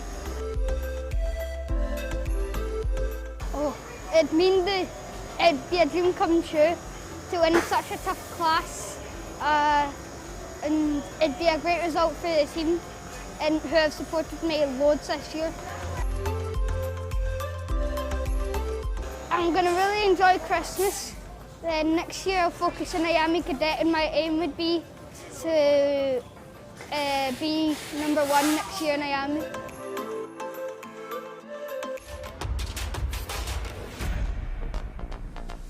The karting industry in this country needs to have a revolution. We need to fully embrace the indoor karting industry, which represents the touch point for most people, their first taste of motorsport.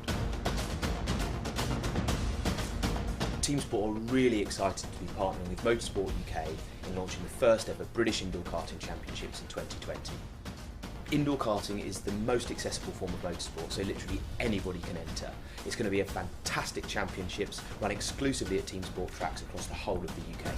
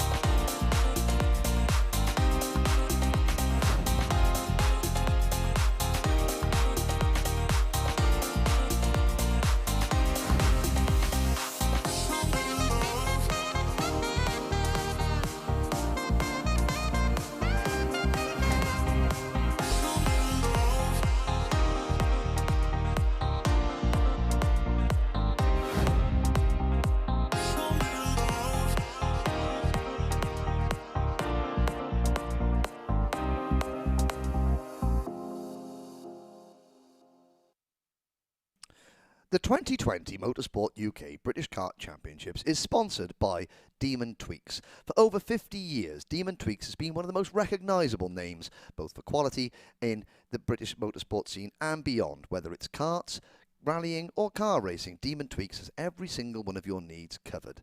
And we're very proud to have such a reputable firm on board with us as the 2020 British Kart Championship sponsors. So thank you to Demon Tweeks, and please don't forget to check out their calendar, their catalogue and their store for anything that you might need for your kart or car, big or small. Thank you.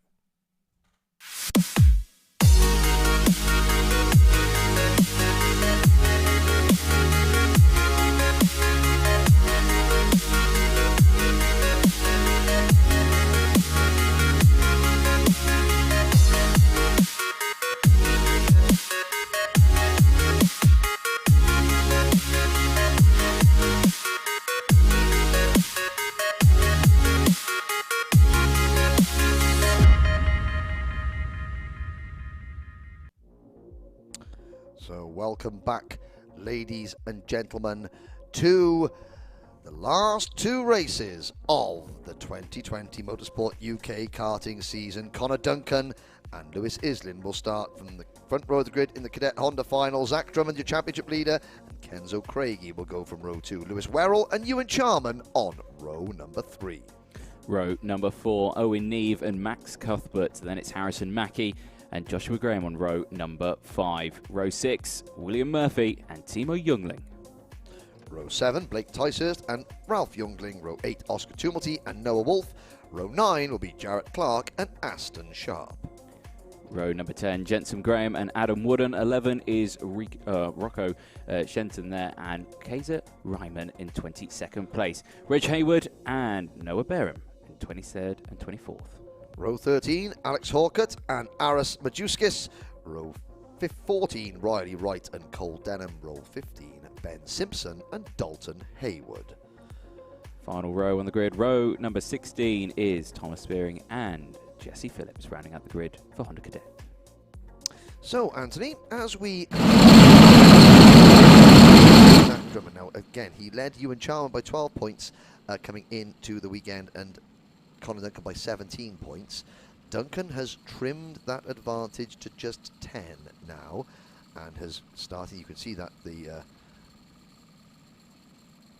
Scottish theme on the top of Conor's crash helmet there. His teammate, the SFR Racing teammate, Lewis Islin, having a great weekend on the outside of row number 1. They're all on wet tyres by the looks of it. In fact, I've been told that everyone is on wet tyres. Drummond, he has got to just keep his cool as we head on to the rolling lap. Now, Anthony, I'm a complete technophobe, as you are well aware. Yep. How would one go about sharing the coverage, sharing Alpha Live's coverage across all social media platforms with various tags? Because we're not talking about clothing tags here. Please enlighten us. Well, this is a very good question. Yes, if you are at home and you have a friend who you think, you know what, I want them to know that my lad or my nephew, niece, or anything like that. Are we all Welsh? Yes, we're all Welsh. It's you. You know, you do want to share it on YouTube. You can go down, just go to the bottom of the video, and you'll see the little arrow. Click that arrow, and it will say share to, and you can share to all your friends far and wide. And if you do want to tag anyone, you can tag Alpha Live. Obviously, the people who are bringing you the stream. You can tag Demon Tweeks if you want to be the main sponsor. You know, you can tag Demon Tweeks, or you can tag the Motorsport UK British Kart Championship. Ah, I see. I'm with you. Yes. Thank you very much. And, of course, all your friends who you want to share it with. And then they share it as well. And then they also share it. And then it goes out to more people. Like a domino. It does. It's like a domino effect. Ah, I see. Well, thank you very much, Anthony, for enlightening us and you for how to do that. Well done, Conor Duncan. We were nearly a man down there. Good stuff there. Standing start. Okay, down on the grid. You can't get much closer to the action than that. And we wait for the last Cadet Honda race of the season to get going. The title's going to Scotland. Is it going to Drummond or Duncan? No, I believe Drummond, the Glaswegian driver. Duncan, I'm thinking Stirlingshire or Aberdeenshire. One of those two. One of those two. I'm sure someone on the stream is going to happily correct you in a Yes, moment. they will. I mean, please help me. There's Stu Stratton. There he was ginger at the start of this race. He's probably gone grey now, and Conor Duncan almost ran him over. Oh, please, that's not his best angle. I hope he's wiped. Here we go. Do you know what's really funny is that he can actually hear you in his ears as yes, well. I know. I'm well aware. No, and I have to say, Stu, he's a great photographer as well, still photographer, and also great behind the camera. He's bringing some fantastic pictures. I mean, you are literally on the grid with Cadet Hondas. Red lights, 1, 2, 3, 4, out and go. We're off and racing here at Whilton Mill in Cadet Honda. They all get away cleanly. Great view, and into turn number 1. Conor Duncan gets the whole shot, and Zach Drummond down to 4th place. 10 points the difference. Duncan has to win. Drummond just needs to keep it in the top 5. Two very clear racing lines there. Most of the grid diving to the inside where most of that grip is. The rest of them going to the outside, you can see at the start. But like you say, Duncan leading the way from this. Drummond, yeah, like you say as well, went back down into 4th place. So lost 1 spot out of the start. But a great start from the majority of the field. And it looks like everyone has got round the first many corners in all unscathed. And again, on wet tyres, dry track, they're all, I mean, everyone's in the same boat. Yep. Okay, they're gonna, these tyres are going to get absolutely used, but I mean, it's going to give them, a lot more confidence, even as the tyres wear out. We're not going to be as quick as we were on slicks. I'm thinking that maybe someone could have gambled on slicks just looking at it now, but they're all on wets. And so again, that's, that's one little sort of, element taken out of the equation. Everyone together. At the end of lap number 1, Duncan leads Islin, Craigie in 3rd. Oh, and there's the number 30 cart of Ben Simpson. So Ben Simpson making his British Championship debut, the son of former British touring car racing and hot rod racer Matt Simpson. He is having a tough debut, but again, this is all just about learning for next year for young Ben and the Project 1 East Anglia team. So he's with a really good, strong team. And look at that now. On the championship standings, Conor Duncan has taken the championship lead because of dropped scores coming into it. Duncan leads at the moment. Drummond has just made a move from 4th to 3rd rather, passing Kenzo Craigie. Let's keep the championship points up until we get to the end of this lap, because Drummond has made a move. This is going to be so tight. So Duncan on 3-3. It's a 1-point differential. Now, Drummond has got to try and get in front of Lewis Islin, Connor Duncan's teammate, and Islin's defending, so Islin is acting as a rear gunner. Now, let's cast our mind back when it was a tie in the championship for Junior X30. The winner was the one who won the highest place in the last race of the season. Yep. So if it's a tie on points, it's whoever crosses the line first in this race. Yes. Duncan has it by a point. Drummond's got to go. You've got to go. You've got to go, Zach. Look at Connor getting away. Yep, Connor's breaking away, and Drummond just cannot get past Islin at the moment. He tries to look to the inside there at Boot, can't quite do it, stays behind. And of course, he's in a lot of trouble, is Zach, because he's got Kenzo, he's got Werrell, he's got Ewan Jarman behind him as well. So he's got good drivers right behind him. So any move that he makes, they're going to capitalise on it and try lunge it down the inside as well. So he's in very dangerous waters here. So yes, you get 65 points for a win, 62 for second, and 60 for third. The difference between second and third is 2 points. The difference in the championship is 1 point. Drummond, well, we want to see what happens if Drummond gets past Islin. I think that should give him a championship lead by 1 point, but Islin is defending, and he's defending hard. He is helping his teammate as much as he can. The SFR team, obviously they've got Islin there in position. Duncan's just got to go. It's now down to Drummond, but he can't hit Islin. So Islin is not... Look, Islin's doing what he can. He's defending. You're not seeing Lewis Islin weaving or doing anything dangerous. No. So we're not criticising Lewis Islin whatsoever. He knows what he's got to do, and he's doing it, and he's not breaking any rules doing it. Oh, no! As I say that, though, a little bit of contact there, and that's what Drummond has got to avoid because he doesn't want to get his nose cold. Now, Zach Drummond, okay. Focus. Focus. Both hands back on the wheel. You know what you're up against. That is going to give, but again, Drummond doesn't lose, it doesn't lose many points there, but it's going to come down to Drummond has got to try, and when he's got 3 ambition carts now, Craigie, Charman and Josh Graham between him, Zach Drummond has got to now work his way through the synergy driver. He's got to work his way through them quickly. He has to, indeed. Now you can see there's lots of communication that you're seeing there from all the drivers. Look, tap in the helmet. Come on, think. Come with me. Let's get back to that front. And you know they need to try and get past Islin. Islin is doing an amazing job of holding everyone here at the moment. There's one. He's passed one. Zach Drummond has got past Joshua Graham in the number 88 cart. Yep, so that's another place gained for Zach Drummond. Now, Zach Drummond has got a warning flag. Yep. So race control keeping a very close eye on everyone in this group. You know, making sure everything stays within the book and to the letter as well. 10 minutes to go then on this timer. Connor Duncan, who is leading this race and is also leading the championship by just 2 points from Zach Drummond, who is now in 5th place. And you can see him there. The white cross on the blue helmet at the top, and currently running in 5th place. The number 8 needing to gain more positions, and there he is in your camera shot now. The 66 of Kenzo Craigie in front of him, who we know has been very quick today. Indeed he has. Now Islin is not defending, if you see now, because he knows, there's a move. Kenzo Craigie gets shuffled wide there. Drummond back into 4th place now. So, now that Islin has not got Zach Drummond directly behind him, he's not defending as much. He's actually working with Ewan Charman. Charman pushing him away. Now Zach Drummond has got to try and catch. He's got to get up to those two. And there's the number 98 of Werrell running very, very wide coming out of Pitts Bend. Now, can Drummond get help from Kenzo Craigie? He doesn't want Craigie to go past him with the number 66. He wants Craigie to push him up the hill. He wants Craigie to push him. He's looking over his shoulder saying, please, please push me. And again, Drummond just trying to move onto the racing line, and Craigie was there. There was a little bit of wheel-to-wheel contact. The number 86 cart of Rocco Shenton spins the final corner. There's Drummond, the sole tyre on the top of his crash helmet. Charman looking over his shoulder to see where he is. Now, down the hill towards Oisiers. Drummond, I mean, we can forget about Connor Duncan. Connor Duncan is gone and he'll win this race, barring a disaster. He's 3.5 seconds at the road. I know there's 8 minutes to go, but Lewis Islin is not there to challenge Connor Duncan. Lewis Islin is there to help Connor Duncan. And at the moment, he is helping him by just letting Connor Duncan go and trying to keep everybody else, but specifically Zach Drummond, behind. Drummond has had one real go at Islin, and it didn't work, and it cost them both a bit of time. Now Drummond has got to get back to the 10 cart of Charman, past the 10 cart, that light blue livery machine on your screen.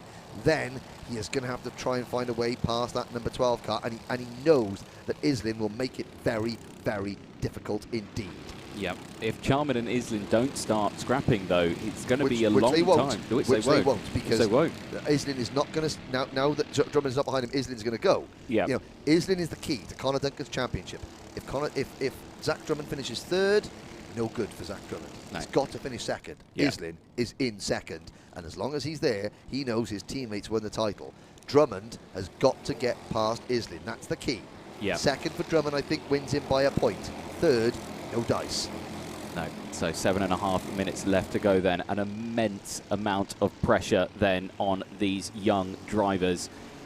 Getting them ready for, obviously, older age, higher championships, much more stressful championships, you've got to imagine. Well, I mean, you know, yes, I mean, it not gets that this worse. Yeah, it only gets worse. So, you know, these drivers, it's a great opportunity for them to be testing their kind of mental skills to get to the front of the pack, you know, to concentrate. And he had that mistake, but now he's focused again. He's back in, he's got his tunnel vision back, and he's just working to try and get back up in that order, and that's a great test of these drivers. And we're not just speculating on what's going on. The drivers know this. Yeah. The drivers all are aware of the point situation. They know what they've got to do. So, you know, we're just able to, you know, to tell you, that the viewers, a little bit more, you know, than that. But the drivers on this. Now Islin runs a little bit wide.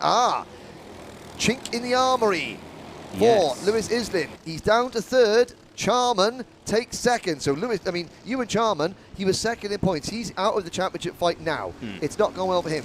Will we see him now? And so Drummond, if Drummond could get past Islin, checks over his shoulder. Lewis Islin knows where Drummond is. He knows he's behind him. Yeah. Now this is interesting, because I saw there Conor Duncan have a look over his shoulder. If you look now, Conor Duncan is all on his own. Yep. There is now 4 cuts, nose to tail, and the first with 6 minutes to go, Yep. with the ambition of catching up to that group. Yeah, and ambition at the head of that group as well, because Islin is... There goes Drummond. Drummond to the inside of Islin. He's going to squeeze him wide over the grass, wheel to wheel. Oh, don't clash. It didn't work. Islin fought it. But again, wheel to wheel. Racing respect given. And, of course, now Charman, he will start dragging this group there. As long as Islin was in second, Duncan was not going to get caught. They are catching him now. Now that Charman is in second, the pace will pick up, and they will start catching Conor Duncan. Duncan hasn't got it. Drummond, he's got to fight every tooth and nail for this. I mean, we talk about how tough and gritty the Glaswegian driver is. He's going to need every fibre of that grit and determination to win this championship. The dice, the odds are stacked against him slightly at the moment. It has to be said. None of the other Synergy Racing teammates are around him. Harrison Mackie is in 6th position. Noah Wolf is in 7th, but they're not in a position to help to change the outcome. So Drummond is all on his own in terms of, you know, getting this job done.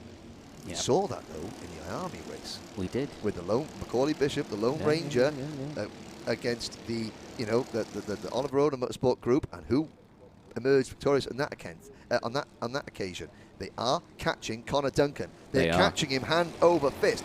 Last time around, a 55.5 for Duncan. It's a 54.8 for Charman. It's a 54.7 for Drummond. Islin still between Zach Drummond and his main rival. They've also got Ewan Charman in there. The championship points as they stand. We'll have a quick brief look at them with 4.5 minutes to go. It's Duncan, 638 points. Drummond, 636. Charman, 612. Head-to-head between the 3 of Duncan and the 8 of Drummond.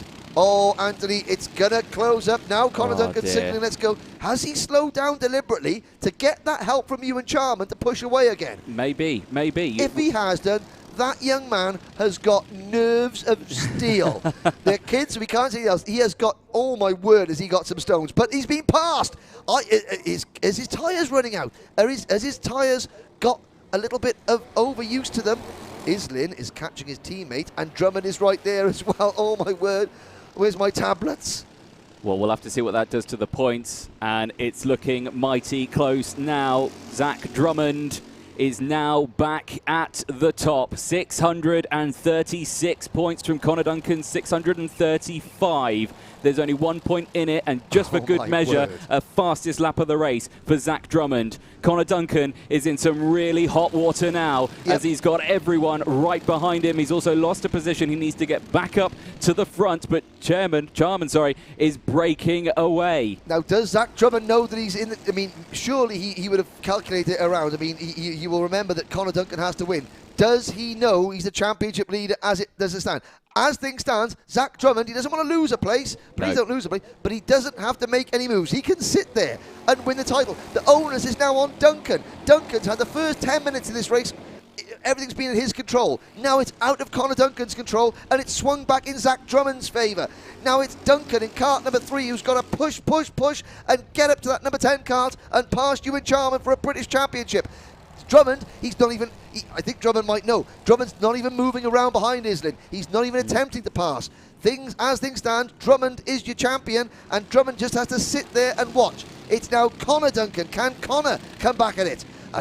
Now he's closing back in. This is fantastic, Anthony. Yeah, it is fantastic, but still Drummond needs to get another spot, I believe. He's in good space. He is winning, but if he stays behind Islin and Duncan decides to go for the lead, and Islin defends, Drummond can't do anything. He then lost it because he didn't do anything. So he needs to get past. He needs to be right behind Duncan to definitely secure that top spot. Now you can see some hand gestures from Duncan there, not from Zach Drummond. Probably saying, what's going on? Where's he going? And again, what does Joshua Graham do? What does Joshua Graham in the number 88 do? Does he make a move because he wants to win? He can see a win. He can see a podium. Islin defending. They're catching back up to Ewan Charman. 90 seconds to go. 90 seconds. Ewan Charman leads Cadet Honda. Connor Duncan second. Drummond in fourth. Islin in third. The championship points as they stand. 6.36 for Drummond, 6.35 for Duncan. There we are. Everyone else just playing a supporting role. Well, it's not really a supporting role. The other drivers have got the key to this championship. And Drummond, and again, Drummond looks at the inside of his, like Anthony Jordan with his head in his hands. Oh, no, it's hard to watch the screen. Just over a minute to go. They round the final corner. Only a couple of laps left. The track is dry, hand signals shaking, massively saying, no, stay there, you're good, don't overtake, defend. It's just constant stuff. Less than a minute to go. Islin defends from Drummond. Drummond switches back to the outside, but he's got to be aware of Graham behind as well, because Graham, he can just say, oh, you know what, I fancy a move on this one, I'm going to go for it. So there we go. Again, defensive goes Islin. Well, I mean, Islin's going to try and slow them down. But Connor Duncan, he's going to have to get a move on. 30 seconds to go. If Connor Duncan's got... Oh, and he moved there still. There goes Drummond. Is that the move? Is that the move? He's got him. He's finally got Lewis Islin. Lewis Islin for 14 and a half minutes played an absolute blinder. But Drummond has now got him, and he's gone, and Joshua Graham has gone with him. Drummond third, right behind his chief title rival. And Islin, he's got that 88 kart between him as well. Let's look at the point standings as the clock strikes 10 seconds to go. Drummond now by 2 points. The difference between first and second is 3 points. 65 for a win. Here comes Drummond. Drummond to the inside. Duncan on the outside. Duncan holds him off. He's got to be careful, though, because if he pushes too hard, it could make a mistake, and he needs to stay behind. He needs to defend. Oh, no, guys, be careful. Oh, no, round the Duncan's gone wide. Drummond on the outside there, side by side. No. Duncan's going to ease Zach Drummond wide. Be careful, boys. Be careful. Duncan gets back in front, and there's the move. There is no! Connor Duncan is sideways. That was with the ambition, and Zach Drummond suddenly forced the back of the pack.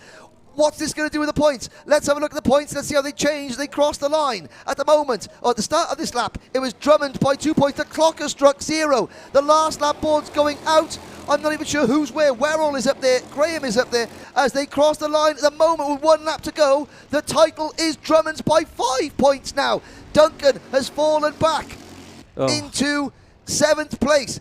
All Zach Drummond's got to do now is keep it steady. Anthony Jordan, let's bring them home. Let's bring them back. End of this lap. There it is. Ewan Charman leading in the number 10. He's kind of disappeared slightly out of there. Joshua Graham, you can just see now with this humongous pack behind. And there, it's just drama all the way through it. You can see Drummond there with dirt coming up from underneath the car. He's now behind Duncan. Duncan's got in front of him now. So what does that do? I don't think it's enough for Duncan to gain anything from this, but he has got Drummond behind. I think Drummond feeling pretty confident about where his position is into this boot section. Now he tries to go round the outside to try and gain any sort of points he can. He's tried to go round the outside. The checker flag's gone out. Oh no! And there's huge contact from the drivers and it's gone off. He spun across the line. He's still cheering, but what does that do to the points? what does that do to the points? Now, they've come across the line. Drummond still has the top points, but my word. Well, Anthony, that tells me that on the last corner, Connor Duncan and Zach Drummond ran oh so wide and a 360-degree turn, and Drummond finishes in 11th place, but Connor Duncan finishes only 8th, and that unofficially gives the 2020 Motorsport UK British Cadet Honda karting title to Glasgow's Zach Drummond. Ewan Charman has won this race for Ambition Motorsport from Joshua Graham and Lewis Islin. Noah Wolf finishing in 4th, Lewis Werrell in 5th, with Harrison Mackie in 6th, 7th for William Murphy, Connor Duncan is 8th, 9th for Jensen Graham, 10th is Zach Drummond, then it's Owen Neve, Kenzo Craigie, Oscar Tumulty, Max Cuthbert, Blake Tyser, Jarrett Clark, Aston Sharp, Reg Hayward, Adam Wooden, and the top 20 rounded out by Jesse Phillips. There is your unofficial champion. Look at the damage on that kart. It doesn't matter so much because Connor Duncan did not win. He finishes 7th. There is Ewan Charman sprinting off to find Paul Janes and the rest of the Ambition team. Lewis Islin stays in the kart. He'll be weighed shortly. He finishes 3rd. Zach Drummond, the championship winning kart, finishes 10th. There is Josh Graham. You know, that was very, very tactical indeed. And, you know, it's spectacular. There was a bit of contact coming out of the final corner. Zach Drummond, I mean, we'll see that. There is Zach, and he comes over now. What's going on? There is the view. He's gone to his Synergy Racing team. There are tears there. And, I mean, it was always going to be a happy drive back up to Scotland for one of those drivers and a very, very upset one for the other one. You commiserations go to Connor Duncan. At one point, for half the race, that looked like it was Connor Duncan's race win and title. And then Zach Drummond fought his way back. I think he may have that little bit of damage there, that crash at the end, that 360 into tyre barriers. He has hurt his arm. The adrenaline is there, but the adrenaline will wear off, and you realise that that was very lucky. The medical team here, as always, are superb. But there is, briefly, that's Ewan Charman going through. He is your race winner. He's got a 1-2 for Paul James' Ambition Motorsport team. Duncan finishes 8th. Now, regardless of where Zach Drummond finishes, that is not enough for Duncan to win the title. Now, I hope that Zach is okay. Anthony Jordan is going to speak to both Ewan Charman and Zach Drummond shortly. I mean, we thought that the last round at PFI in the Army classes was exciting. That race, I think, about just took the biscuit. Just in terms of what was at stake and the various teams and things like that. Motorsport UK Media Officer Catherine Price stealing one of Anthony Jordan's Haribo. I'm going to tell on you. And Anthony Jordan is down in the pits with Ewan Charman first, I think. What a race. Thank you very much, Henry. Are you eating my Haribo back there? I'll find out in a second. But Ewan, fantastic result on that one. I come for a race win for the final race for your Honda Cadets, but a brilliant result on that one. Now, what was that you said to me a second ago? You don't think your eyes blinked in that one, did they? I don't think I blinked at all. It was a really good race. It was a really good battle at the start, and then I started to form a gap when I got to the lead, and then it was just a success from there. I mean, it looked like a pretty hectic race from the word go. Of course, there was a title fight in the middle of that, and, you know, you just battled your way through it. You managed to came up on top of that one, so going home with some nice silverware, which would be nice to put on the mantelpiece, especially for Christmas. Go on top of the tree, I think. But, yeah, no, a fantastic result on that one. Cold weather, but you got to the end. I'd like to say a big thanks to Ambition Motorsport, Bontoft Racing Engines, my dad for being a great mechanic, and anyone else that helped me. Excellent stuff. Well done, Ewan Charman there. Great victory. Final race of the year for 2020. Perfect. Well done. Excellent. Well, with our race winner, Ewan, personally, I want to go and see Zach because I want to make sure, firstly, he's okay, and I think he's over at the top here because that was a mighty impact. I don't know where his kart is because I really want to see his kart as well because that had quite a fairly big knock with the wall. So keep an eye out, Mr. Cameraman, for the number 8, and keep an eye out for Zach as well. I do want to know where he is. I think he's being seen to at the moment. Where is he? Is he pointing? We've got him here. Zach, you okay, bud? Can we have a quick word? Yeah? You good? Hey, we'll put that on there. Well, in terms of points, you're at the top provisionally for that one, so it's looking good for Honda Cadet 2020 British Kart Champion. Well done. Thanks, it's... Oh my God. I think I'd never do this. It's just unbelievable. Now, it's my dream. The most impressive thing that I saw from that was you spinning around in a full 360, crossing the line, composing yourself, and then going, I won. So I think that was the best thing I've seen all the weekend. Oh, it was weird because I just done a move and I knew that we've done points, and if Connor Duncan came second or down, I'd won the championship. So I just knew I'd won it, and my dad and my team manager Rob, thanks to him as well, they were cheering me on at the side, and I knew I'd won it because why would they cheer me on? And then I was so happy and going round the track, it was unbelievable. Oh no, it's fantastic stuff. I'd say the kart's looking very muddy now, but it can retire now until after Christmas, after the new year. But yeah, a mighty knock, and you're definitely okay, yes? Yeah, I'm fine. Excellent stuff, good stuff, lad. Well done, best of luck. Well, a cracking stuff then from the Honda Cadets. Always an exciting group of young drivers for us to watch. It's the final race of the day, the final race of 2020. It's Rotax 177 up next. Back to you, Henry. Well, if anybody ever wants to know what it's like to be 10 years old and to have just been crowned a British champion, look into the eyes of Zach Drummond just there. They say that obviously having to wear masks, that takes away some of the emotion. You can't quite see the whole of the drivers' faces, and you can't read their emotions there. You could read every single emotion pouring out of that young man in that interview. Fantastic. And there is a hug from Mum, because when you're 10 and you've just done something really good, all you want to do is a hug from Mum. And yeah, that picture, that image that we've got there, the cameraman down there in the pits, picture says 1,000 words. Yep, all you need to do is take a screenshot of that interview, those eyes beaming with emotion, happiness, shock. It hasn't sunk in yet. It'll sink in at some point on the M6 back up to Scotland later on tonight. I am sure that young man in the centre of your screen, the only one without his helmet on, he's got his Synergy mask on, surrounded by teammates and drivers from other teams as well, it has to be said, such as the sportsmanship in this championship. Yep, there was a spin, reenacting it for his friends. Oh, look, I spun and I won. Who will win next?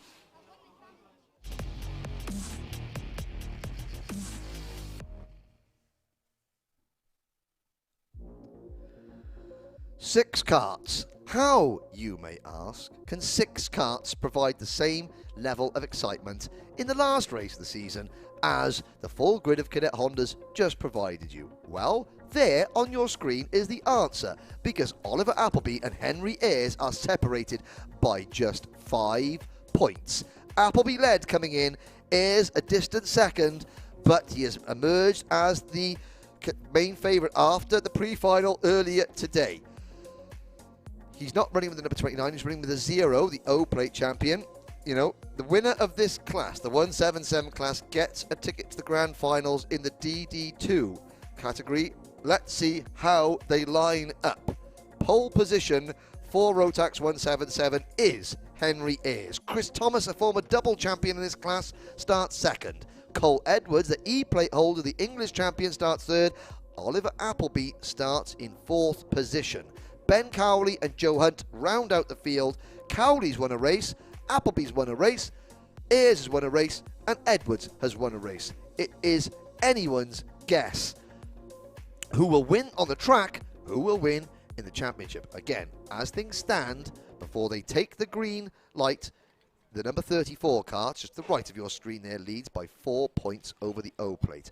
When they cross the line at the end of lap number 1, the championship positions will have a more accurate reflection of what you are going to see. Now, Anthony Jordan has just joined me back in the commentary box. They are on slick tyres, ladies and gentlemen. Now, we've got 3 karts on slicks. I'm assuming they are all on slicks. There's Oliver Appleby. Well, not everybody who has come into this weekend leading the championship has ended up winning the championship. Appleby will want to make sure that that little statistic doesn't affect him. There is Cole Edwards. He's on slicks, and there is Henry Ayres, a fist pump from his mechanic Ash Whiteman. The O-plate winner, he's had technical problems at the start of this weekend. Will he finish on a high?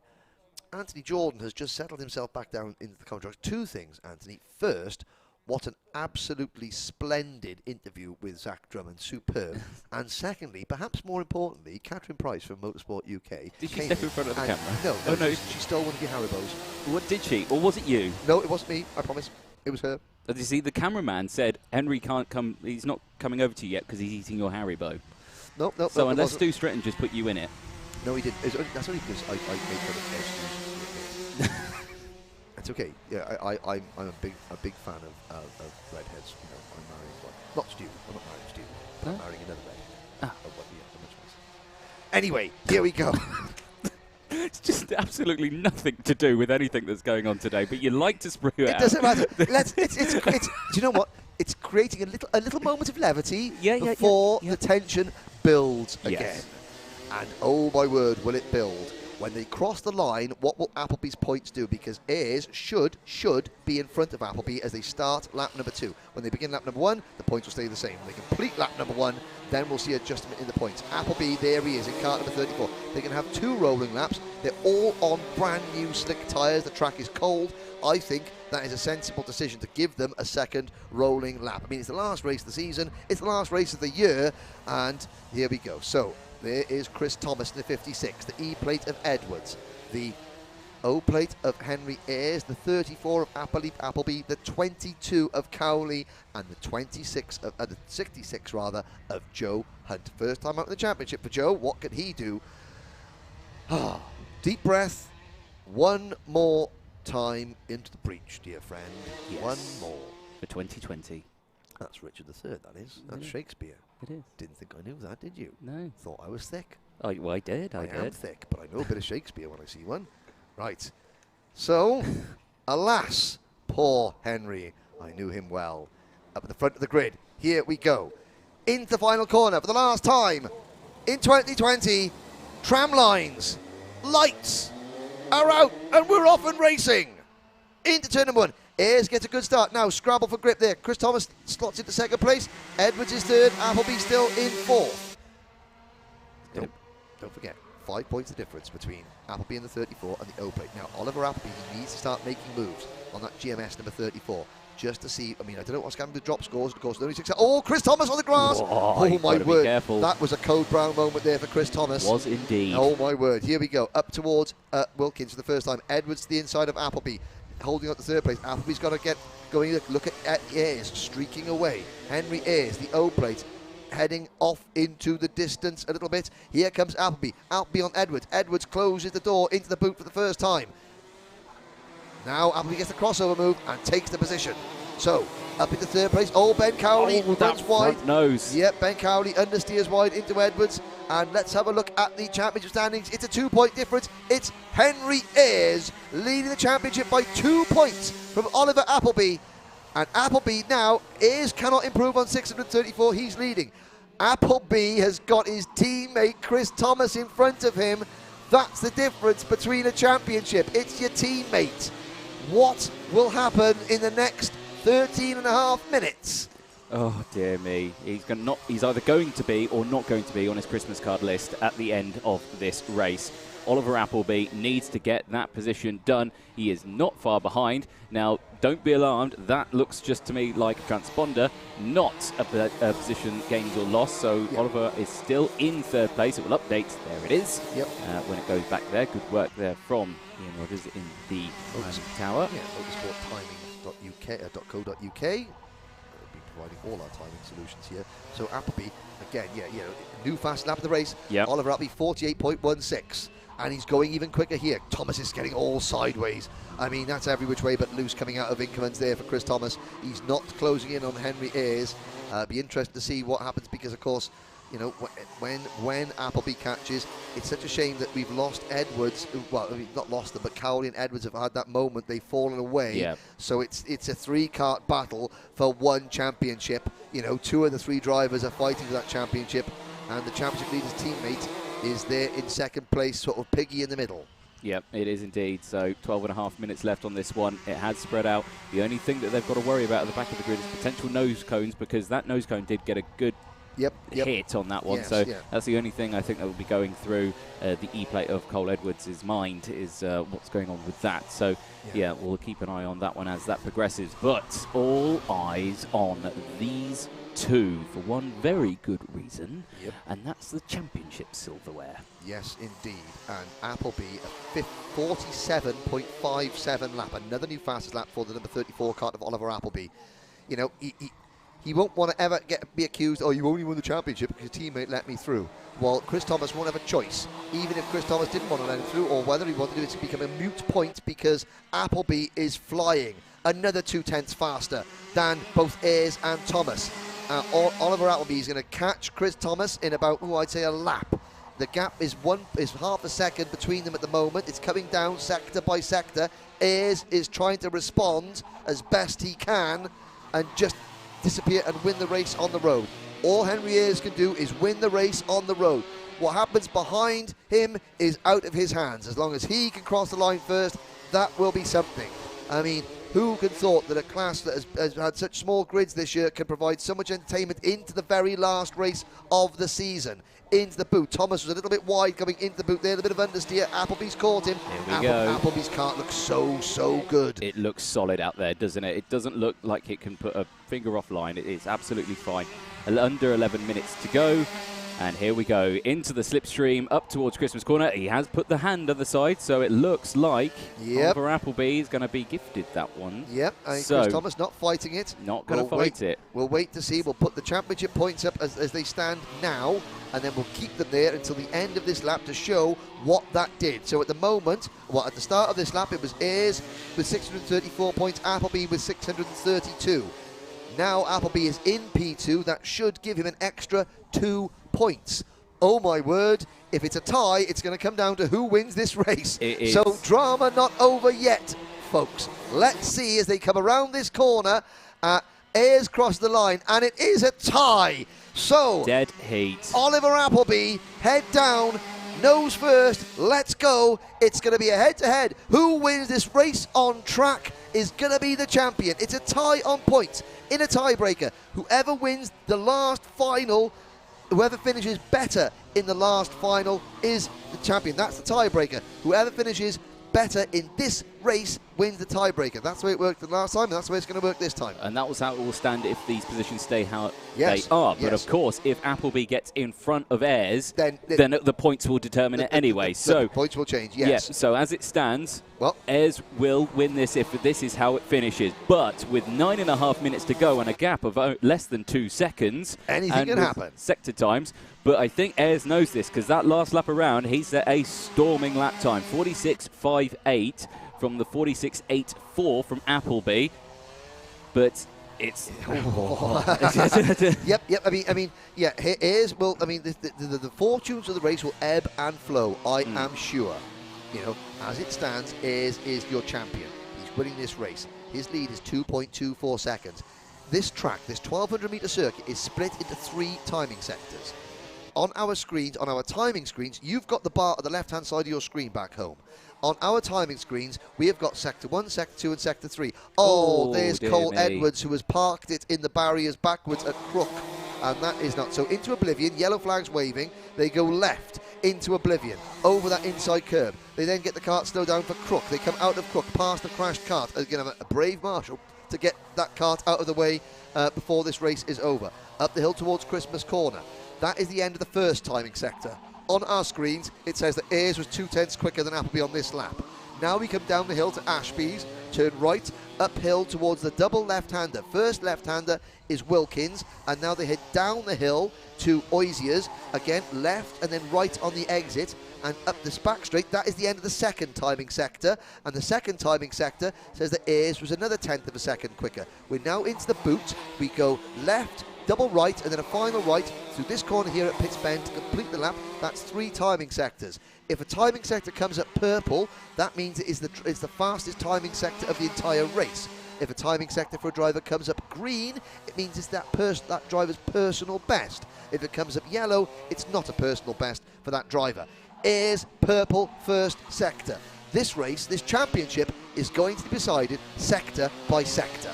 Yep, it really is. So we're going to be keeping a very close eye on that through these last 7.5 minutes of the final race of 2020 for the British Kart Championship. And it's just all eyes on these top 2. Sector 2 for these drivers. Again, Ayres was a 19.66, Appleby 19.77. So you can just see all through these sectors. Now, both of those sectors were not their personal best either. They were suboptimal sectors. And again, Sector 3, Ayres is just a fraction faster than Appleby. So it just looks like Ayres has just got this dialed in at the moment. He does set a new fastest lap, 46.40 versus the 46.70 from Appleby. But Appleby's is a personal best for him. Yes, indeed. So again, Appleby gets 0.3 of a second slower on the last lap, but again, pushing himself. So there goes Ayres. Now, Ayres will be getting communication, little signals from his mechanic, Ash Whiteman. So will Oliver Appleby. Oliver Appleby's mechanic will be just hand forward, push, push, push. They'll know what the deal is. They've worked out these points before. Appleby knows he has to catch Ayres. So at the moment, I would say that Oliver Appleby knows he's not the champion, and he is pushing as hard as he can. But Henry Ayres, 46.16 seconds, another new fastest lap. Oliver Appleby responds with a 46.3. The gap, though, grows to 3.2 seconds. But still, look offline. Ayres has to be inch perfect. He can't run too wide because that's where it's slippery. The painted curbs retain moisture longer than anything else. So again, out of this corner, there's that dip as he comes back on the track. Look at that coming out of Oisies. Right where the driver wants to be turning, there's that little rivulet of water. We've seen Kart understeering coming into the boot. So it's got to be so inch perfect for Henry Ayres. He's doing it. His eyes must be absolutely out on stalks at the moment. Appleby, head down, red mist, descended. He's got to push. I mean, if he pushes too far, we've got 5.5 minutes to go. The gap is 3.5 seconds. It's one of those deals for Oliver Appleby. Quite literally, it's win it, up in it. Yep. And Henry Ayres, again, another new fastest lap of the race, a 46.06. 0.4 faster than Oliver Appleby that last lap around in its own. So Ayres is currently absolutely pinned out there. Like you say, eyes on stalks, focused in the zone, no traffic in front of him, no pressure from behind him, just focusing, putting those laps in. And Appleby is doing the same. But at least Appleby has got the target of Henry Ayres' kart in front of him. I mean, he's going to see a 46.05 for Henry Ayres, a 46.5 for Appleby. So just when Appleby didn't need a suboptimal lap, he gets one, and it happens when Ayres puts in the fastest lap of the race so far. Appleby will be watching and looking at the rear end of Ayres' kart getting smaller and smaller and smaller. That's the rear end of Ayres' kart, and Appleby can see it just disappearing around those corners a little bit quicker every time, and that is going to be a frustration thing. Now we'll have to see maybe Oliver Appleby some mistakes creep in, because Appleby will have to push even harder than he's already been pushing. And he was so quick at the start of this race. Now Ayres is into the main guts of this final. 4 minutes to go. We're on lap number 15 already. A 45.87. Henry Ayres just gets quicker and quicker and quicker. Yep, he's not putting a foot wrong at the moment. So great drive from Henry Ayres. There is the best lap time coming up on your screen, the 45.870. So absolutely storming performance out there. Obviously, Oliver Appleby, that gap now 4.6 seconds. Another 4 seconds down the road is still Chris Thomas and the JMS Karting. Then it's Ben Cowley. Still in 4th place, and Joe Hunt in 5th. Obviously, we've lost Cole Edwards after what looks to be a mechanical issue. Well, the mechanical issue was that something broke on his car when he drove into a fence. Ooh. And that's Joe Hunt. That is Joe Hunt. So we say he was just out that there. Looked like that's Crook Looked as like well. the same place. So maybe, is that a bit too much curb and getting spit out? That's just getting a little bit too confident. Yes. And forgetting that, and he's going to get caught by Henry Ayres. So we've got 5 karts left in this race, and Henry Ayres is about to encounter lapped traffic. Not because Joe Hunt is slow, it's because Joe Hunt has been off and has taken a little while to fish his kart back out of the mud. I was about to say, that's in the same area that Cole Edwards went off. Hopefully, there was obviously he didn't hit the kart there. He's got out of the way for Henry Ayres. So already, Henry Ayres gets past Joe Hunt. Joe Hunt, very smart driving to get through that one there into Pit Bend, over the curbs, and to complete lap number 16. I think Joe Hunt has retired that kart. Yeah, I think that's coming to the pits. Yes, I do. Because there's Chris Thomas briefly in 3rd. There's Oliver Appleby in 2nd. The gap 5.8 seconds. So Henry Ayres, and there comes Joe Hunt into the pits. Poor Joe. Well, it's been a good learning experience on his debut in the British Championship for Joe Hunt, but sadly it doesn't quite end the way he does. There's Chris Thomas in 3rd. Ben Cowley is 4th, 15 seconds behind the race leader. So it's a lonely, spread out race now. But we said in karting this year, there's a long way. There's only 2 minutes to go, but there's a lot of time left in this race. Oh yes. And again, that has been borne out time and time again. Henry Ayres will now be listening. He'll be staying off the curbs. He won't be pushing quite as hard. He's got the gap. He's still extending it. Oliver Appleby's times have dropped off quite a bit. You know, I think the adrenaline. I think maybe reality's starting to sink in. That it's now not his title to win. It is down to whether Ayres keeps his cool or makes a mistake. Ayres will be listening. Is that a chain jingling? Is that a my exhaust bracket working loose? You know, is that something grinding in the front of the car? One of the track rod ends, or the front stub axles going wrong. This is what happens now when you're a driver and you're trying to win a championship. You're on your own. You're now just left with your own thoughts, and sometimes that can be a bad thing because you get paranoid, you get worried, you get nervous because you know that you're not going to let yourself down. Can the mechanical bit of equipment you're piloting hold it together? I mean, Henry Ayres will be thinking, I had problems at the start of this weekend. I didn't get going in the first race. Is everything fixed now? Is anything going to go wrong? I mean, George Russell won a British Cadet Championship at Whilton Mill, and his chain was on his chain literally was hanging off. The chain guard had fallen off, so the old school chain guard, so it wasn't a penalty. But the chain, there was nothing holding the chain on. If he hit one curb, the chain would come off.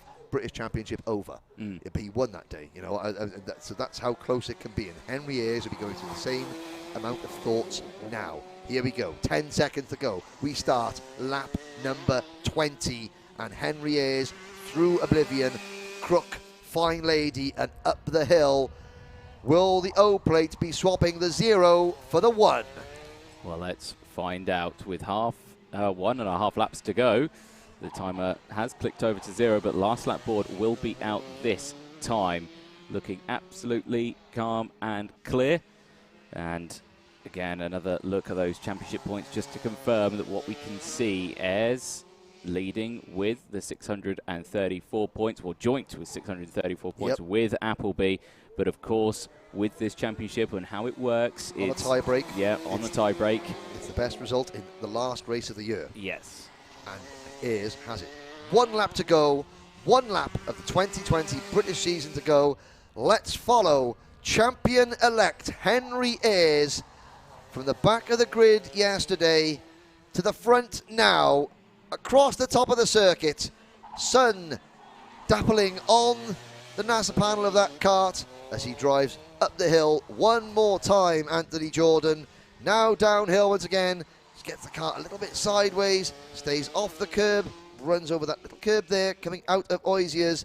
It's been a heck of a journey for Henry Ayres. You watched him gamble on tyres and win. He's now won on the road. Last corner. Last corner and checkered flag and a championship for Henry Ayres as he crosses the line, the two hands in the air. He knows he's got that one. An absolutely fantastic result for the driver on the O plate, which will be changing that hopefully very soon. Yep. Oliver Appleby, joint on points, but has to concede the championship with the rules and regs of the season. Coming across the line in second place, Chris Thomas crosses in third, and Ben Cowley rounds out the 4 karts that finished the race. We lost Joe Hunt in the latter part of the race on lap 14, and Cole Edwards again retired on lap 7. So 2 retirements, 1 champion, and 1 winner. And you're about to go and speak to that race winner and champion, Henry Ayres, in the pits very shortly.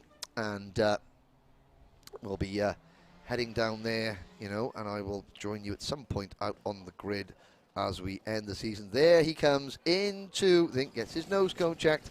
Now he'll turn left into scrutineering. Our cameras are there. Onto the weighbridge he goes. You know, it's the only class in karting where a driver is very happy if they're well over the weight limit. That's 177 for you, ladies and gentlemen.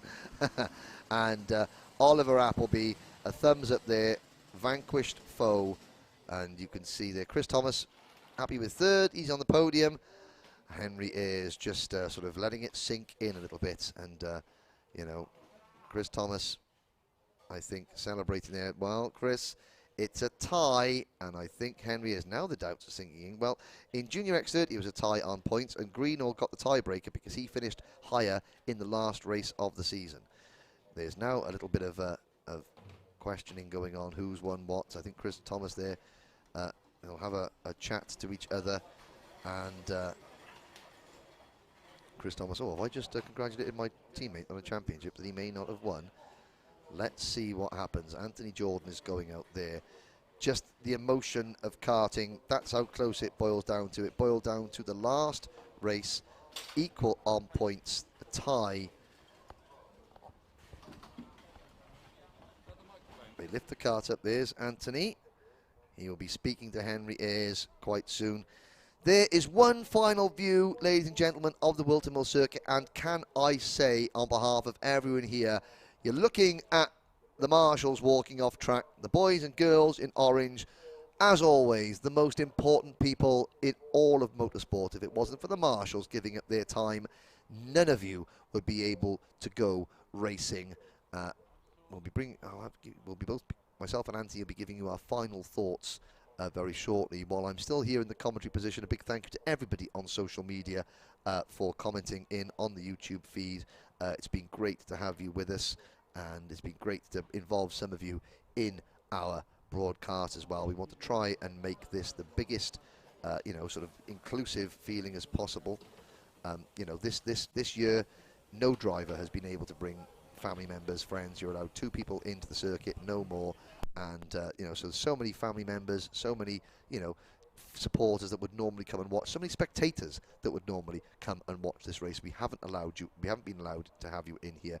We're sorry about that. That's the way of the world in 2020, but we're just so glad that we've been able to bring you a full season of racing, you know, starting in August and finishing just before Christmas. You know, we've been able to have you along. The pictures brought to you by Alpha Live. Anthony Jordan, for one last time, is down in the pits with Henry Ayres, our Rotax 177 winner. Take it away, DJ. Thank you very much, Henry. Again, what a win that was. It looked pretty calm, collected throughout that one. You knew what you needed to do. Got to the end of it, and I have to say, just in the nick of time, because there's a massive dark cloud that's just looming over us, and the rain started to fall, but what a win that was. Yeah, it was a good win. I've been here, well, I've driven around this track for like 2 or 3 years, so I knew my way around it. Back in Senior X30, I was pretty quick when I first came here. When I did LGM, and I was always in the top 10, so I always knew if it went dry that I had a good chance of winning it. And yeah, I did it in domination, so it's even better. It was excellent. I mean, the points actually as you crossed the line were joint. They were neck and neck. They were exactly the same. So, but it falls down to the regulations, of course, because you've won the last race, and that's how it kind of works. But incredibly close, and it was just, we were seeing if Oliver could try and catch up, but you just had the pace, you had it nailed in today, and it was just, yeah, fantastic, consistent race from you. Yeah, it's been a tough weekend. I mean, it all started in quali, really. I had a nose cone. It was my fault, but we had a misfire on the last lap, but on the end lap it was fine. Then in the next race, unfortunately, the engine had issues, put us last, and then in the second heat, I just made a massive error. I tried too hard going into the first corner, put me right on the back foot, and obviously get heat points, and obviously Oliver gained some points on me. But I knew when it went dry, I just had to go for it, and that's what I did, and yeah, I'm pretty pleased. But yeah, it's been a good year. Yeah, fantastic. Like I say, it did look like a tough weekend, but you've clawed it back, you've got on top, you've come away with the win. That's what you can take, and it's a good early Christmas present, I think. Yeah, definitely. I mean, I'm just going to go and relax and see what the future holds. I don't know if I'm going to come back here next year. Might do a bit of Europe, but I've got my A-levels to finish first. Do them and see what happens. I mean, yeah, I have to thank the team. They've been brilliant, giving me loads of support, and my dad. And yeah, it's been good. Excellent stuff. Well, again, congratulations on the win on that one, and well done for the season. Spot on. Excellent stuff there from the Rotax 177, and a great result from the rest of the season as well. It's been a great 2020.